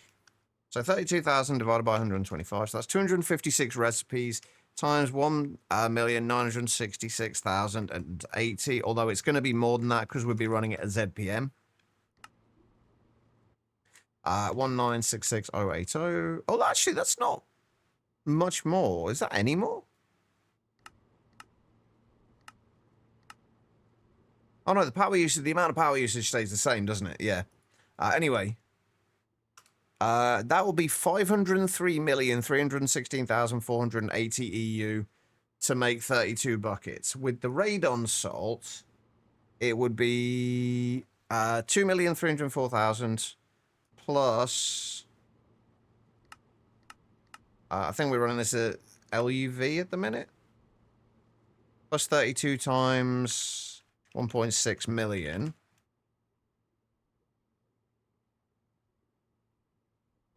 What did we say? That was 2.3 plus 2304. So yeah, you're looking at a little over 10% of the power to do it with a microverse mission. That's not including the crafting of the bronze drill, like the bronze drills and stuff like that, but I think that's about a much better way of doing it. And obviously the mission, like that's the mission if we run it at EV. If we run it at IV, it's every 60 seconds. LUV, every 30 seconds. I've just realized that the fusion reactors perfectly overclock, don't they?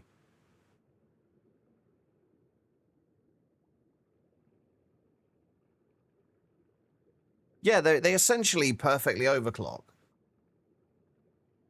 They only double the energy and halve the duration.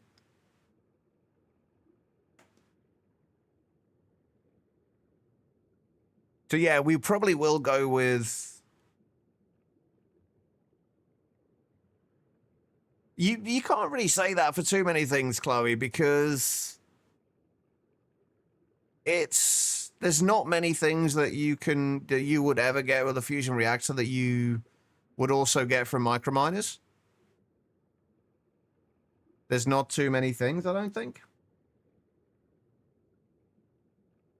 Plus, on top of this, though, we would also get rock salt, which is absolutely useless, but, you know, free stuff is free stuff. So, yeah, all we need to do is, it's only a tier 1 microminer as well, which is one of these. So all we need to do is set up another one of these, and there's our first 32 tritanium. You know what, fuck it, we're doing it now. What do I need? I need a bender. Wait, actually, are we even making bronze at the moment? We're not, are we? We are not currently making bronze. Oh, we can easily do it, though. Okay. Right, you know what? Let's set this up now. It'll save us on another fusion reactor. And it's more... The thing that I'm more happy about with this is more... how much time we save by not having to make the fusion reactors, the extra fusion reactor for the radon.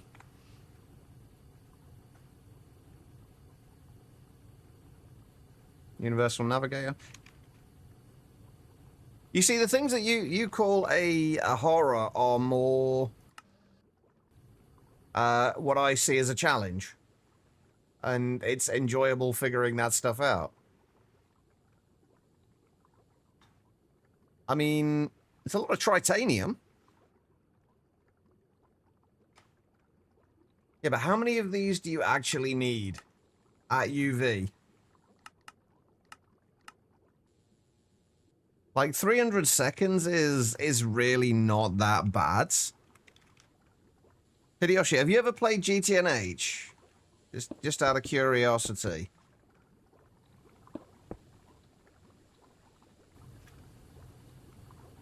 Because 300 seconds is kind of... Yeah, like, 300 seconds doesn't feel like a lot at all. When you've played... I'm more thinking early game. Because when you're making, like, waiting 300 seconds for a single steel ingot... 300 seconds doesn't feel like much. Especially when there's plenty of other things you can be getting on with. I mean, it's 5 minutes, but...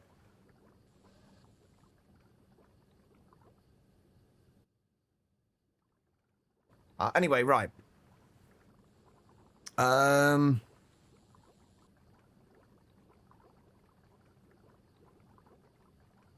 What are we doing? We are... Hold on, one thing I do want to check... Completely unrelated to what we're doing right now.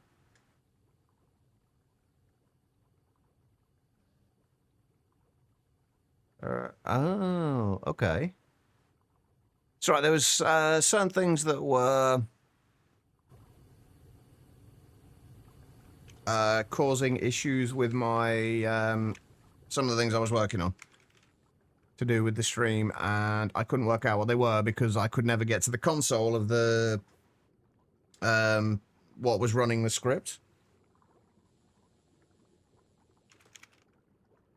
And now I can, and I think I know what the issue is. Finally.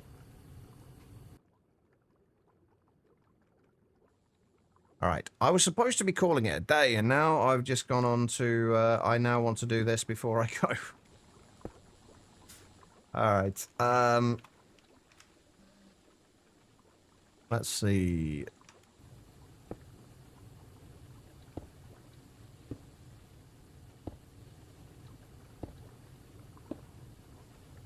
We need an interface.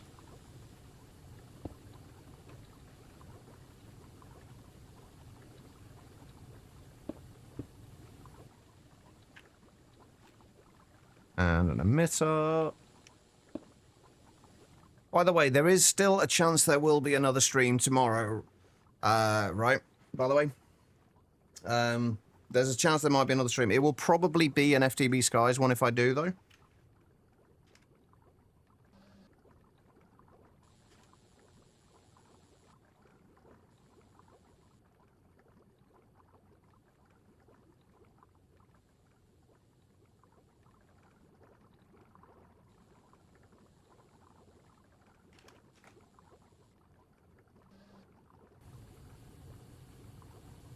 Alright. And that, and that. What are we making again? Bronze? Not bismuth, bronze. Wait, it is bronze, right?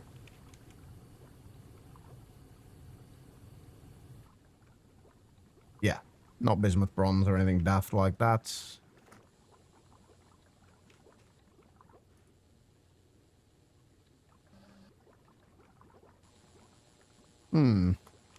Would this have been better with... Could I just do an alloy smelter for this?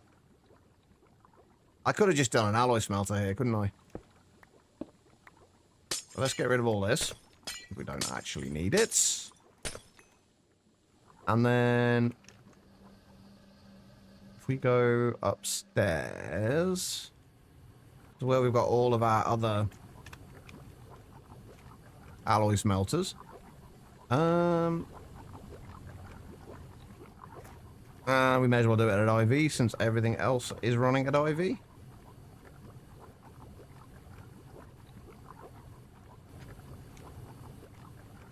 So many casings. Yeah, you'll find that a lot. There's a lot of things that just use a ridiculous amount of casings.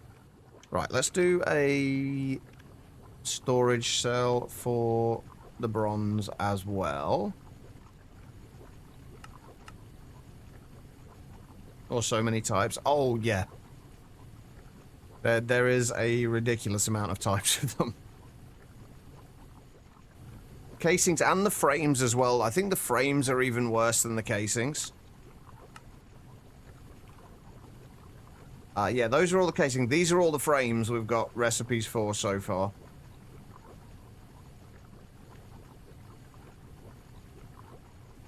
There's a lot of different types.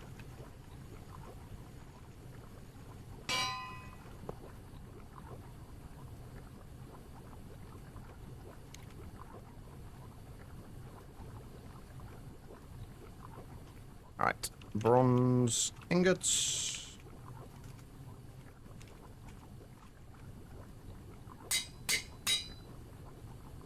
I'll go in there.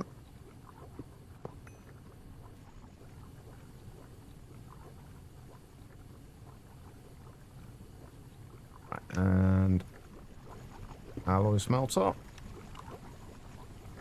Oh, we've already got an emitter.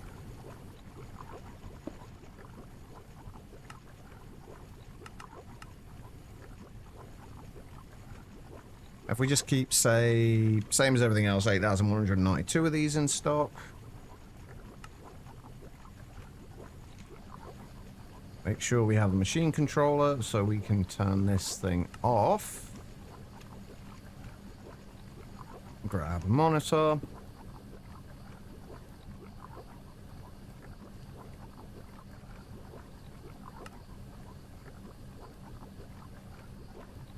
And then tin ingots and copper ingots.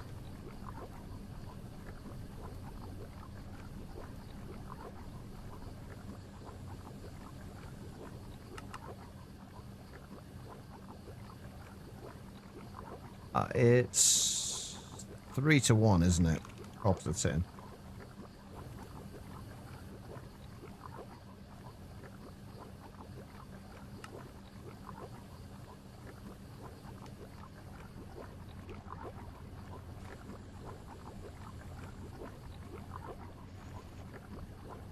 And peer-to-peer.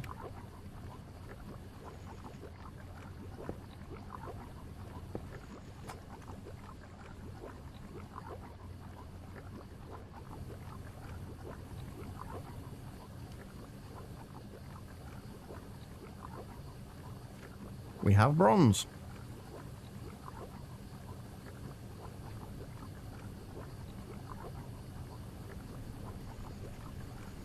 Alright, so now we've got that.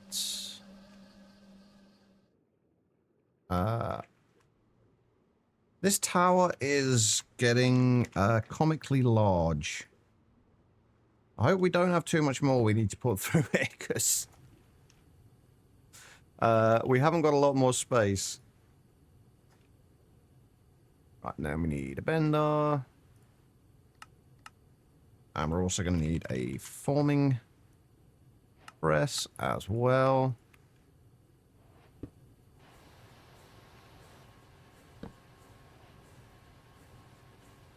And a downgrade.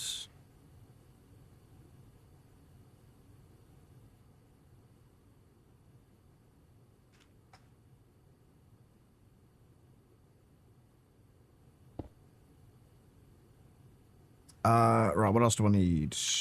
A robot arm.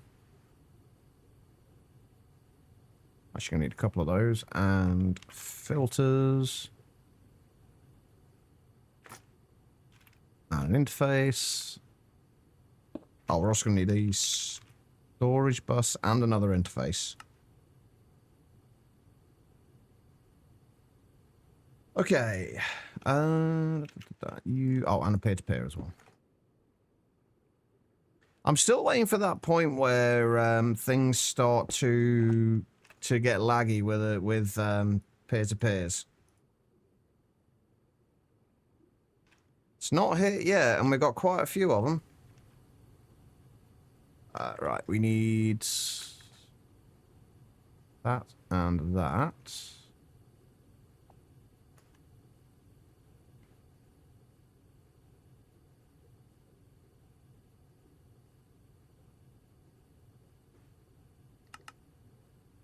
keep exactly 1 bronze ingot.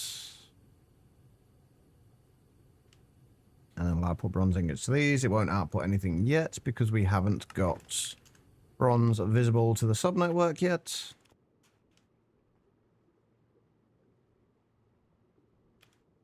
There we go.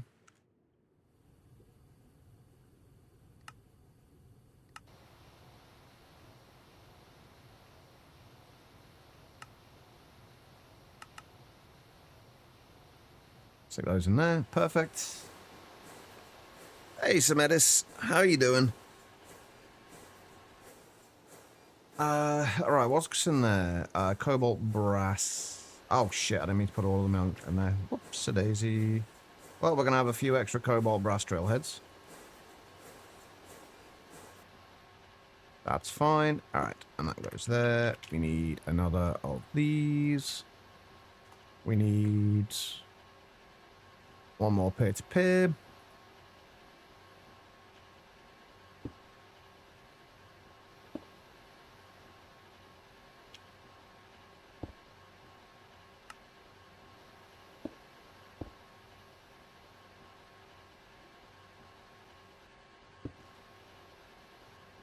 Alright, and we need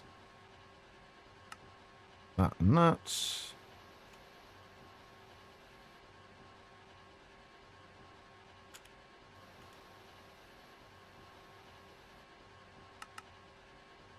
Keep exactly that and that in there.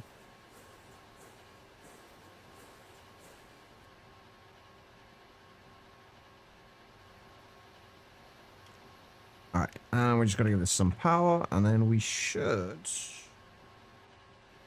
have everything we need for this bit. We've still got to obviously make the micro miner itself, but... Oh, and storage for stuff as well. Just packed for vacation next week? Nice. Whereabouts are you going?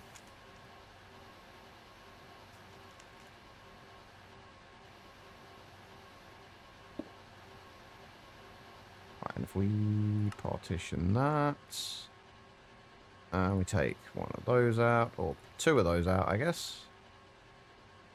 There we go. Right, now we just need the microverse projector.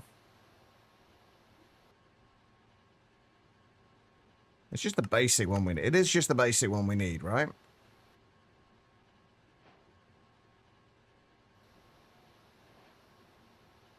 I'm pretty sure it's just the basic one we need, right? Pretty sure. We need 1 of those. What else do we need? The assembly line grating.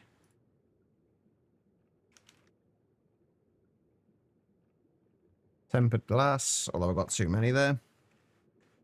We need a stocking input bus. We need an output bus. We need a stocking input hatch.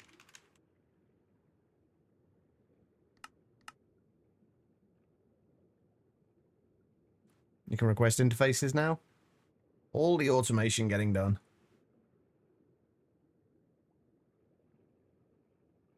Go to the north of the Levellands. Just under... I have no idea how to pronounce that, and I'm not even going to attempt it because I will make a fool of myself. We'll run this... I think we'll run this at IV, honestly.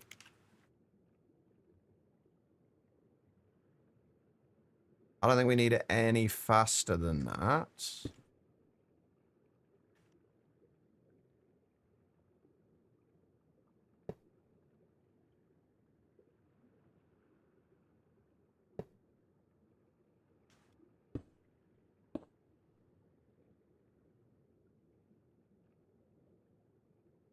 All right, and we're going to do this...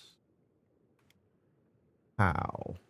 Because we're going to be switching over how we do these.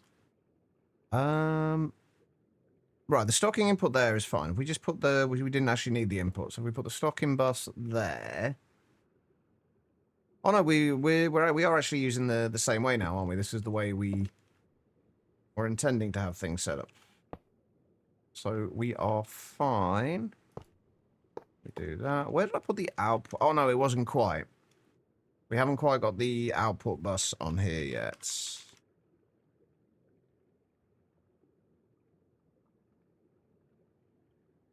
We haven't got that set up. That can go there.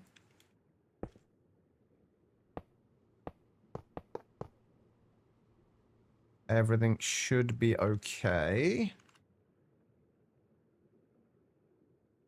Hit pair. Give it some power. This, I think we're only going to shut this off once we have enough... once we have enough radon, basically.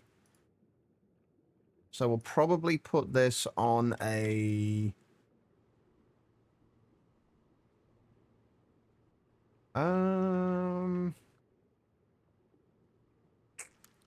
That's actually kind of awkward.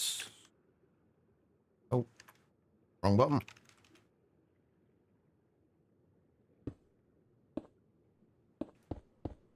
I guess we're just going to have to put the emitter into the side. I think we're going to do it on a threshold bus, though. So, how much storage do I have at the minute for radon?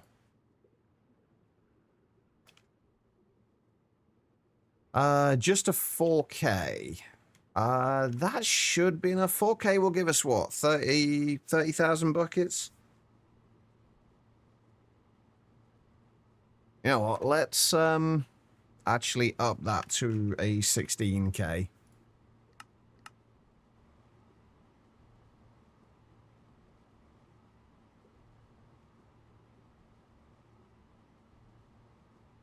Have you, I'm guessing you've, given that you have an app for it, I'm guessing you've seen the Northern Lights before, Italian? It's something I would absolutely love to see.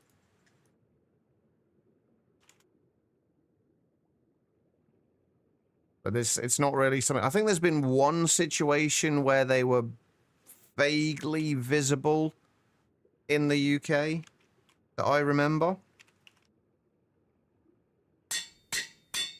But where I live, there was no chance of seeing it.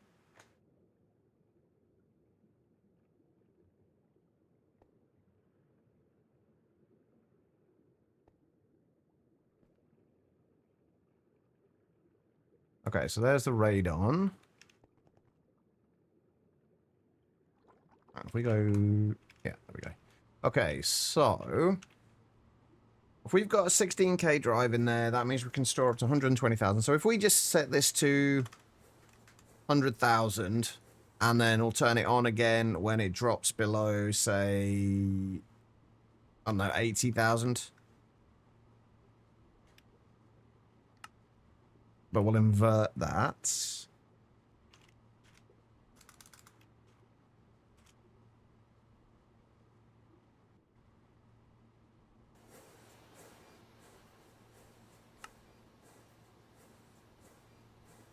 Actually, no, let's not invert that. That way, we can put a lever on the side of there. If we want to turn it off for whatever reason at any time, we can just stick a lever on there.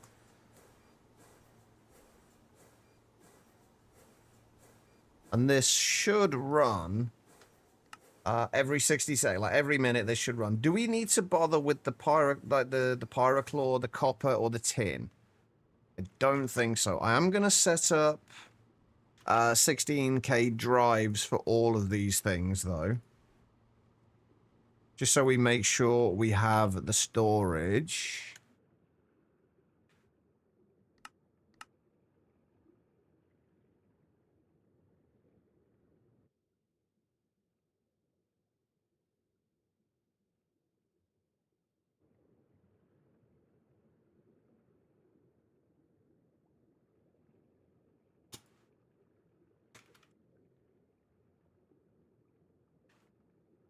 All right. So radon salt. We should never really back up on the radon salt. Actually, maybe we set the amount to with the raid to how it will be with the radon salt.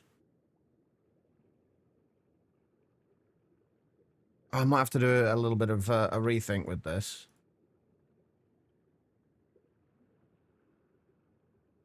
Because I'd like to have radon salt backed up for when we... For when or if we run out of radon or we start getting low on radon for whatever reason.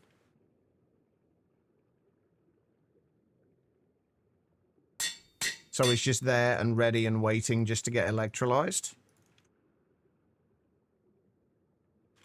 That was raw tin, right? Because my plan was to run it through the electrolyzer that we have over there, the multi-block. But we'd need to have a dedicated output for it, so we could shut it off when it gets above a certain point.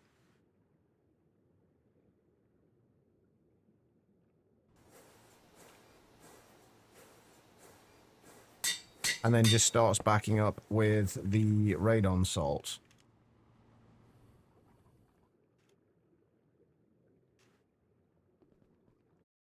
So basically what we're going to have is a... It is an electrolyzer we need, right? Yeah. What we're going to have is... Wait, hang on. What's 32? Yeah, we're definitely going to have to do it in here. We're going to have a dedicated input for this. That we shut off when it gets to a certain point.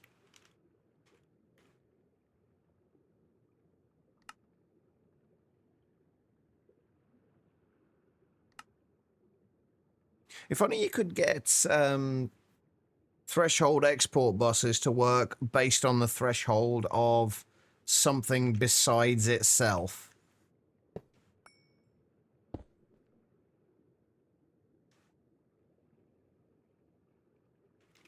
So you can get it to output... wait, no, I need to go like that. So we can get it to output the radon salt until we have over X amount of radon, and then it will turn itself off.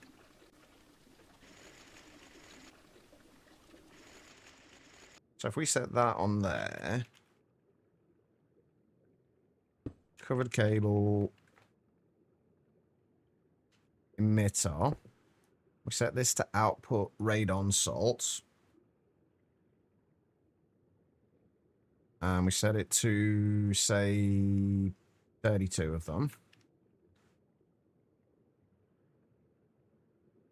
And we set this to shut off when we have over, say... We set 100,000 buckets of radon, didn't we? Let's just set it to 32,000 for now. That will keep going, and then when that gets over 32,000 buckets, it will shut this off and stop it outputting radon salt to it. That's the plan, at least. Right. So, what we need to do then is get rid... Oh, shit. Those, and we need that, and that. We are going to need one more tier 2 micro miner.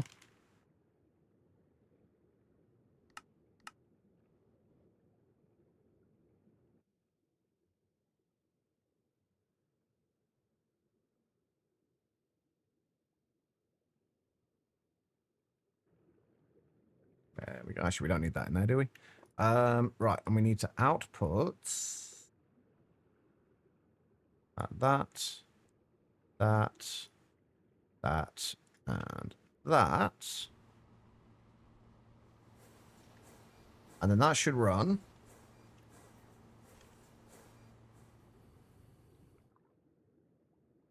And then when that's finished, this should come through here. We do, hang on, we do have storage for rock salt, don't we? I'm pretty sure we do.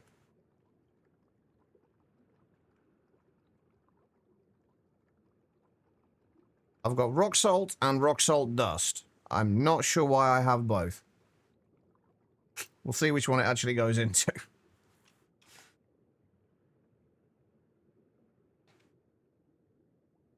Right, so you should be done any second now. Next time it's dark enough and you're not sick and things, you'll go out in a darker place and give it a try. Hang on, once but very, very faintly, because you are in a too light, polluted place. Yeah, that's kind of the reason why we haven't never... Well, I never got to see them when they were supposedly visible here.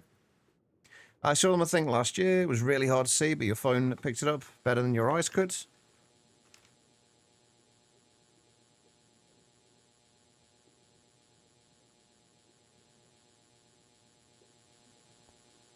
Oh, we can actually upgrade that parallel hatch as well.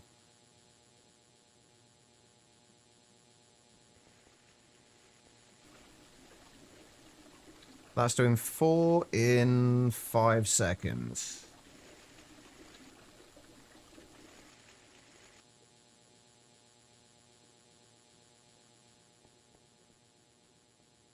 So 4 in 5 seconds. We've got 32, so that's 8. 40 seconds. So yeah, that should be finished long before the next lot comes in. So let's get rid of that and replace it with that. And that should be even better. Hopefully.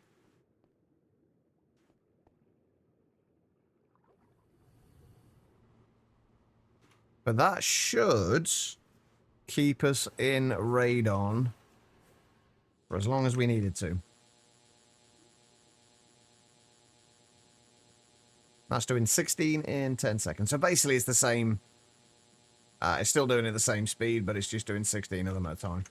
So it is being more energy efficient. Right, so what we need to do then instead is turn this to shut off when we have... How much space did I give for the radon salt?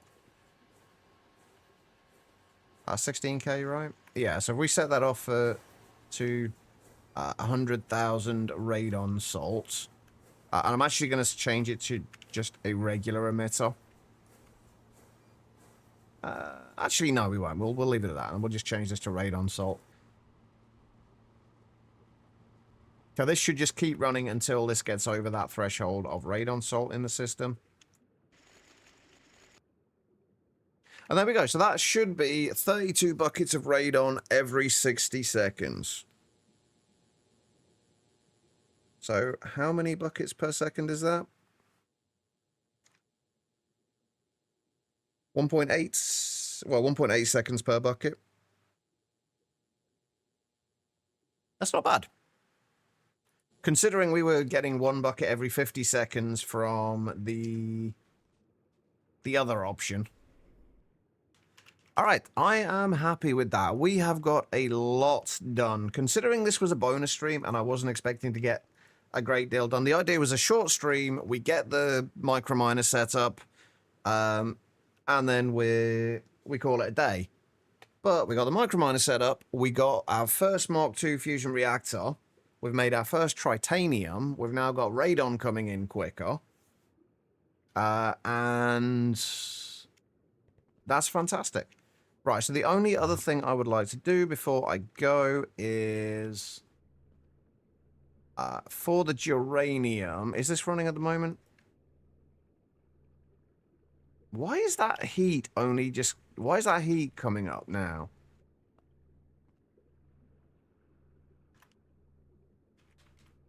Right, I'm going to set this to... Now that we have plenty of